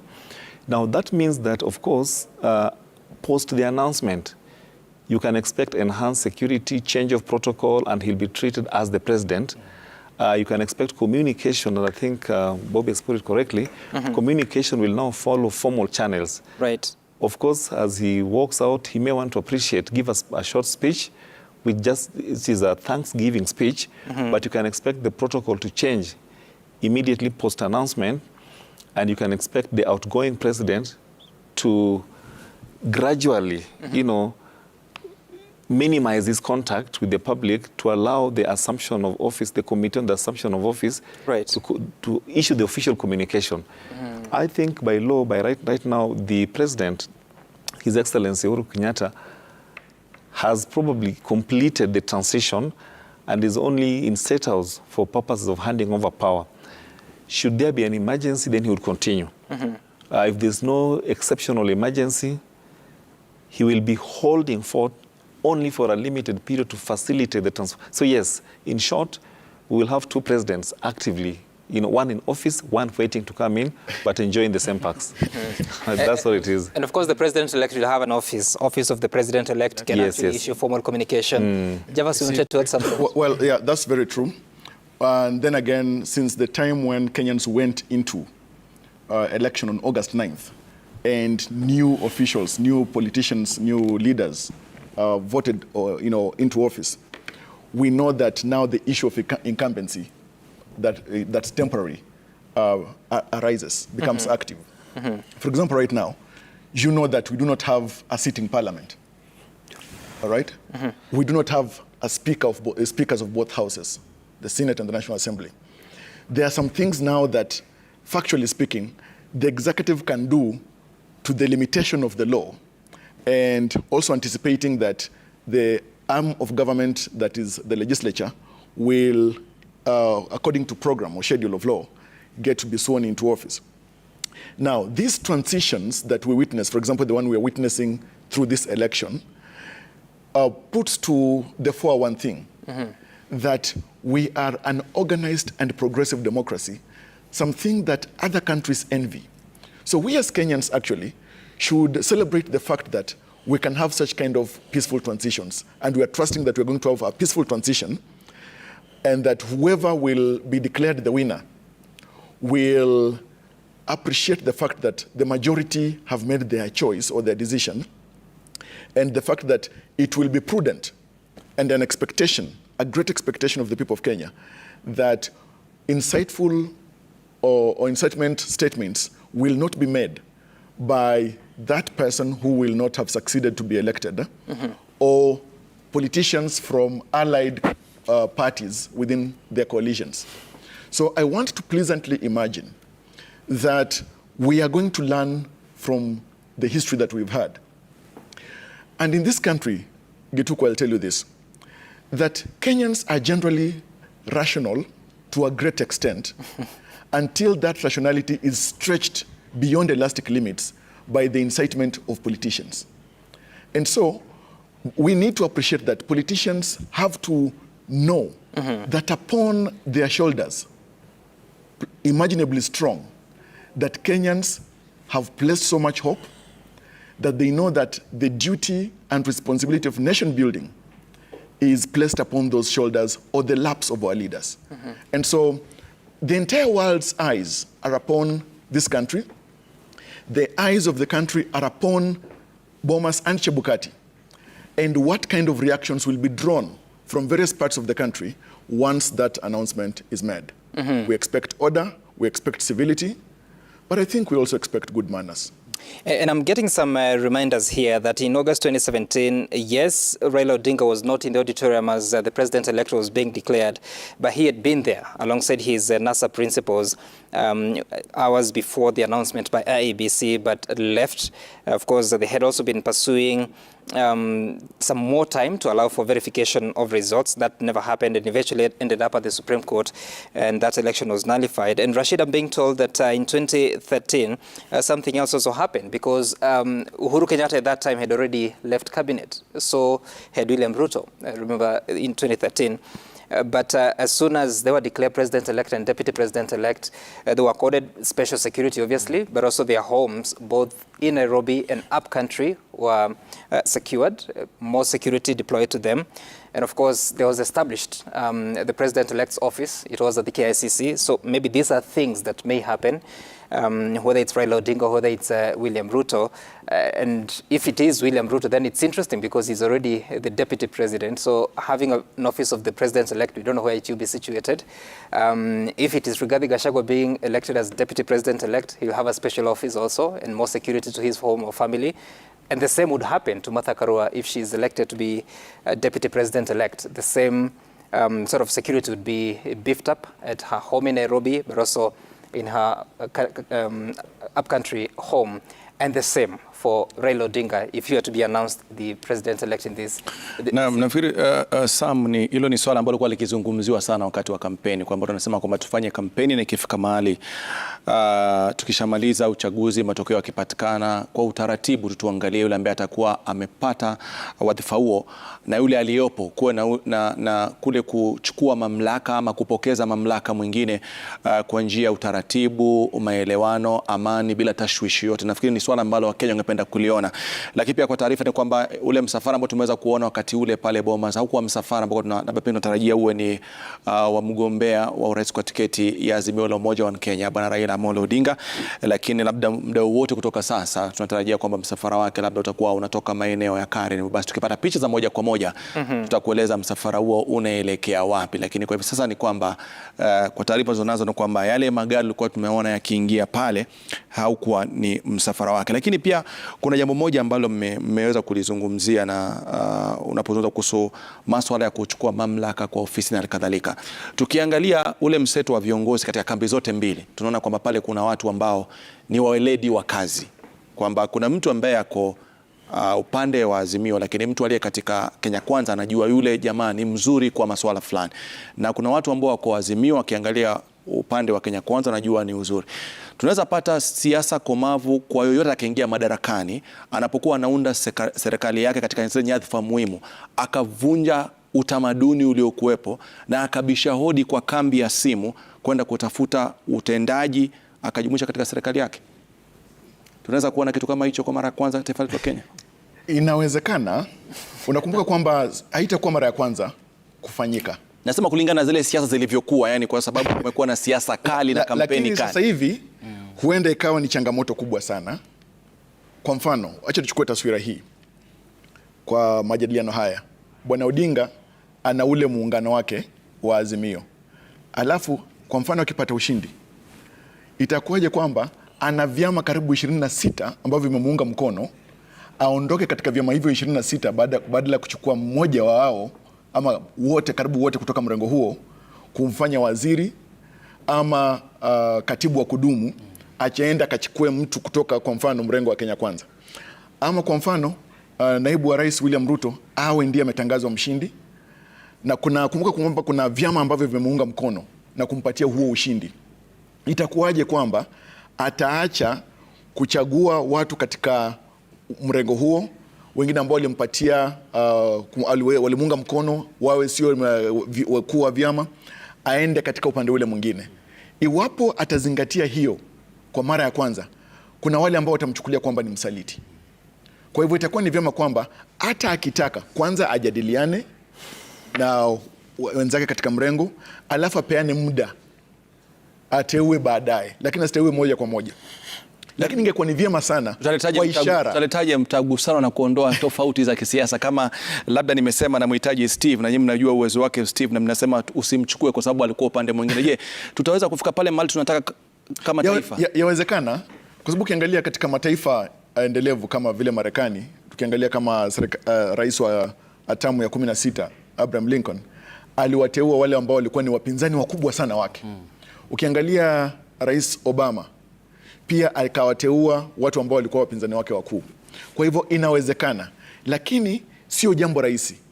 Inategemea na ukakamavu wa kiongozi huyo, jinsi ambavyo moyo wake na fikra zake zimenyooka, na jinsi ambavyo anatilia utaifa mbele, ili kwamba kwa kuleta watu pamoja, na kwa sababu ya kampeni ambazo huwa zinakuwa zimechacha moto, unajua kwamba hataki ukuta wa taifa ubomoke. Unajua usema kwamba usipoziba ufa basi ni ukuta utajenga. Kwa hivyo kama ni hivyo, itabidi kwamba angalie, je, ni achague mtu kiongozi kutoka kwa pande pinzani, ama atafute mtu kutoka kabila hilo na isikuwe pengine mwanasiasa shupavu, ili kwamba iweze kufanyika namna hiyo. Huenda pia ikafanyika hivyo. Na Bobby, labda alafanya MP Steve, kwa sababu tuliona wakati fulani pale kulikuwa na tofauti nchini Kenya, tukana kwamba viongozi walikuja wakatembea, kama mnakumbuka, katikati jiji la Nairobi, kuonesha wananchi kwamba tumeweka tofauti zetu kando, tutakatusonge pamoja. Lakini hatua mojawapo ya kuweka tofauti ni kama kuna mtu ambaye ana umuhimu katika ujenzi wa taifa, na haijalisha ukambi gani, wewe kuweza kumleta kambi yako, nafikiri moja kwa moja umeondoa zile hisia na wananchi watakuelewa na nchi itasonga mbele. I think that was directed to Bobby, but let me give it a shot. So in principle, allow me to answer in English. Struggling not as fluent as Java's, yeah. Now, in principle, there is nothing wrong with political cross-pollination, because you are shopping for talent, you are shopping for allies. In any event, the unity of the state is more important than partisan political positions.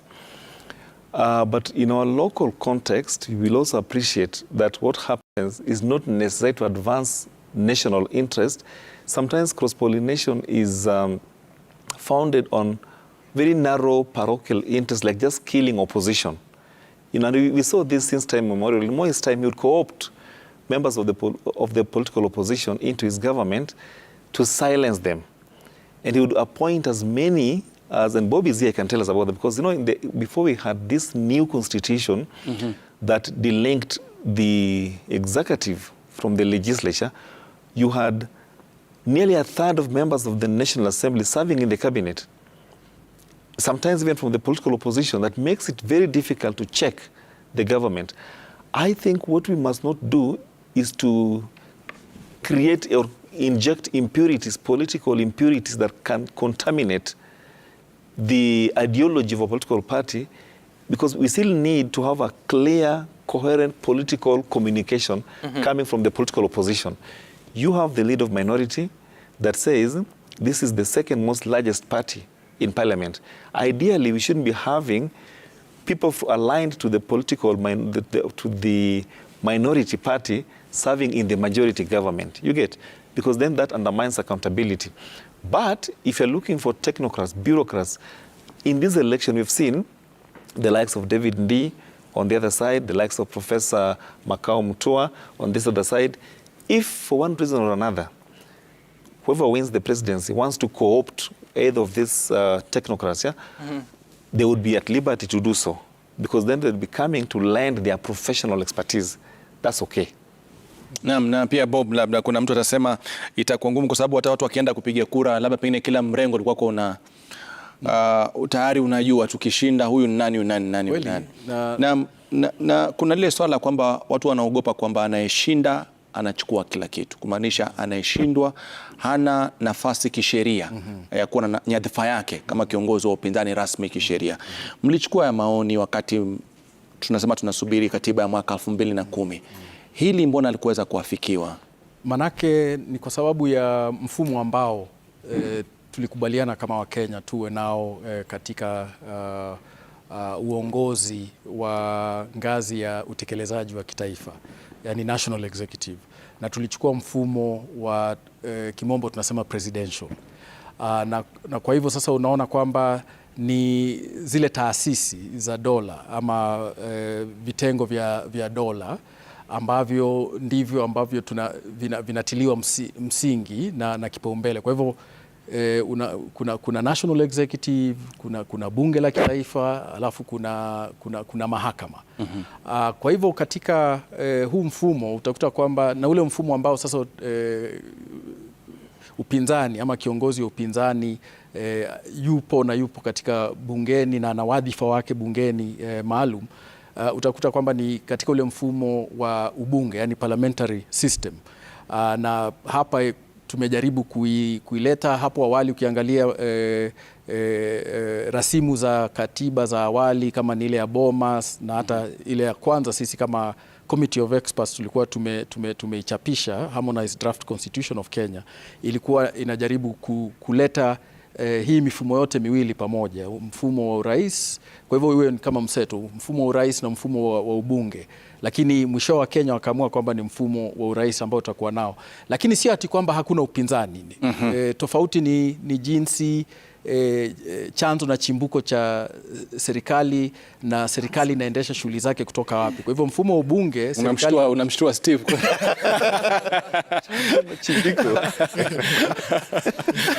kwa hivyo serikali inaendesha shughuli zake kutoka bunge. Unakuta waziri mkuu yuko bungeni, mpinzani wake ambaye ndio kiongozi wa upande ambao ulishindwa ama ulikuwa wa pili wakati wa uchaguzi, ndio anakuwa kiongozi ama kinara wa upinzani. Kwetu shughuli bungeni ambazo sasa zinaongozwa na tuseme yule ndio kiongozi wa masuala ama shughuli za upinzani zinachukuliwa, wadhifa unachukuliwa na kiongozi wa upinzani, leader of the minority. Na pia bungeni kuna ule upande ama wale wabunge na maseneta ambao ni wa kutoka chama ama mrengo ambao rais anatoka, na kuna wale ambao pia ni wa upinzani. Kwa hivyo si ati kwamba hakuna upinzani, ni mfumo tu na utaratibu wa jinsi upande wa upinzani unaweza kutekeleza majukumu yake. Kwa hivyo hilo ndilo tofauti, na tunaweza kumbuka ya kwamba manake hasa wakati ule tulikuwa tunaendesha mchakato wa BBI, kulikuwa na hilo swala la kwamba pengine hakuna kiongozi wa upinzani, ndiposa upinzani hauna mashiko ma ushawishi wowote, lakini tukumbuke jinsi upinzani na hata wakati ule mheshimiwa aliyekuwa waziri mkuu Raila Odinga kuanzia mwaka 2013 hadi mwaka 2017 yeye hakuwa bungeni, lakini jinsi alivyoendesha shughuli na kusimamia shughuli za upande wa upinzani na kwa hivyo sio ati kwamba upinzani hauna nguvu katika mfumo kama huu. And just a question, Steve, because whoever is declared the president and they find themselves, they're in State House, but they don't have the majority in Parliament. For instance, you don't have the majority in the National Assembly. So the lead of majority is not from your party. What happens? How do you deal with government business in the House? Who leads the government business? Is it your lead of minority? Or how do you deal with it? Well, happily that scenario may not, okay, let me not say may not obtain, because looking at the numbers, it seems that Azimio has a slight majority on the number of elected members of the National Assembly. The leader of majority by law, by constitutional definition, is the leader of the party that has the highest number of elected members and the leader in the National Assembly. And the leader of minority is the second most largest party in the National Assembly. If it so happens that the leader of majority and the head of the executive come from opposing camps, we would still expect them at the very minimum to have some harmonious work relationship. We will expect, Parliament has been designed to work independently outside the influence of the office of the President of the Executive. So that if it's about generating bills, the bills would be generated by the cabinet. The Attorney General would be responsible for preparation of those bills and then share them with the leader of majority. The leader of majority is, by law, mandated to ensure that those bills are tabled and canvassed. If he declines, then there would be need for judicial intervention, because then he would be sabotaging the functions of that office. The function of that office is supposed to go on smoothly, whether the leader of majority is within the same party as the president or not, whether they have fallen out or whether they have a harmonious. But how practical is that? Because remember the different bills that have been passed in the 12th Parliament, whether it's the security laws or it's the VAT introduction on fuel, and you find that leader of majority then, Aden Duale, would be at the forefront. Assuming that President Kenyatta's party was ODM, led by John Mbadi, and Aden Duale does not believe in what the government was pushing for, how do you reconcile that? Because Aden Duale would have been forced to propagate something he doesn't believe in. Well, you know, there's no limit on how far someone can go to sabotage a constitutional office. But what we do know for sure is that the Constitution expects a harmonious work relationship between the two offices, regardless of the composition of the nature of their relationship between the office of the president and the office of the leader of majority. I think that scenario has not already played, but if it were to happen, if Parliament does not want to advance the legislative interest of the executive, then the executive is at liberty to move to court to compel them to pass legislation that are key. If they cannot pass those legislation, then we would have to review. The political accountability would be the executive would then retreat back and say, you know what, I am going to implement the laws that have been passed by Parliament. If Parliament decides to sabotage national interest, then they do not punish the president. You punish the general population, which includes the voters. All right, it's now 4:30 p.m. We've been here for more than 5 hours waiting for the fifth. And I think, Lulu, we have to let go for another team to continue with the very important duty of waiting, because that's our work. My name is Sam Gituku. Nami nasema shukran sana kwa wageni wetu siku ya leo, lakini haimaanishi kwamba tunaacha kupeperusha taarifa hizi moja kwa moja, lakini kuna wengine ambao wanaingia sasa, wanashikilia zamu. Ni Wahiga Maura, Jeff Koinange, Vigili Badili, Bi Mashima Kapombe. Na bila shaka tulikuwa watatu, hatujabahatika kupata matokeo ya moja kwa moja kwa rais wa tano, lakini tuna wenzetu wanne wanakamilisha marais wa kwanza, wa pili, wa tatu, wa nne watakuwa wanaingia studioni ili watupe matokeo, yani nani atakuwa rais wa tano. Mtazamaji, tunasema asante zaidi kutizama Citizen TV. Tunakupeleka moja kwa moja ukumbini Bomas ujue kinachoendelea.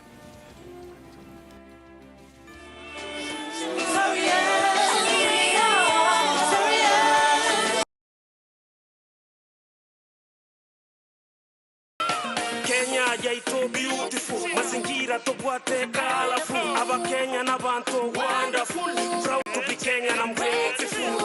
Wanyuna bujinguru jaito, jinguru jaito, tosigeta basani benze jaito, omorembo jaito. Aseo wamo, tochiche amo, tusonge kwa pamoja.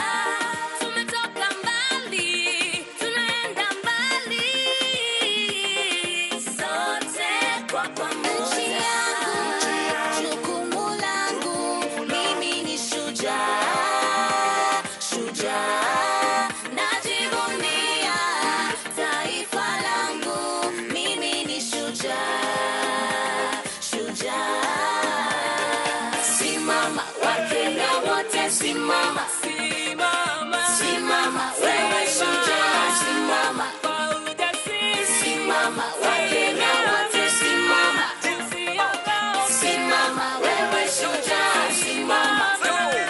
Never do a calling tuntoli kuanga tugu tuangalia ukatumo kibuka. Kenya yaitu ninse ya mashujuka. Never kigano katingo suka.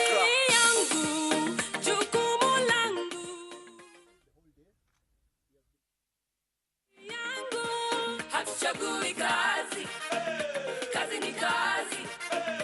Boda boda, vijana mitaani. Kenya yetu molembe, no bomo no wachani talikende. Nande tiganya saya tolende, atokitera tuagate botambe. Nchi yangu, jukumu langu, mimi ni shujaa, shujaa. Najivunia taifa langu, mimi ni shujaa. Particularly about the integrity of the IEBC technology and server.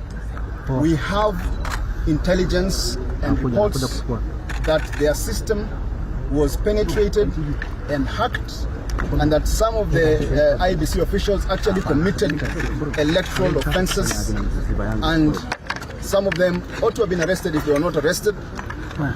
I think you will remember that I had earlier stated that Bomas of Kenya was a crime scene, and that was way before the results of this. The reason that I say Bomas of Kenya was a crime scene is because as Kenyans were busy waiting for the outcome of this election,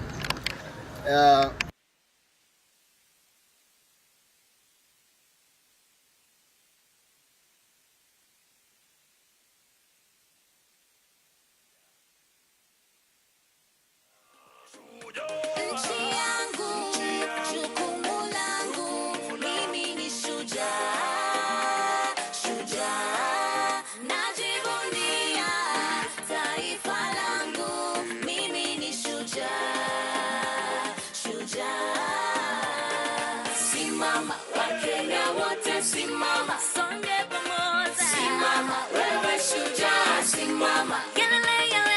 Simama, Wakenya wote simama. Simama, wewe shujaa, simama. Wewe shujaa. Commission IEBC to account to the people of Kenya to deliver a free, fair, credible, verifiable election. The people of Kenya deserve nothing less. Thank you very much. I will now give it to my colleagues. And lastly, because my colleagues are indicated, lastly, may I say that there is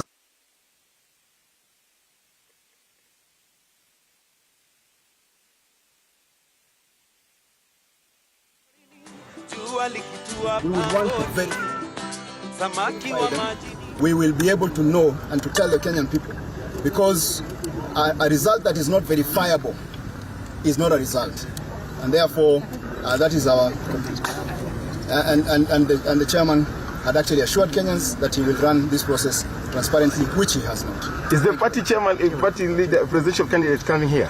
I will not take questions for now, but we were not in a position to ask our party leader to come before we actually verify the results. So the first step was to verify the results, which we have not been able to do. What more can you tell us about the irregularities? Yeah, I think that's enough. That's enough. Thank you very much.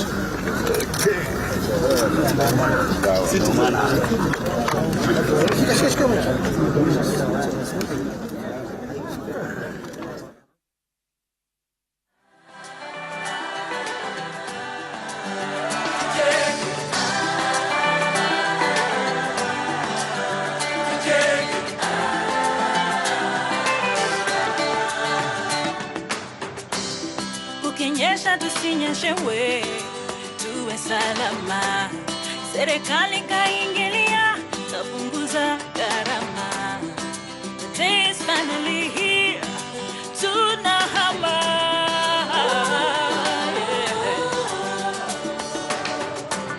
Finally, usawa kwa wote. Hata yule mapato ni duni, malazi yopata. Sisi wana Kenya tunajenga.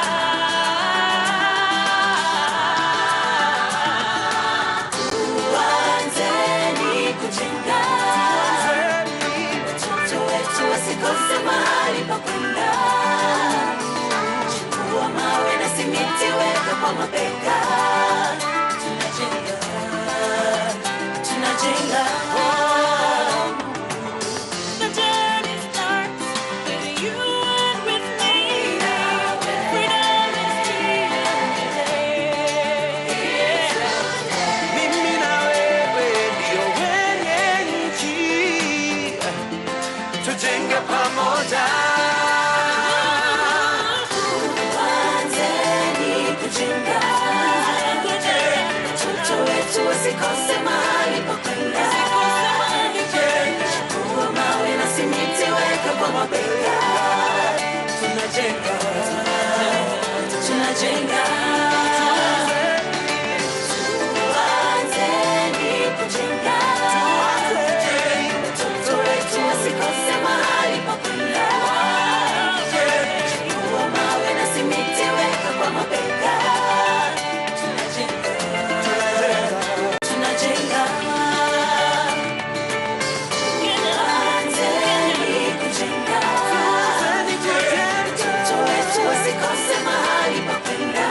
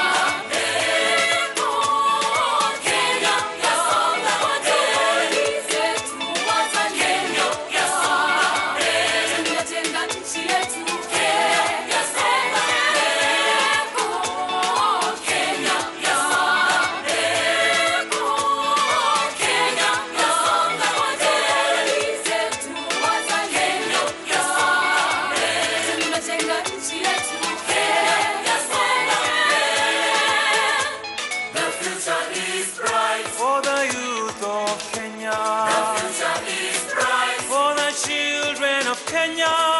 The future is bright. With a big for agenda. The future is bright. Tunavuta kwa pamoja. The future is bright. Ya haki Kenya ni makao yetu. Twafurahia uhuru wetu. Ya haki Kenya ni makao yetu. Twafurahia uhuru wetu. Kenya yasonga mbele. Kenya yasonga mbele. Zetu wazalendo yasonga mbele. Tunajenga nchi yetu. Kenya yasonga mbele. Kenya yasonga mbele. Kenya yasonga mbele. Zetu wazalendo yasonga mbele. Tunajenga nchi yetu. Kenya yasonga mbele. Kenya yasonga mbele. Kenya yasonga mbele. Kenya yasonga mbele.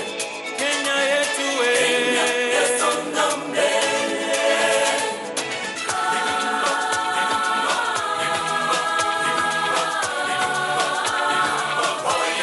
Babu zetu walimwaga damu kukomboa nchi yetu Kenya, tukapata uhuru.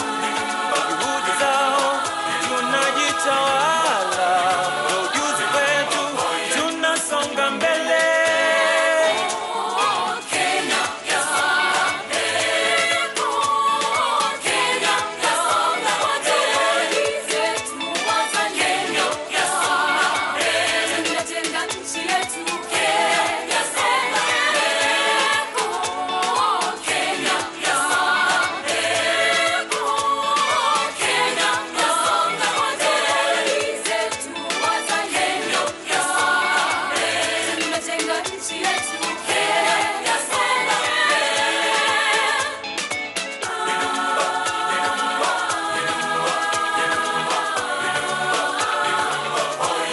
Viwandani tunachapa kazi, mashambani tunachapa kazi, twaboresha makao, tunachapa kazi, twaboresha afya, tunachapa kazi, tunasonga mbele.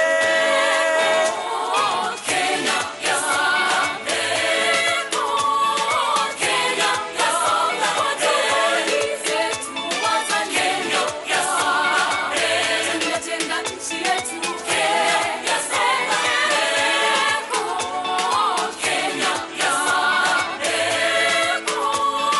Kenya yasonga mbele. Zetu wazalendo yasonga mbele. Tunajenga nchi yetu. Kenya yasonga mbele. The future is bright. For the youth of Kenya, The future is bright. for the children of Kenya, The future is bright. with a big for agenda, The future is bright. tunavuta kwa pamoja. Is bright. Ya haki Kenya ni makao yetu. Twafurahia uhuru wetu. Ya haki Kenya ni makao yetu. Twafurahia uhuru wetu. Kenya yasonga mbele. Kenya yasonga mbele. Zetu wazalendo yasonga mbele. Tunajenga nchi yetu. Kenya yasonga mbele. Kenya yasonga mbele. Kenya yasonga mbele. Zetu wazalendo yasonga mbele. Tunajenga nchi yetu. Kenya yasonga mbele. We celebrate Kenya. Hey!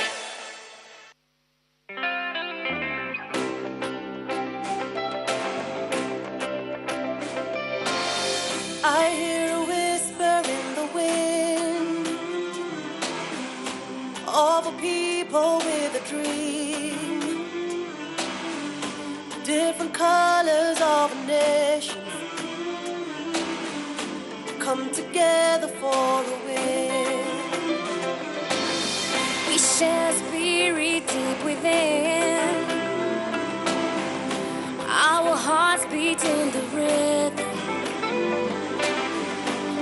different faces of the nation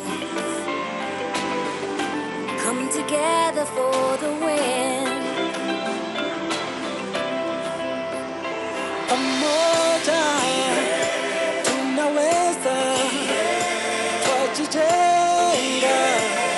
Pamoja we can. We are. We rise. We spread beyond our limits. Said we are stronger. We have fire. We are. We are. We are. We are. Warriors. Warriors. We are warriors. We are. We are. We are.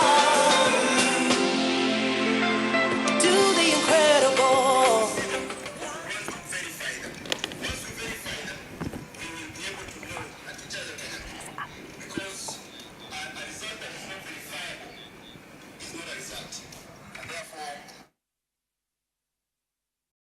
This is Kenya's Choice 2022, and many thanks for keeping it Citizen TV, even as we keep our cameras and our eyes fixed on the Bomas of Kenya, the National Tallying Center.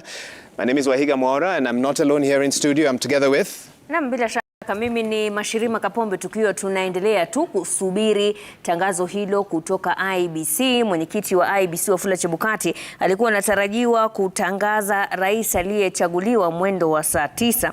Wakaahirisha hadi mwendo wa saa 10.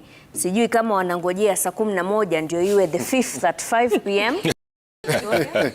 That is the question we are all asking. And Victoria Rubediri, all eyes, of course, are at the Bomas of Kenya. And this is after slightly over 14.1 million Kenyans took to the polling stations on August 9th.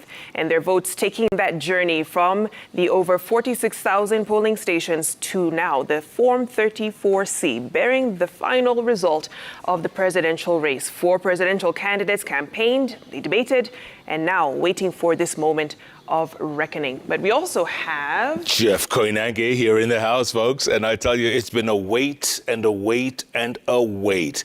The patience of Kenyans is wearing. It's going to wear at some point, because you know, Chebukati promised to make an announcement 3 p.m. It's now 5 p.m. The choirs can only do so much. The choir. I think the fat lady has come and sang again. So we're waiting. It's a waiting game. But something very interesting, Jeff, happened about a little under 30 minutes ago. The chief agent of Raila Odinga, Saitaba Ole Kanchori, called for a sort of impromptu press briefing just outside that auditorium there at the Bomas of Kenya, and said some very interesting things that may shed light on why we continue to wait and why presidential candidates and their agents have actually walked out of Bomas, including members of the diplomatic corps, and are now holding impromptu meetings on different parts of the premises of the Bomas of Kenya. This is what Saitaba said. He said, this election is not verifiable from where they sit. He raised questions with the chairman of the IEBC that they feel they do not have answers to. And when the chief agent of Raila Odinga was asked whether his presidential candidate is expected, he said that Raila Odinga will not be called to Bomas until his team has verified the results. I have agreed with them, and these results are contained in the Form 34C, a compilation of Form 34Bs from the 290 constituencies plus 1 from the diaspora vote. And so that's what we know at this moment. Obviously, you can tell that something is afoot for an announcement made at 3 p.m. Almost 2 hours later, no sign of the commissioners, a lot of activity there, and then this statement by the chief agent of Raila Odinga, giving us a bit of an idea of where the dispute may be, and that is what may have caused this particular delay. Thanks for staying with us, wherever you're joining us from in Kenya and around the world. And let me also introduce our guests who are here with us. Bobby Mkangu continues to remain with us, an advocate of the High Court. For your patience today and just for bearing with this. We want to pick your mind a little bit. We're also joined by Titus Mahanu, an advocate of the High Court. And Titus, I can start immediately with you. You listened to that press briefing. What do you make of it? Of course, under the Constitution, any candidate that has participated in an election has a right to either accept the results, has a right to reject the results based on how they view and based on the grounds that they feel ought to be put out in the public there. Okay. What do you think Saitaba was not saying? As to try and read into his intention, yes, it's a bit difficult, but what I can say is I foresee a situation where this election is going to be challenged. You foresee that, and we have some of the timelines, and we'll be showing our viewers a bit later on what that looks like.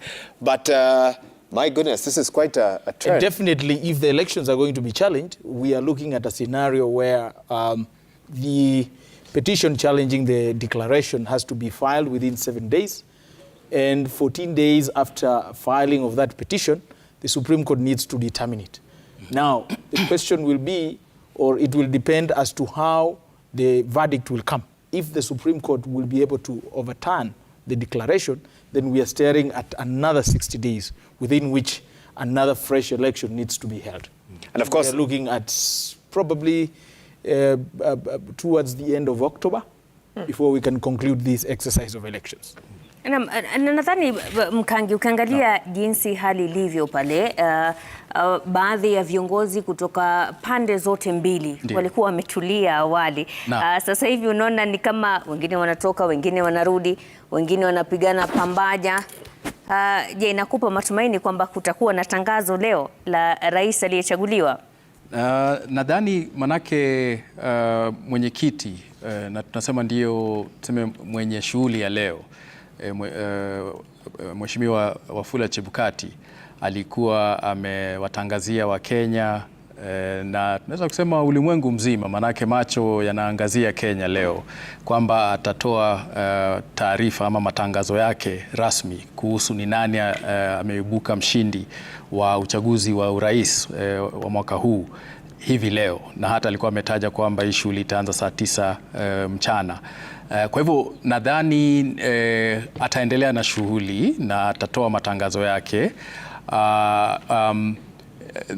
Tumesikia pia kutoka upande wa mgombea wa Azimio Kenya One wakisema kwamba hawajaridhika na mchakato haswa kuhakikisha matokeo kufikia sasa, lakini hakutoa taarifa za ziada.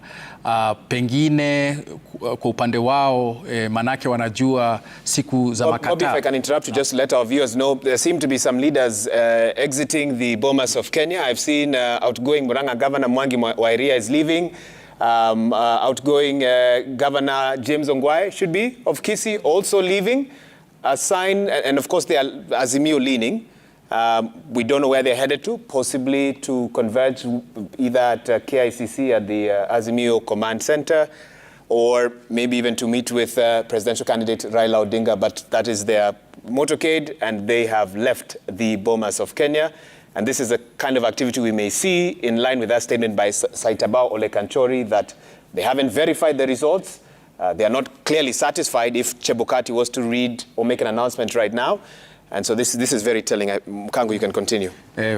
Nilikuwa nasema kwamba siku za makataa za kikatiba ni kesho. Kwa hivyo hatujui kama upande wa mgombea aliyekuwa waziri mkuu Raila Odinga wanataka kuiomba tume iwape fursa ya wao wenyewe kuhakikisha kwamba wanakubaliana na matokeo ambayo yatatangazwa leo, lakini hiyo inaashiria kwamba pengine wanajua matokeo, kwa sababu huwezi kukikataa ambacho hujakiona ama hujakisikia. Lakini kama ulivyouliza, nadhani shughuli itaendelea, manake hapo awali tulipokuwa tunachanganua na wenzangu tulikumbuka kwamba katika chaguzi za hapo awali za mwaka 2013, 2017 mgombea Raila Odinga hakuwepo wakati mara ya kwanza mwenyekiti Isaka Hassan, na mwaka 2017 Wafula Chebukati alikuwa anatangaza matokeo. Kwa hivyo nadhani hilo la kwamba hao hawajaridhika na ambacho kama nilivyosema pengine washajua ni nini kitakachotangazwa, kama hawatakuwa Wahiga amesema kwamba tumeona wengine wakiondoka, lakini nadhani shughuli itaendelea.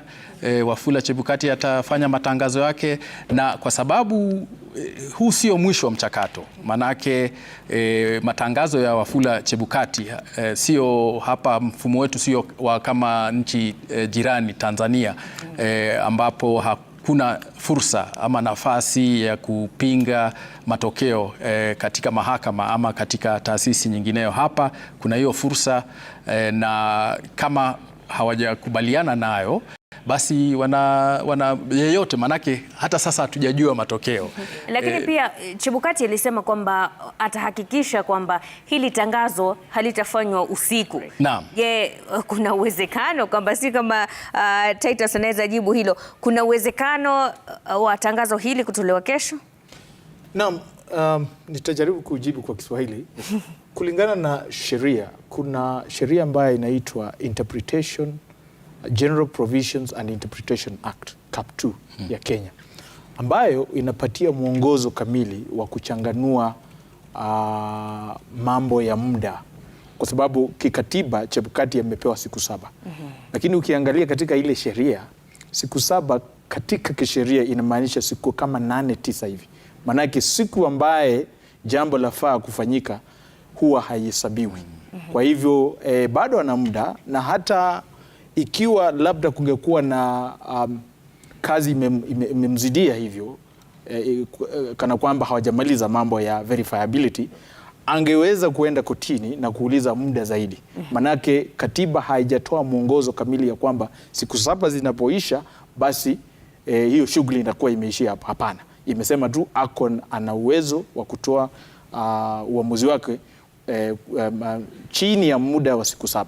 Lakini kwa sababu tuko na Supreme Court hapa Kenya, ikiwa huo muda umemwishia, anaweza enda kotini akauliza muda zaidi. Okay.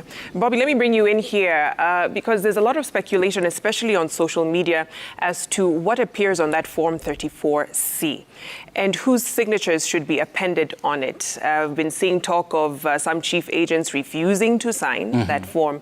Are they needed for that declaration to be made? Well,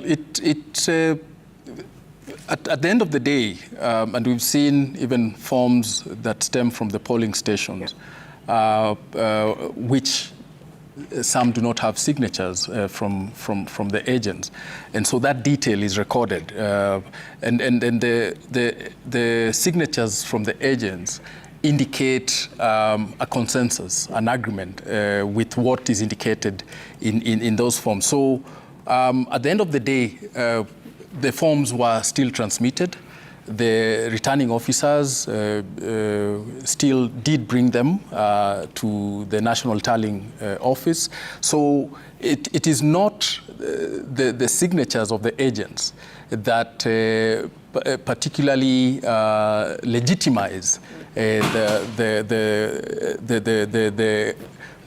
legality of the form itself, because it's a form that is of the honors of the chairperson of the IEBC as the National Returning Officer. So the signatures from the agents, at the end of the day, do infuse a level of credibility and agreement as to what they indicate, but it does not stop the National Returning Officer from declaring the elections because one side has refused to sign or has indicated reservations with what is in the form. So at the end of the day, if the chairperson decides to make the formal declaration, he will go ahead and do it and indicate that there were reservations from whatever side it was and the particular aspects of the reservations. And then those issues will be dealt with in the next step, and especially so if the side which is opposed to the declaration and the content of the form does choose to use the next step, and that is to petition at the Supreme Court. Sam and Titus. And basically, just to probably an addition, the moment you see a candidate to an election or their representatives objecting, disputing, or refusing to sign Form 34C, just like at the polling stations, you are you ought to know that you are staring at an election petition. Na Titus, kidogo tusikize kile ambacho kinaendelea, maana inaonekana kwamba kuna nyimbo sijui ni za sifa ama ni za nini. Hebu tusikize. Tujue kile ambacho kinaendelea Bomas.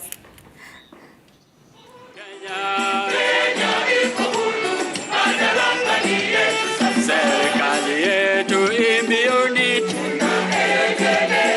serikali yetu imbioni, tunafuata mwendo wetu Kenya, warambe heko, heko jamhuri, heko jamhuri, heko jamhuri, Kenya yetu yaenda mbele, heko jamhuri, heko jamhuri, heko jamhuri, Kenya yetu yaenda mbele, twaenda mbio, heko Kenya yaenda mbele, heko wahebu twaenda mbele, heko matebabuni twaenda mbele, heko viwandani twaenda mbele, heko na mashambani twaenda mbele, heko kweli twaenda mbio, heko Kenya yaenda mbele, heko kwa elimu twaenda mbele, heko matebabuni twaenda mbele, heko viwandani twaenda mbele, heko na mashambani twaenda mbele, heko Kenya, heko jamhuri, heko jamhuri, heko jamhuri, Kenya yetu yaenda mbele, heko jamhuri, heko jamhuri, heko jamhuri.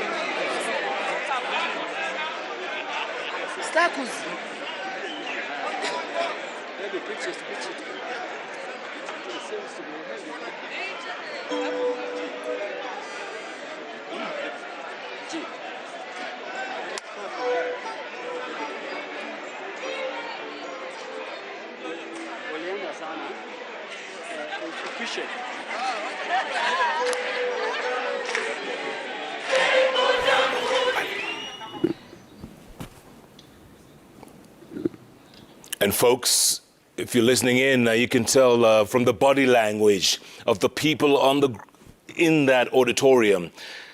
It's very telling. It's very telling. You can see Kenya Kwanza are literally going with the flow. And a moment ago, you saw the likes of Siaya Governor-elect James Orengo leaving this area. And his body language said it all. Waiga, I don't know if you noticed that.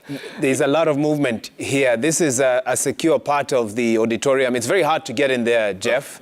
And you must have the right sort of accreditation. We're seeing members of the diplomatic corps making their way there. You're seeing agents of presidential candidates also. You wonder what's happening behind the scenes. What are we not aware of at this time? But the body language here, Jeff, doesn't need much interpretation, does it? No. They are going with the flow. It looks like mostly Kenya Kwanza who is doing that. And so here's what we know so far. About 40 minutes ago or so, after silence from the agents of both leading presidential candidates, Saitaba Ole Kachori had an impromptu press briefing just on the lawn of the Bomas of Kenya. He said from where they sit, the verification was opaque. They did their tally and they have not been able to access the Form 34C. They have questions. They believe the election is not verifiable. And for that reason, they will not be asking or inviting their presidential candidate to make his way to the Bomas of Kenya until they have that confirmation. So that is their challenge at this particular moment. Remember, a few days ago, Saitabao had actually walked up to the dais there and stated that the Bomas of Kenya is a crime scene. Remember, also, Wafula Chebukati had stated that he will make this announcement during daylight hours. Jeff, we have about 52 minutes to 6 p.m. If he wants to stick within that, he's got another 52 minutes or so to make that announcement. But I'm told we also have some more news from the IBC. Mashirima. Naam, bila shaka zile taarifa ambazo naarifiwa kwamba tuendelee kwanza huku tukingoja taarifa hizo ziweze kuthibitishwa, lakini kama tumekuwa tukisema hapa, hizo nyimbo si za sifa, ni za uzalendo, lakini inaonekana ni upande mmoja ambao unahisi kwamba ni wazalendo hivi sasa. Tumekuwa tukitarajia kwamba tangazo hili litafanyika toka saa 9, lakini baadhi ya viongozi haswa kutoka Azimio la Umoja tumewaona wakiondoka kutoka hapo Bomas. Kama alivyosema awali Waihiga, ni kwamba wakala mkuu wa upande wa Azimio Saitabao Ole Kanchori alikuwa na wanahabari hapo awali na kusema kwamba wanatashwishi kwa sababu hawajaweza kuona hiyo fomu 34C ambayo ndio imejumlisha matokeo kutoka zile fomu 34B. Kumbuka walikuwa wanahakiki fomu 34A zilizokuwa kwenye Kim's kit, kisha wanalinganisha na zile original copies, kisha wanalinganisha na kile ambacho kilikuwa kimenakiliwa kwa 34B na kuzijumlisha kwenye fomu 34C. Kile ambacho tulikuwa tunatarajia ni kwamba hadi kufikia sasa Wafula Chebukati atakuja na fomu 34D ambayo ndio cheti cha kumkabidhi mshindi wa uchaguzi huu wa urais. Kinyang'anyiro ambacho bila shaka kimekuwa kigumu, sijui nisemeje, manake zile takwimu ambazo tumekuwa tukiona ni kwamba hawa wagombeaji wawili wakuu wamekuwa wakikaribiana sana. Lakini nadhani kwa sasa kile ambacho wengi wanataka kujua ni nini haswa kinachoendelea Bomas, mbali na wale ambao tunawaona wakiongoza shughuli hiyo kwa nyimbo za uzalendo. Kwa wageni wetu hapa tumeona haswa wale mabalozi na baadhi ya viongozi wakiwa wanakutana kule nyuma. Hivi sasa tunaona gavana wa kuchaguliwa James Orengo aliyekuwa mgombeaji katika eneo la Embakasi pamoja na Nairobi woman rep elect Esther Passaris in the middle of that group, and others huddled, conversing, discussing on numerous phone calls happening at the same time. And the assembly there at that auditorium, Mashirima, has changed. A lot of empty seats now. A lot of people have left. Some we've seen them exiting in their vehicles there at the entrance of the entrance/exit of the Bomas of Kenya. And so this shot really telling us a lot in terms of the consultations that are happening at this particular time.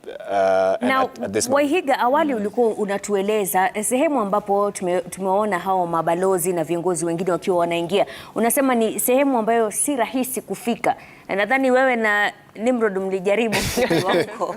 We were looking for some interviews yesterday, and that is a difficult place to access. And there's a lot of commotion around there. We don't know if all the commissioners are in there. That's where their lounge is. That's where they retreat to. That's where a lot of the work is happening beyond the validation verification you are seeing at the floor of the auditorium. There's a lot that was happening behind that corridor where the rooms are placed. Many of us journalists who are at the Bomas were not able to access. But obviously, some of the big questions that have been asked at this time has been, will IBC complete this process on time? It does look like they will. Who will they declare the winner? Well, we're still waiting. We're still waiting. And also, you know, for the fact of clearing this up for a lot of our viewers, because Bomas of Kenya has been the host of a lot of political posturing, if you will, where we see a lot of the political agents oftentimes being blamed by the IEBC commissioners for delaying the process. And, you know, when you look at this, to our two guests, in terms of people leaving the amphitheater, some coming back in, phone calls flying here and there, what impact does it have on the process? At the end of the day, you know, the Supreme Court said it's not an event. It's a process, one that started at the polling stations on August 9th. And according to that Maina Kiai ruling, that is where the presidential race was won or lost. So when we see these displays, you know, what does it mean? Does it have any impact, any bearing whatsoever on that process? I'll start with you, Bobby. In terms of the technical process, not so much. Because we know, and Kenyans have been watching the process of, tallying, verifying up to this stage, and some of them also have been doing their own independent tallying, because, as you indicated, the 34A forms are available on IEBC's website. So that aspect of it is so that there is transparency in the process, but also everyone can eventually verify what Chebukati announces, and as against what is in the forms. So, in terms of that technical aspect, in terms of the program and the timing that the chairperson has indicated, I think that this does not have any great impact. We must remember also this ceremonial arrangement is very much again for the optics of accountability, of transparency, of inclusion, but it could be the case because it's not a direct or categorical constitutional requirement that we must have this kind of ceremony where we even invite the diplomatic corps to come and you witness this. I think it's more in the cause of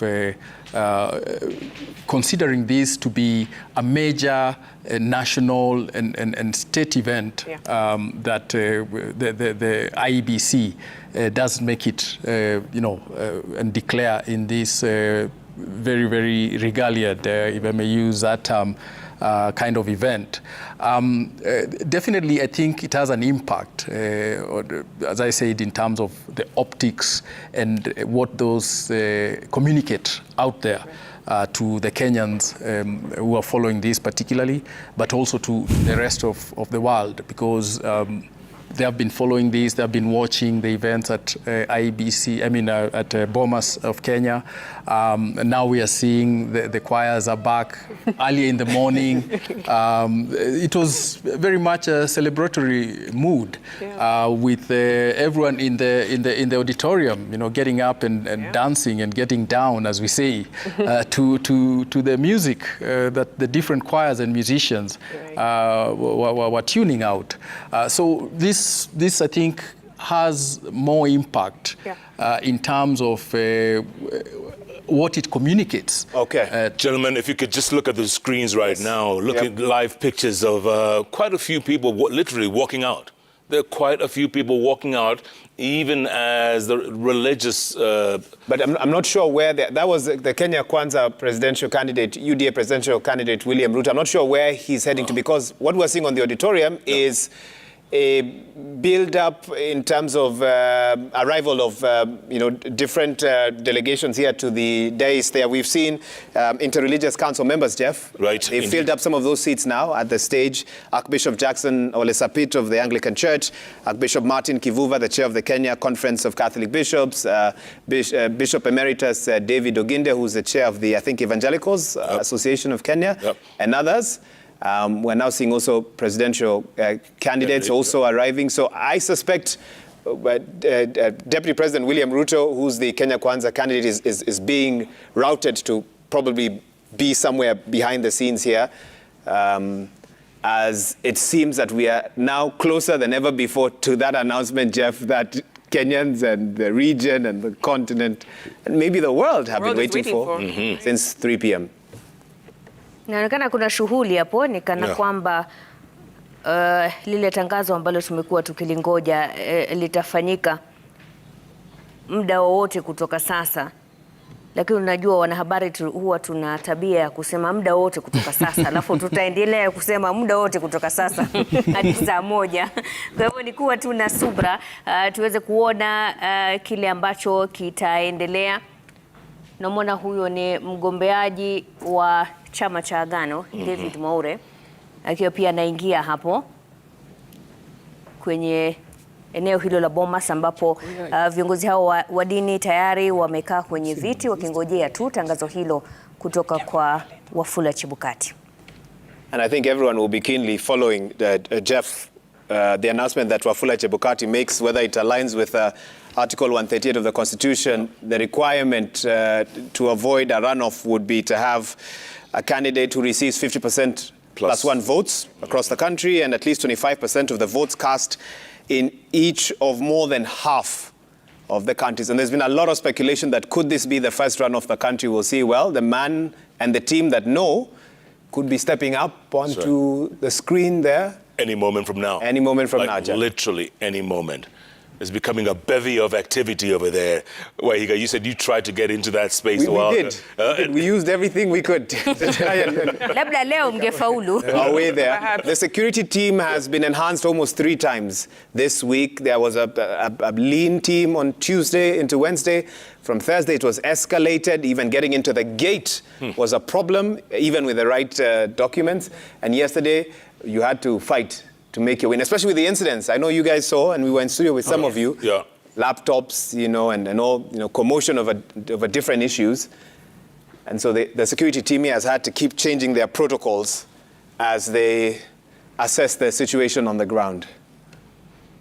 No, absolutely. And of course, that amphitheater floor has been cleared of those tables that initially were set up to verify the Form 34B coming in from the returning officers, 290 of them, but now all collated into the Form 34C that will eventually become Form 34D. That is the certificate that will be handed over to the winner, announced by IEBC Chair Wafula Chebukati. That is the man, that's the face that we want to see come through that space right there and make that all-important announcement. Kenyans have been waiting patiently since last Tuesday when they went to the polls. But of course, with all this activity, familiar faces in the political scene making their way in and out of that amphitheater, and of course, raising a lot of questions as to what could they be discussing, what could be leading to this delay with very important individuals already in the room, having waited for hours before this point. So it doesn't help in terms of this vacuum of information. It can be filled with a lot of misinformation. That's correct. It's been hard to really, trust what you see on social media this past week, Jeff. And also the optics coming out of the screens. You can see the optics. What does this tell your average viewer? What's going on at Bomas, folks? I'm sure that's what they're asking. Around the country and around the world, what's going on at Bomas? You see that security at that place, it's being enhanced literally by the minute. And people are wondering, what's going on? When's Chebukati going to come out? What's he going to say? It's all a question of when, if. The 7 most important people right now are the IBC commissioners. Yeah. We haven't spotted either of them. Any of them. Up until now. And I'm wondering who that security team there is clearing that corridor for. We've only seen one presidential candidate make their way out from there after they'd left, after they'd all stepped out. We're waiting to see whether George Ojakoya will come back in. And of course, the Kenya Kwanza presidential candidate, William Ruto. But the commissioners are the men and women of the moment. And we are waiting for them to emerge and hopefully emerge before 6 p.m. as per the promise that they made. What a week, what an election. It's been Titus and Mkangu here, even as we've continued to follow what's happening. Wahiga na leo nadhani ni siku muhimu kwa sababu iwapo tangazo hili litafanyika leo, basi inawapa wale ambao hawajaridhishwa siku saba za kwenda mahakamani kupinga matokeo. Kwa hivyo iwapo tangazo hili litafanyika leo, wale ambao wanapinga matokeo wana hadi Jumatatu ijayo kwenda kuwasilisha kesi mahakamani. Iwapo haitafanyika leo, itafanyika kesho, basi wana hadi Jumanne. Okay, so this is now live from the Serena Hotel. Juliana Cherera, Justus Nyang'aya, these are IEBC commissioners, Francis Wanderi, Irene Masit, 4 of the 7 IEBC commissioners not at the Bomas of Kenya, but at the Serena Hotel, and they're about to issue a statement. We're not sure why they're not at Bomas. It was assumed they'd all be together, but let's listen in.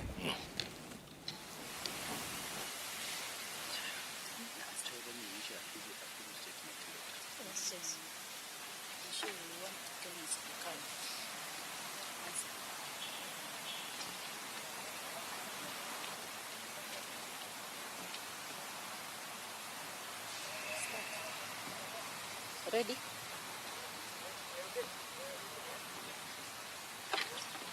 Good morning.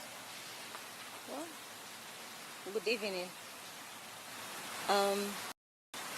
As you can see, part of the commissioners are here because this is what we want to say. We have done the 2022 general election in the most effective and efficient manner. We have ensured that all the challenges have been contained, but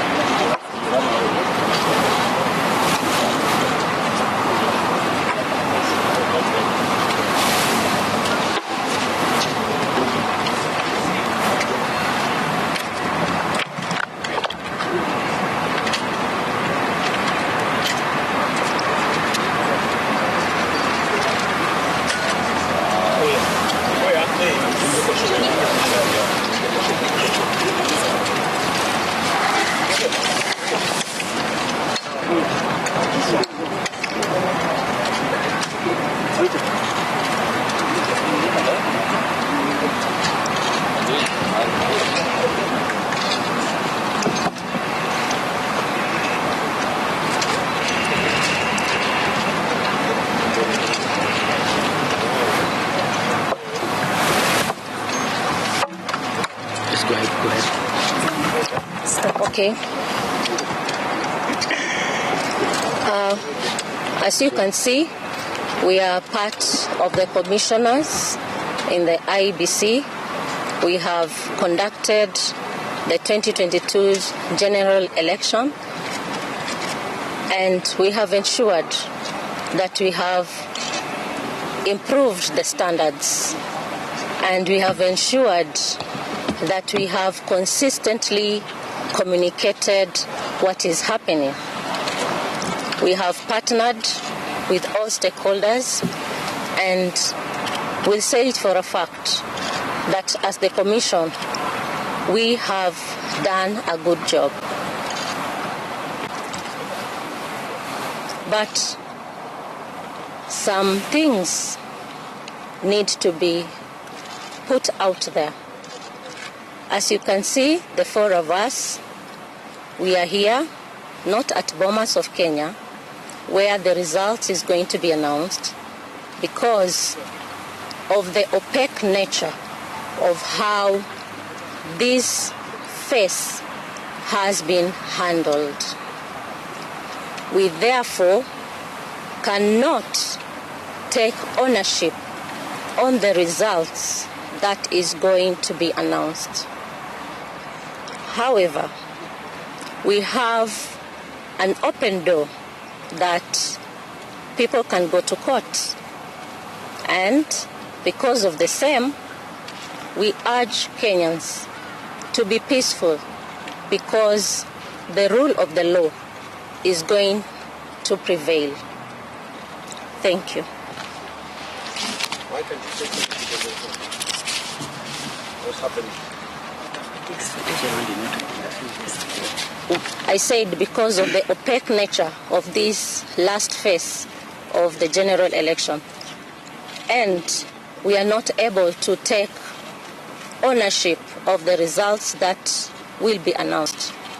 We are going to give a comprehensive statement, but this is from us, the four of us, and again, we urge Kenyans to keep calm. There is an open door that people can go to court, and the rule of law is going to prevail. Thank you. What do you mean by people can go to court? Some of the forms 34A have not been verified by the Azimio. What is not happening? Can you clarify on that? We have said. Have you just come?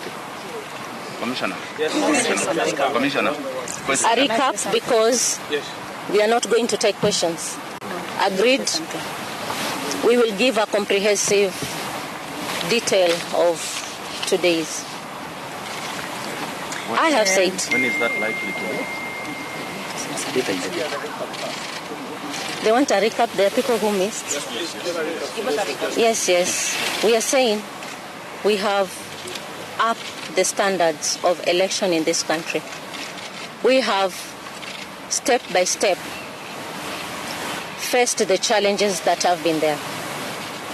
At the same time, we have ensured that things are running despite everything else. Now, we are not at Bomas of Kenya because we cannot take ownership of the results that is going to be announced because of the opaque nature which these results have been handled. We'll give details of this opaque nature very soon. Why are you doing this now? Why are you doing this now? Like before?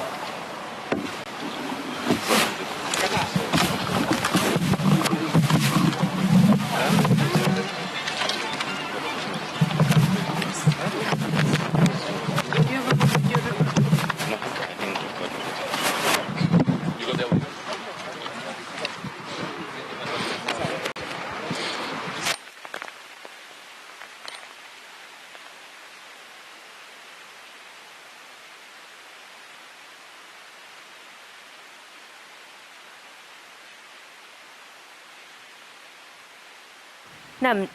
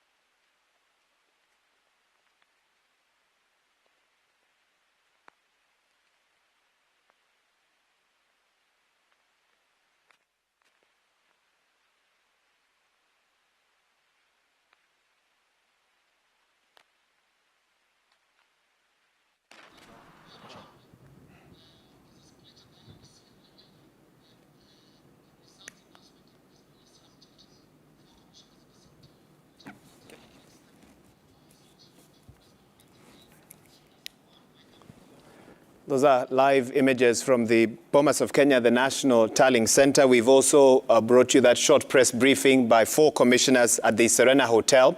What is emerging is a split at the IEBC with Wafula Chebukati, the chair, and 2 commissioners who had earlier on made their way to the dais there at the Bomas of Kenya, possibly to release the results. But commotion ensued there at the day's security situation, and the security officers there are now trying to sort out the situation. But I know, Mashirima, you're also following what was happening at the Serena Hotel, where that press briefing just took place. Naam, bila shaka na naibu mwenyekiti wa IEBC Juliana Cherera pamoja na makamishna wengine wa IEBC Julius Nyang'aya, Francis Wanderi na Irene Masit wakiwa wanatoa hotuba hapo kwa wanahabari wakisema kwamba wamejaribu zaidi kurekebisha yale ambayo yalikuwepo katika chaguzi za awali, na kwamba uchaguzi huu wameufanya kwa njia nzuri kabisa, na kwamba wameweza kushirikiana na washikadau wengine, na kutoka kwao wanasema kwamba wamefanya kazi nzuri. Lakini Julian hapo akisema kwamba kuna masuala ambayo wanahitaji kuyasema, kwamba hawawezi kujumuika na wengine pale Bomas. Lakini Faisal Abdulrahman ni Faisal Ahmed ambaye yuko Serena hivi sasa, anaungana nasi kwa mengi zaidi. Faisal, kama unatusikia, hebu tueleze kwa nini makamishna hao hawaja kubali maswali, na la msingi wamesema nini? Naam, asante sana Mashirima. Labda ungeweza kunikubalia niweze kuendelea kwa lugha ya Kiingereza. Now, the 4 IEBC commissioners just a few minutes ago concluded a press briefing that was also very brief, less than 5 minutes, explaining that the whole process, the whole 2022 general elections were conducted in a way that they feel was actually very good and above board. However, they're saying that there was some issues with the last tallying, that is for the presidential candidates, and that they are not comfortable being part of it, and that there were some opaque things that were happening in which they do not want to be a part of. However, they've refused to take our questions, and they insist that they're going to give a more detailed press briefing after this. So we're just waiting to hear more from them, but all indications are showing that there is a dispute or discord between the IEBC commissioners, because a few moments ago 4 of them were here addressing the media on the irregularities or opaqueness or opaque nature in which the presidential tally was actually conducted with.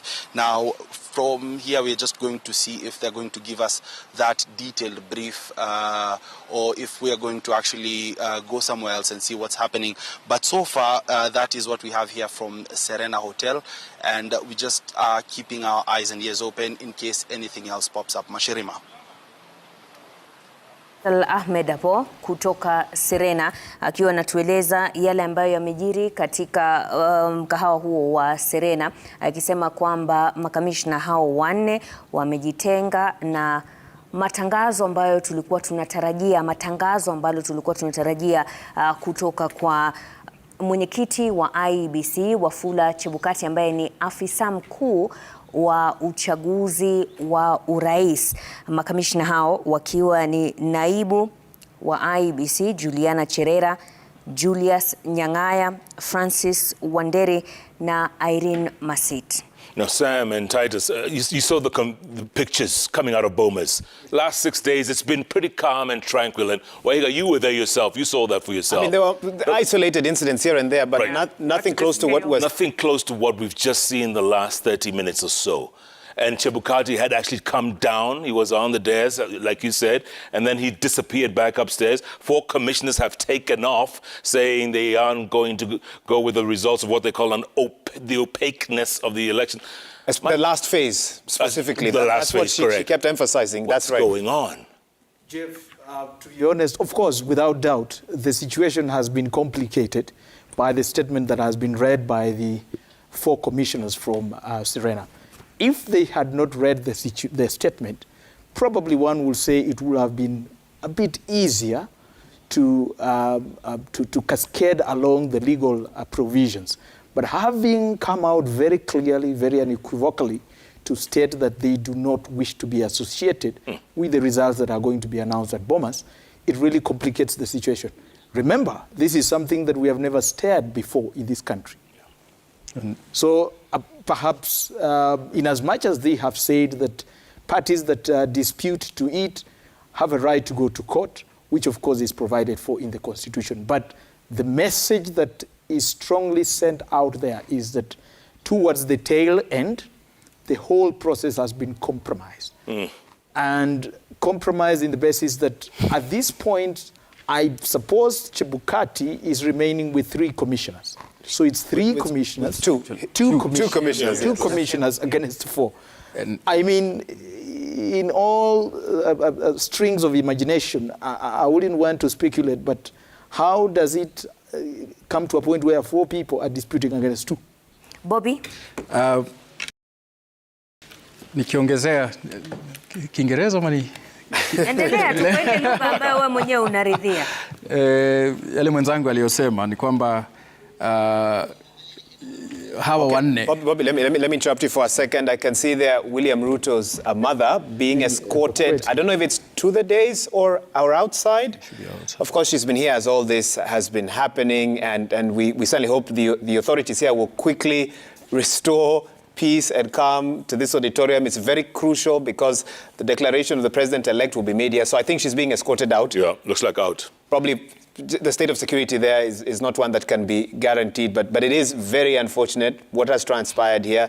And I don't know to both my guests here whether the Constitution envisioned a situation where there's a split in the commission. I know 2017 wasn't easy either. You remember Rosalind Akombe, the then commissioner, left just before the fresh election on the 18th of October 2017. And thereafter, you know, there were a lot of questions about how the commission had been running, whether they'd been united as they moved forward, but somehow they were able to soldier and weather whatever storm they went through and give Kenyans a decision. But this time round, it seems that that will not be the case. What does the Constitution say about a split in the IBC, if that was ever a discussion, Bobby? I wanted to give that dynamic in terms of the optics, that the 4 commissioners, if I'm not wrong, are the newly appointed commissioners, the ones who came into office September 2021, I believe? Last year. Yeah. And so we were probably seeing that institutional, split. But we in terms of the constitutionality and legality of what was intended today, we have to remember that yes, the commission comprises, constitutionally of the chairperson and the commissioners. So there is the sense that the chairperson is an institution unto itself. And that's why when you look at Article 138(10) and why the chairperson is the national returning officer of the presidential election, it does give that onus on the chairperson. It doesn't say it is the commission that announces. It does put the onus on the chairperson of the commission to declare the election, within 7 days after the presidential election. So as long as the chairperson does eventually give that announcement, then we move to the next step. But as he said, it definitely compromises the legitimacy of that announcement that the chairperson will give. However, just hold that thought if you want for a moment, because we've got our own Francis Gashuri on the floor of the Bomas of Kenya right now, the Nerve Center. Francis Gashuri, if you can hear us, what is going on? Check, mic check, mic check. Mic check is fine, Gashuri. You can go on. What's going on? You're talking to the studio. Gashuri, if you can hear us. Jeff, I can hear you. Good afternoon. Doesn't look like a very good one here at the Bomas of Kenya. What started as a very patriotic event, escalating into scenes of violence. And this began with a news conference outside the Bomas of Kenya, where the Azimio la Umoja presidential candidate's chief agent in the presidential race, Saitabao Ole Kanchori, addressed the news conference and said that they were dissatisfied with the process, together with the other agents from the Azimio team, claiming that they had not been given access to the Form 34C. This is the form that tabulates all the presidential election results in the August 9th, 2022 presidential race. And as soon as Wafula Chebukati, the IEBC chairman, made his way to the auditorium to make a declaration of the presidential election results, violence broke out. At the main podium, we could see Narok Senator-elect Ledama Ole Kina, together with Saitabao Ole Kanchori and other Azimio leaders who are expressing their dissatisfaction with the results that Wafula Chebukati, the IEBC chairman, was just about to announce insofar as the presidential election results is concerned. And so some pandemonium broke out. There were people who went to the main podium, tried to rough up the IEBC chairman. Some of the seats there were thrown away. The podium from which the IEBC chairman was to make the declaration was also roughed up, but eventually it has been reconstructed, and security now intensified. Even members of the family of the deputy president who are seated here at the auditorium, including his mother and the children, have been evacuated from the building to a safe space where the deputy president also was at the lounge where he was waiting, together with other presidential candidates in the August 9th race, George Wajakoya of the Roots Party, and Agano Party is Wahiga Mwaure. Now, the question that remains to be responded to, Wahiga, Jeff, at this point is whether the results will be announced or not. We understand that the IEBC chairman, Wafula Chebukati, is still within the precincts of the Bomas of Kenya, and security arrangements being made. We can see the religious leaders, among them Archbishop Jackson Ole Sapit of the Anglican Church of Kenya, Archbishop Martin Kivuva Musonde of the Catholic Archdiocese of Mombasa, together with other members of the Interreligious Council, have made their way back to the auditorium. Security now intensified under the leadership of Nur Gabo. Nur Gabo is the Deputy Inspector General of Police, together with other senior police officers. A contingent of General Service Unit officers came in and restored calm. What we now wait to see is whether IEBC Chairman Wafula Chebukati will come back here and make the declaration insofar as the presidential election result is concerned. Remember, Jeff, also 4 commissioners of IEBC, Vice Chair Juliana Huonge Cherera, Commissioner Francis Wanderi, Commissioner Irene Cherop Masit, Justice Nyaya, went and addressed the conference in a hotel where the disputed results that are just about to be declared by IEBC Chairman Wafula Chebukati, claiming that the process of valid verification here at the Bomas of Kenya was opaque and would not be part of the results that are just about to be announced. So tense moments here, Jeff. The choir, the NHIF choir, together with the Muungano choir, continues to belt a patriotic song, maybe to pacify the situation and that has been building here as we wait for the next way forward insofar as the declaration of the presidential election results is concerned. Jeff, back to you. You know what, Gashuri, we actually did get that presser live from Julia Cherera and the other commissioners saying that they will not take ownership of the results that are about to be announced by IEBC Chairman Wafula Chebukati. Well, you're looking at pictures right there. It looks like the religious leaders have returned there, guys. It looks like Chebukati might be making his way back. He might still make that announcement that he said he would make this afternoon. What do you guys think? Well, one good sign, hopefully, is I'm hoping there's no injuries. Some of the scenes we saw there earlier were simply horrifying, and I hope the authorities can quickly find out sort of who was involved in this. It's very unnecessary. I think we have shown as a country that there are ways to resolve disputes. We have courts that are on standby, and I think the Chief Justice had even given orders on the same. But it seems like there's a movement now, Jeff, okay? Yep. Deputy President, Moses Wetangula, Mike Sonko, and others have now made their way in.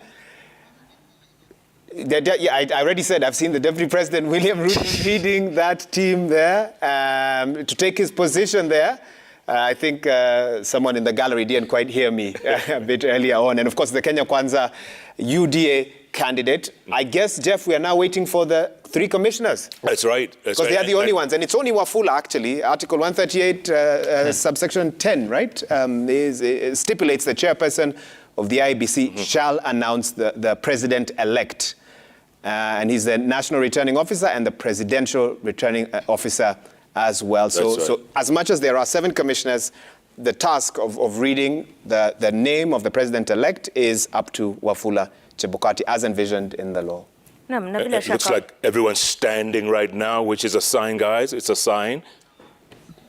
Let's listen in. Let's listen in.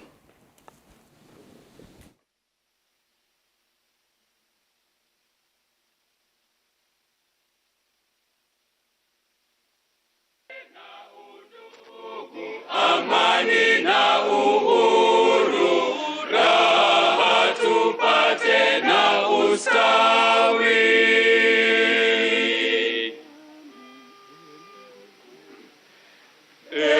Mungu twaomba uilinde Jumuiya Afrika Mashariki, tuwezeshe kuishi kwa amani, tutimize na malengo yetu.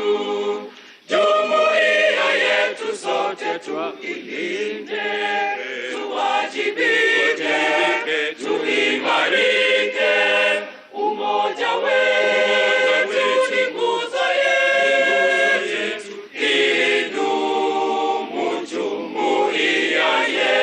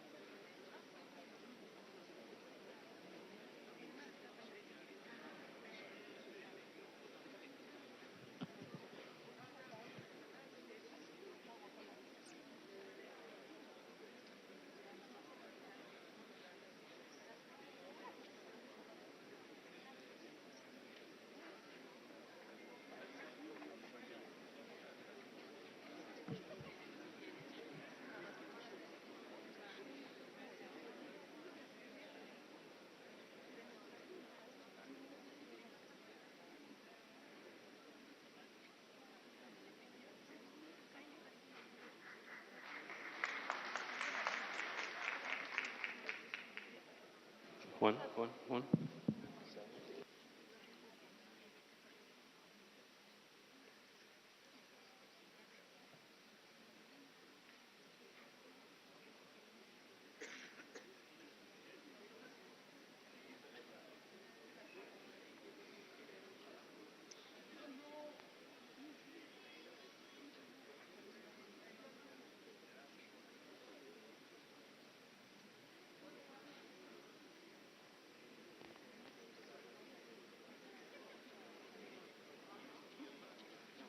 1, 2, 2, 2, 2, 2. Check 1, 2.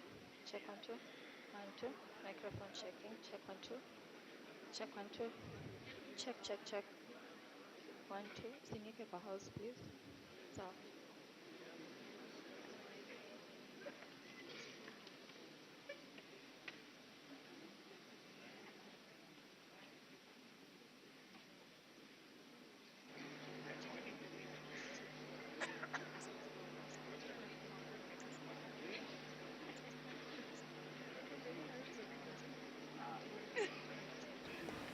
Tunatarajia muda mfupi kutoka sasa kwamba mwenyekiti wa IEBC Wafula Chebukati atafika hapo kwenye jukwaa ili kutangaza mshindi wa uchaguzi wa urais, jukumu ambalo ni lake kama afisa mkuu wa uchaguzi wa urais katika eneo hilo la Bomas.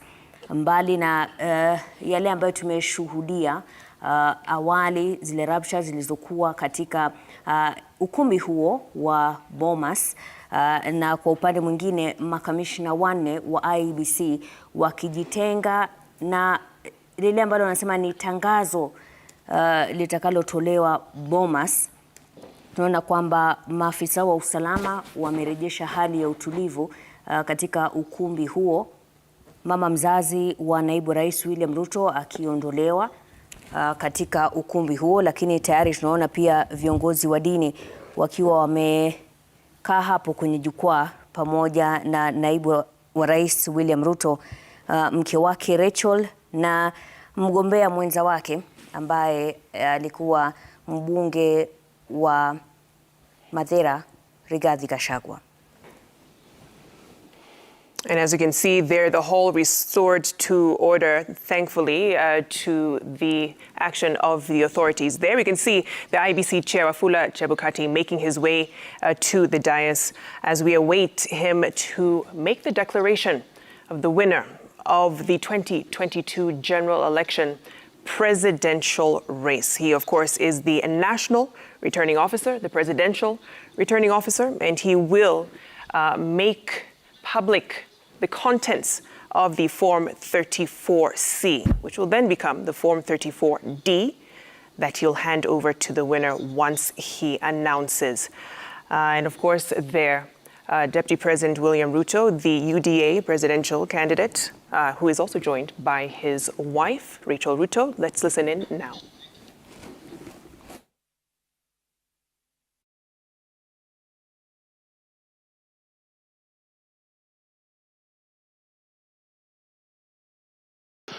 This is the moment Kenya has been waiting for.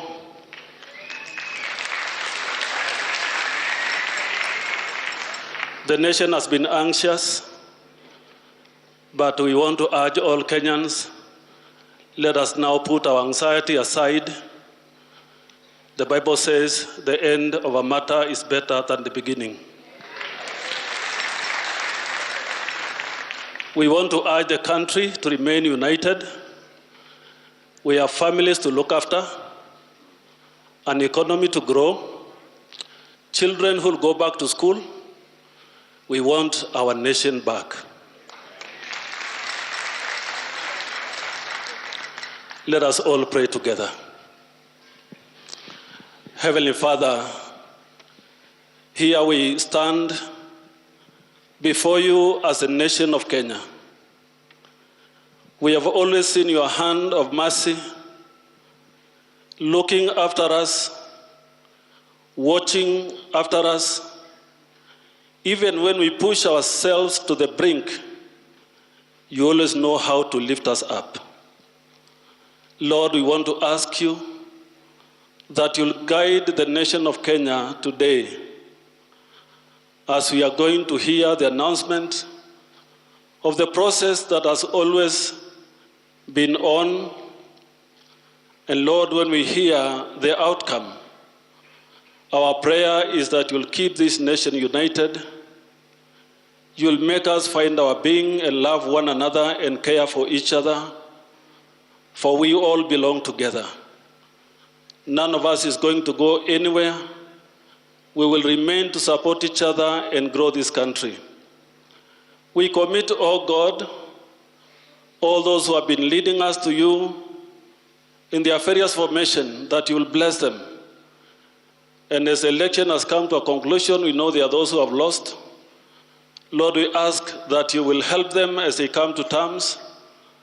And even those who have won, Lord, help them to be magnanimous in their winning and embrace everybody. For they have been given an opportunity to lead those who voted for them and those who did not vote for them. So, Lord, bind us together with cords of love that cannot be broken. Enable us, oh God, to emerge out of this, shake off our dust, and march on and build this great nation. Lord, for the exercise ahead of us, we commit the chair and the commissioners before you, and all of us gathered in this room, that your will prevails, your presence overwhelms us, and this nation, oh God, will not go to the drain because you reign. This is our prayer in the name of God the Father, and of the Son, and of the Holy Spirit. Amen.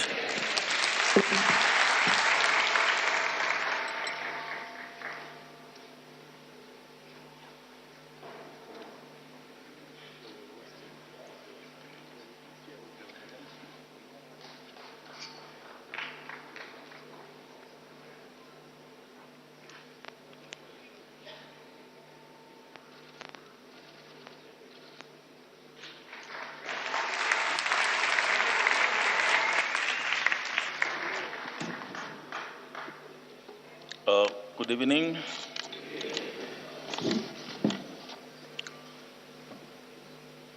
We have walked the journey of ensuring that Kenyans get a free, fair, and credible election. It's not been an easy journey. Right now, 2 of my commissioners and the CEO are injured.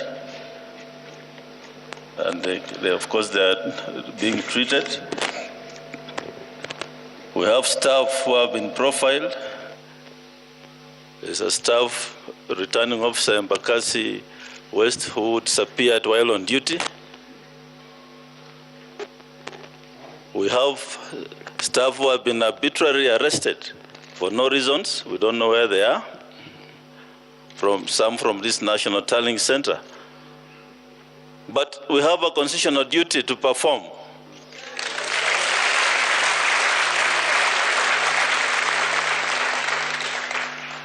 And that's why I stand before you today, despite intimidation, harassment,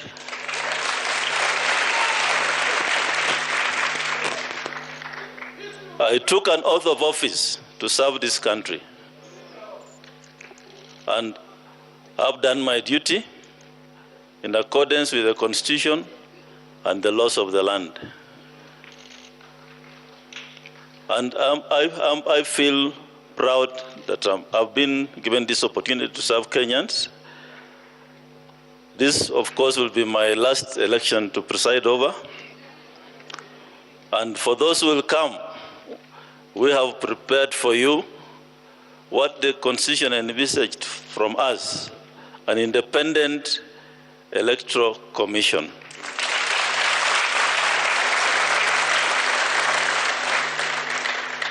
So I just want to thank the staff of IBC, the soldiers who braved insults, harassment, and delivered right from the constituencies to the counties and up to the National Tallying Center.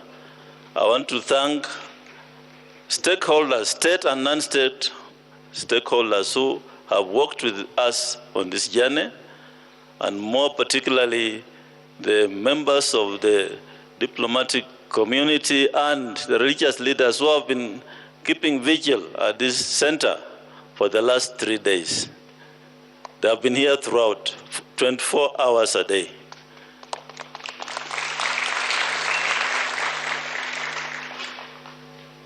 So Kenyans came out and voted on the 9th of August, and these are the results of what the will of the Kenyan people reflects. These results are in the public portal.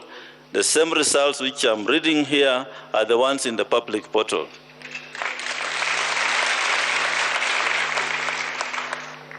So there were 4 presidential candidates, These are the aggregated results. Odinga Raila, total valid votes, 6,942,930.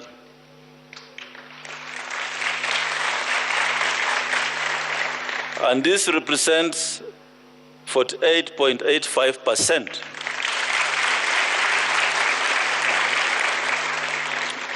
of the votes garnered, and he achieved a number of counties the candidate attained with at least 25% of the total valid votes cast is 34 counties.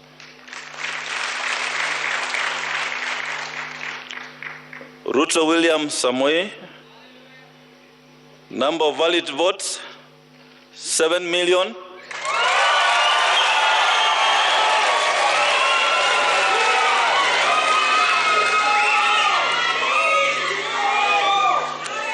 Thank you. 7,176,141.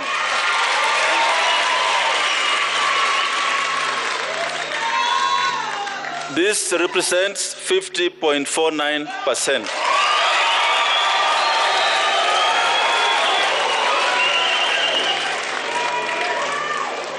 And he achieved the minimum number of 39 counties at 25%. Waihika David Maure, number of valid votes in figures 31,987. That represents 0.23%. Number of counties with a minimum of 25%, 0. Wachakoya George Luchiri, 61,969.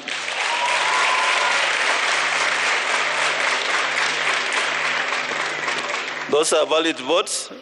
Percentage of votes cast 0.44%, and number of counties with a minimum of 25% attained, 0. So, in accordance with the law, the Constitution and the law,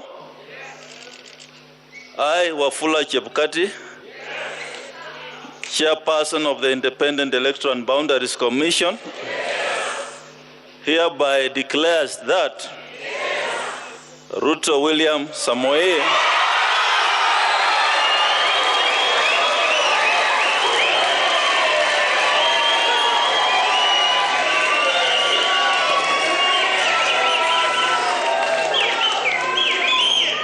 of ID number 6847208 has been duly elected as the President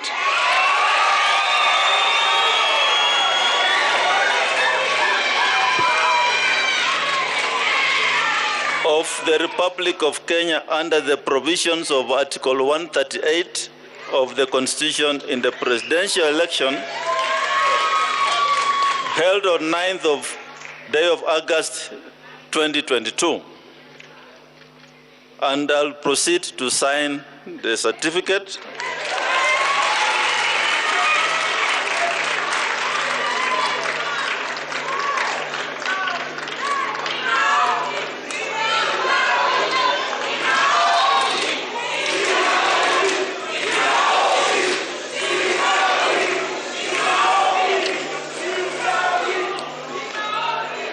I invite the President-elect to come forward and receive his certificate.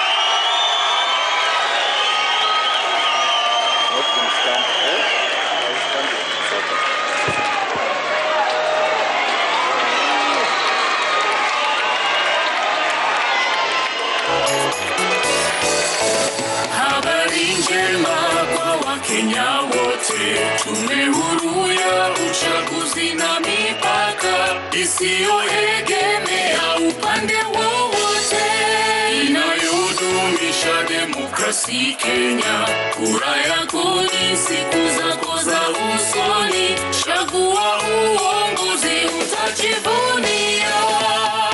IEBC, jihusishe na upige kura. IEBC,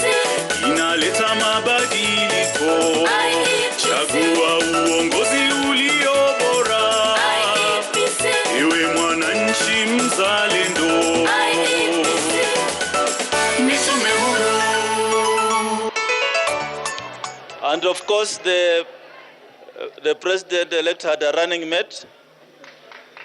Rigathi Gachagua is the deputy president-elect. Thank you. I invite the president-elect to make his remarks. And thank you, Kenyans, for having a peaceful election. Thank you.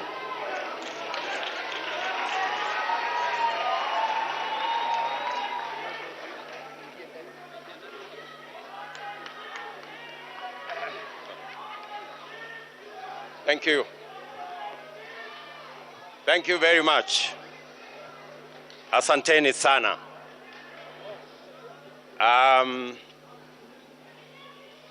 Your Excellencies, Ambassadors, and High Commissioners present, Your Lordships, the Bishops, and members of the clergy in the Republic of Kenya, my good deputy, Rigathi Gachagua, distinguished members of the Independent Electoral and Boundaries Commission, led by Chairman Wafula Chebukati, fellow countrymen and women, good evening. It is a wonderful evening, and I want to thank God that we are here this evening to witness this momentous occasion as the people of Kenya restate what is in Article 1 of the Constitution of Kenya, that all sovereign power belong to the people of Kenya. I want to thank God for getting us to this point. I want to thank God that today we have concluded this election. I know that there were predictions that I won't get to the ballot. There were predictions that we won't get here. But because there is a God in heaven, we are here.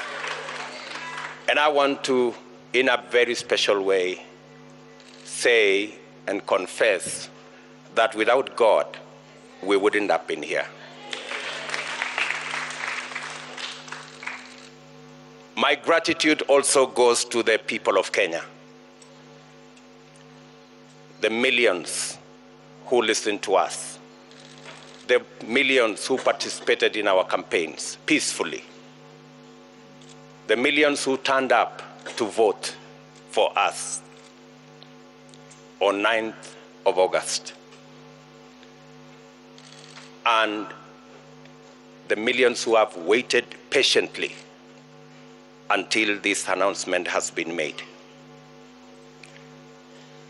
Specifically, I want to thank my fellow countrymen and women because we have raised the bar in this election.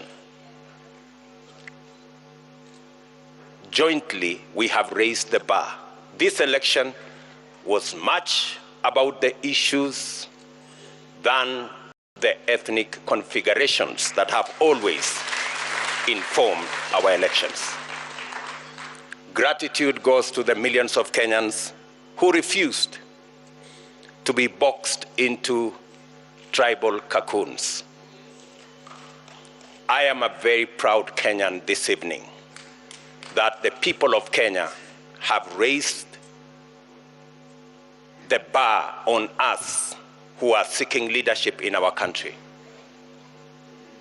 Not to sell our ethnicities, but to sell our programs, our manifestos, our agenda, and our plan.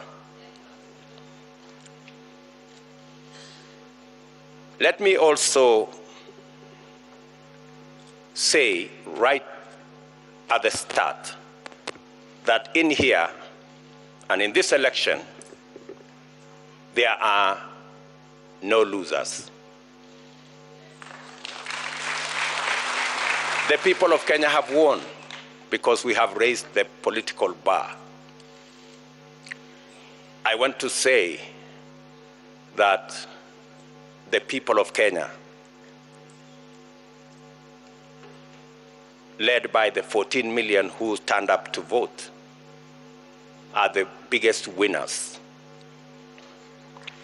The hero of this election is the IEBC, led by Wafula Chebukati. I say this with conviction that the IEBC amazed all of us. With the results in the public portal, all the servers were open. And everybody, all you needed is a simple calculator, and you would have the results. I want to congratulate the IEBC for raising the bar. And I want to say, without fear of any contradiction, that one Wafula Chebukati is our hero. Soft-spoken, but firm. And I want to tell you, Mr. Chairman, we are very proud that without informing any one of us, you put all the results from all the polling stations on a public portal where any Kenyan could access. That became the game changer in this election.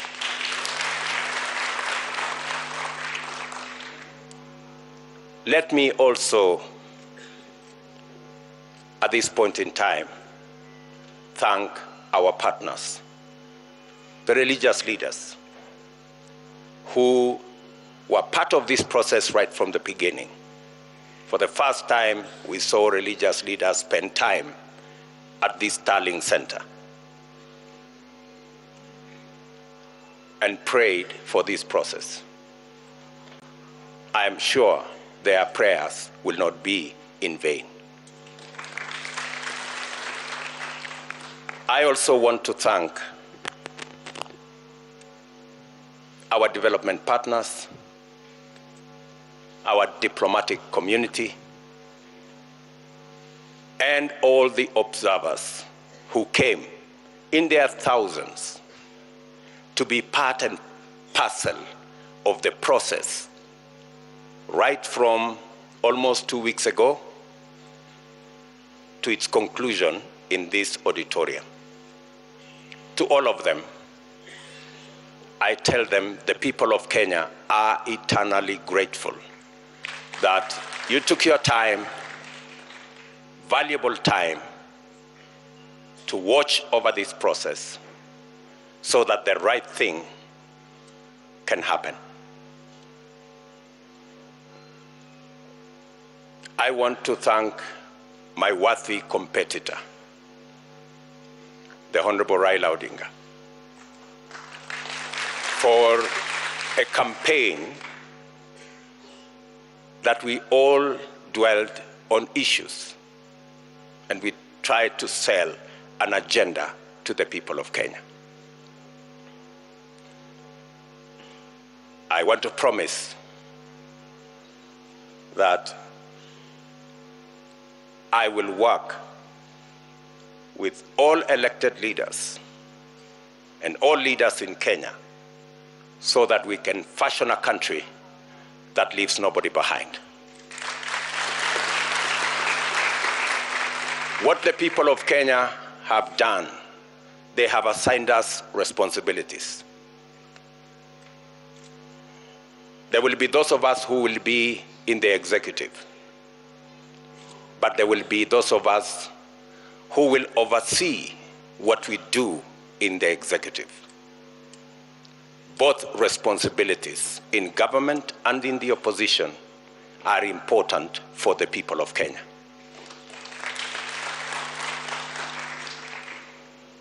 I want to promise the people of Kenya that I will run a transparent, open, democratic government.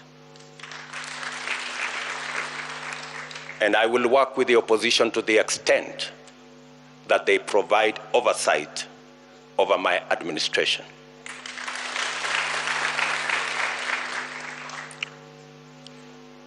Let me also, at this point in time, acknowledge my boss, the President of the Republic of Kenya. His Excellency Uhuru Kenyatta, who has worked with me over the last 10 years in various forms.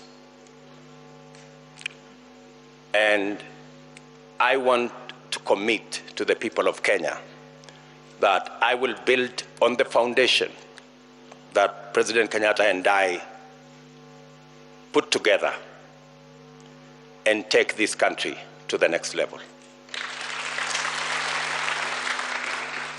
I want to promise all the people of Kenya, whichever way they voted, that this will be their government. I know many are wondering, especially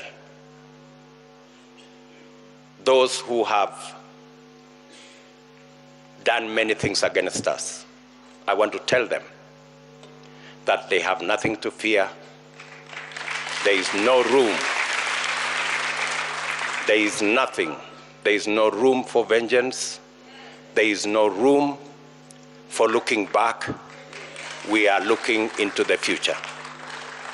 I am acutely aware that our country is at a stage where we need all hands on deck to move it forward.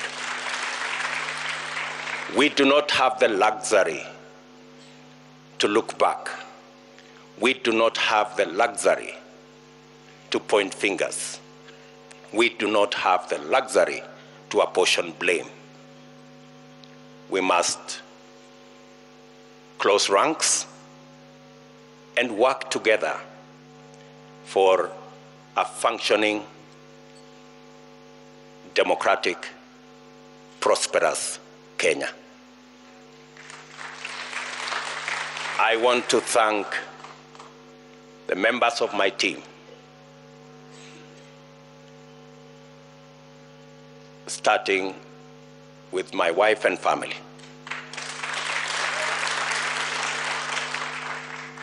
And many other prayer warriors in Kenya. And I want to confess that I have been prayed into victory. It is not our effort. And my team knows. We were working against the odds, many odds at that. But I must confess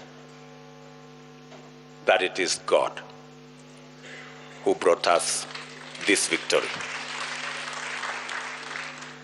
I do not want to mention the many people, many friends who have been part and parcel of this journey.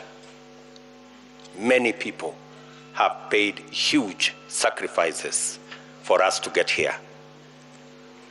I want to promise them that their sacrifice will not be in vain.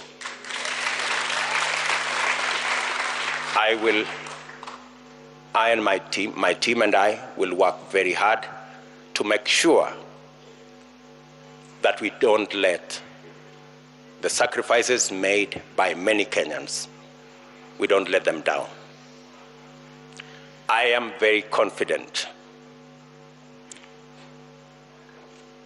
that this country will come together and we can move forward as one united, democratic, and prosperous country. I want to ask our religious leaders from across Kenya to pray for us and to pray for the unity and prosperity of our country.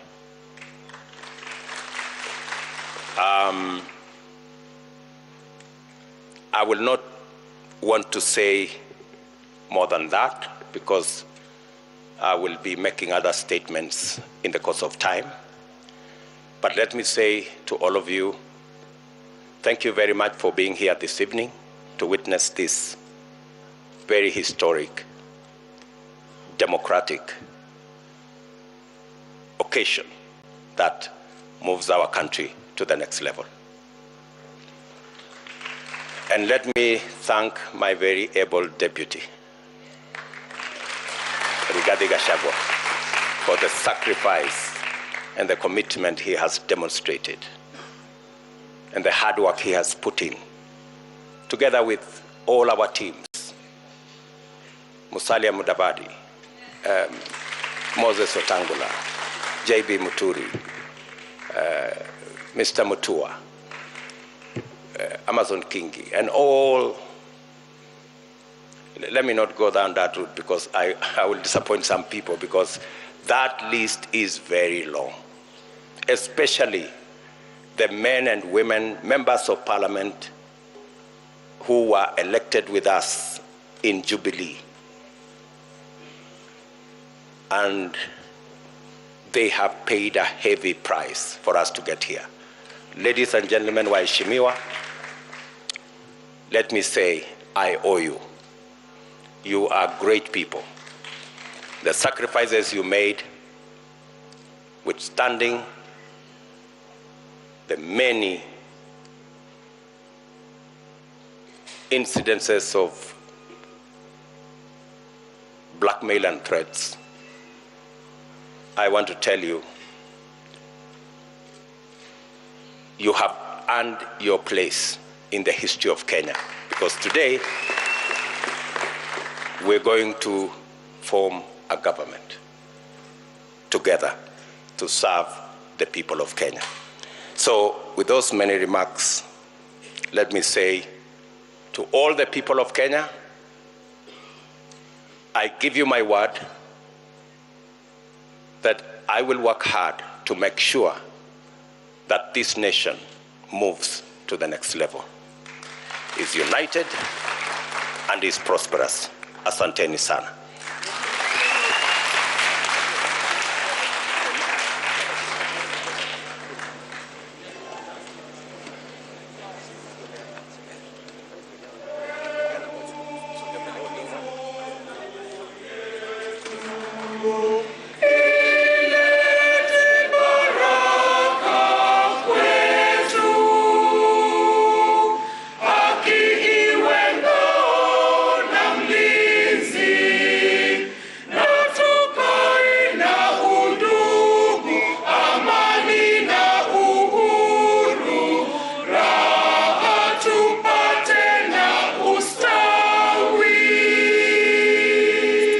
Shangilia Kenya, taifa letu tukufu, Kenya tunayoipenda, Kenya nchi tunayoipenda, Kenya nchi tunayoipenda. Na ukipenda Kenya, ujitengane na mambo yenye kuvunja amani. Hatutaki matata Kenya, hatutaki matata Kenya. Anayependa Kenya ni yule mwenye kutenda haki kwa watu wote, mtu mwenye kutenda haki, mtu mwenye kutenda haki. Kenya makao yetu ni nchi ya kupendeza, kamwe hatutaiacha, kamwe Kenya hatutaiacha, kamwe Kenya hatutaiacha. Twajivunia sana tukijiita wa Kenya, nchi yenye baraka, Kenya nchi yenye baraka, Kenya nchi yenye baraka. Tushangilie Kenya, taifa letu tukufu, Kenya tunayoipenda, Kenya nchi tunayoipenda, Kenya nchi tunayoipenda. Wenzangu,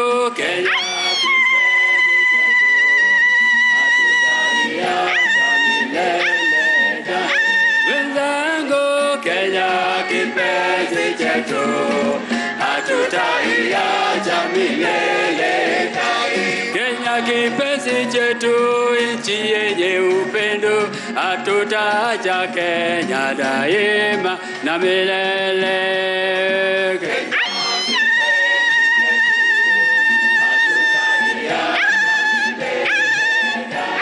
Wenzangu, Kenya kipenzi chetu, hatutaiacha milele.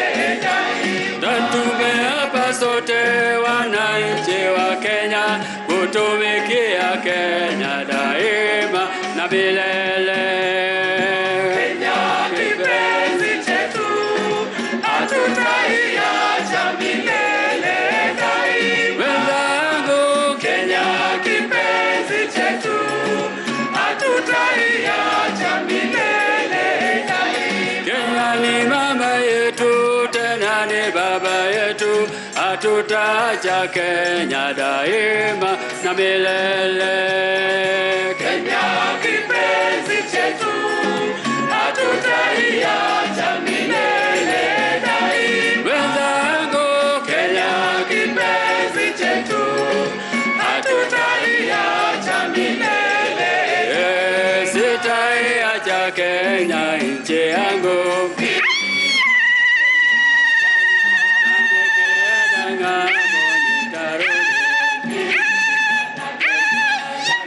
sitadanganywa kamwe na wageni. Mimi ni mwana Kenya daima, wala sitapotoshwa na wabaya.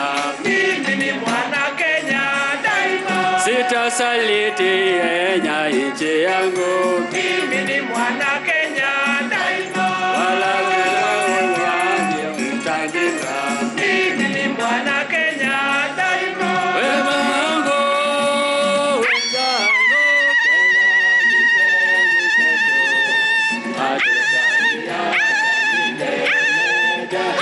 wenzangu, Kenya kipenzi chetu, hatutaiacha milele daima. Tushangilie Kenya, taifa letu tukufu, Kenya tunayoipenda, taifa letu tunayoipenda, Kenya nchi tunayoipenda. Anayependa Kenya ni yule mwenye kutenda haki kwa watu wote, mtu mwenye kutenda haki, mtu mwenye kutenda haki. Na ukipenda Kenya, ujitengane na mambo yenye kuvunja amani. Hatutaki matata Kenya, hatutaki matata Kenya daima. Kenya kipenzi, hatutaiacha milele daima. Twende Kenya kipenzi chetu, hatutaiacha milele daima. Namaliza, mimi ni mwana Kenya daima, na nikienda ng'ambo nitarudi. Mimi ni mwana Kenya daima, sitawacha makabila zitugawanye. Mimi ni mwana Kenya daima.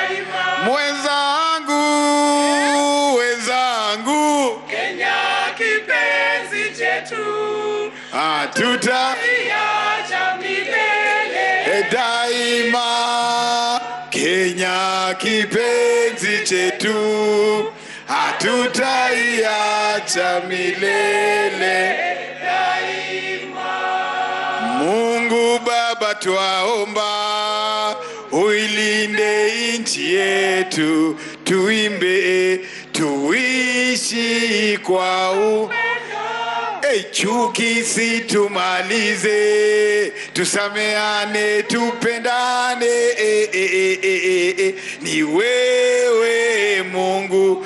Tunasema Mungu Baba twaomba, uilinde nchi yetu kabisa, tuishi kwa upendo, chuki situmalize, tusameane, tupendane,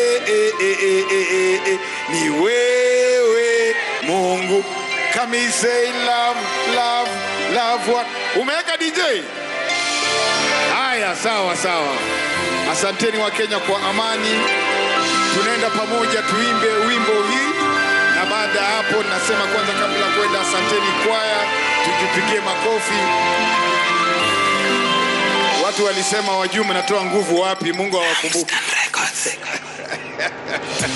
Mungu Baba twaomba, uilinde nchi yetu. Oh ya ya ya ya. Tuishi kwa umoja, chuki situmalize, tusameane, tupendane. Wewe Mungu pekee. Mungu Baba twaomba, uilinde Kenya yetu. Kila mtu twende. Tuishi kwa upendo, chuki situmalize, tusameane, shauriane. Kila mtu twende.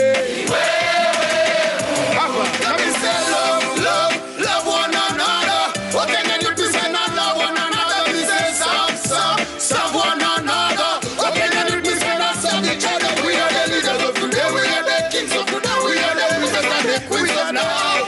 We are the one that the Lord has chosen, yes. We are the one with the power today, yes. Amen. My oh my Kenya, my land, my residence, my president, my town, my city, my crown, my land, my land, my land, my oh my Kenya, my land, my residence, my president, my town, my city, my crown, my land. Hapo sasa kiendelea. Mungu Baba twaomba, uilinde nchi yetu. Kila mtu twende. Tuishi kwa umoja, chuki situmalize, tusameane, tupendane. Wewe Mungu pekee. Mungu Baba twaomba, uilinde Kenya yetu. Kila mtu twende. Tuishi kwa upendo, chuki situmalize, tuungane, shauriane. Kila mtu twende.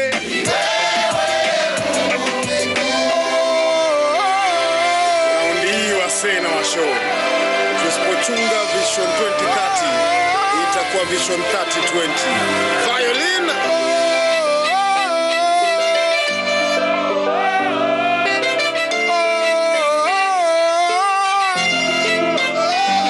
Maombi, amani, upendo, umoja. Maombi, amani, upendo. Haya twende. Amani, upendo, umoja.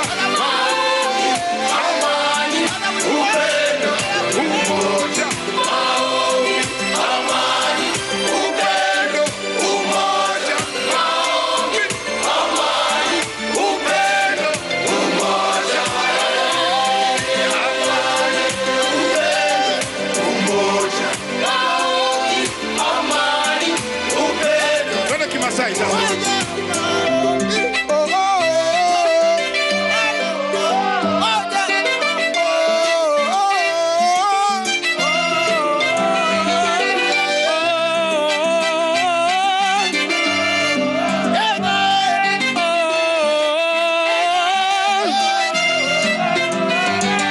DJ Kenya ni mimi, Kenya ni wewe.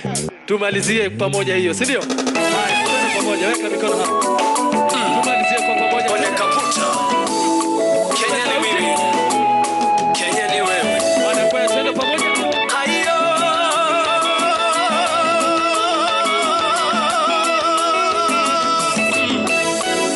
Kenya ni nchi yangu. Kenya ninaipenda.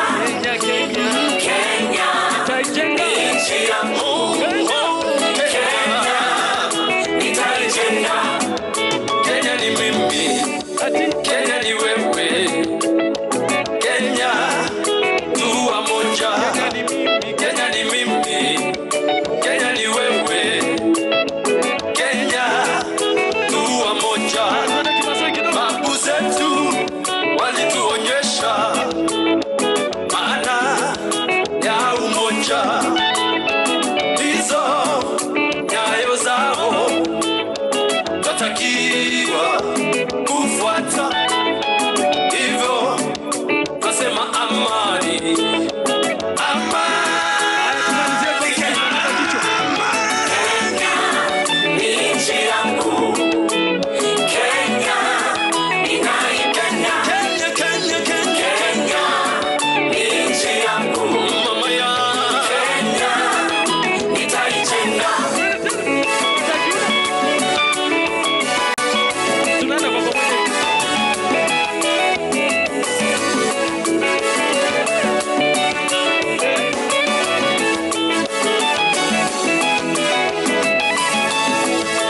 Ukabila tutaumaliza nchini Kenya tunayoipenda.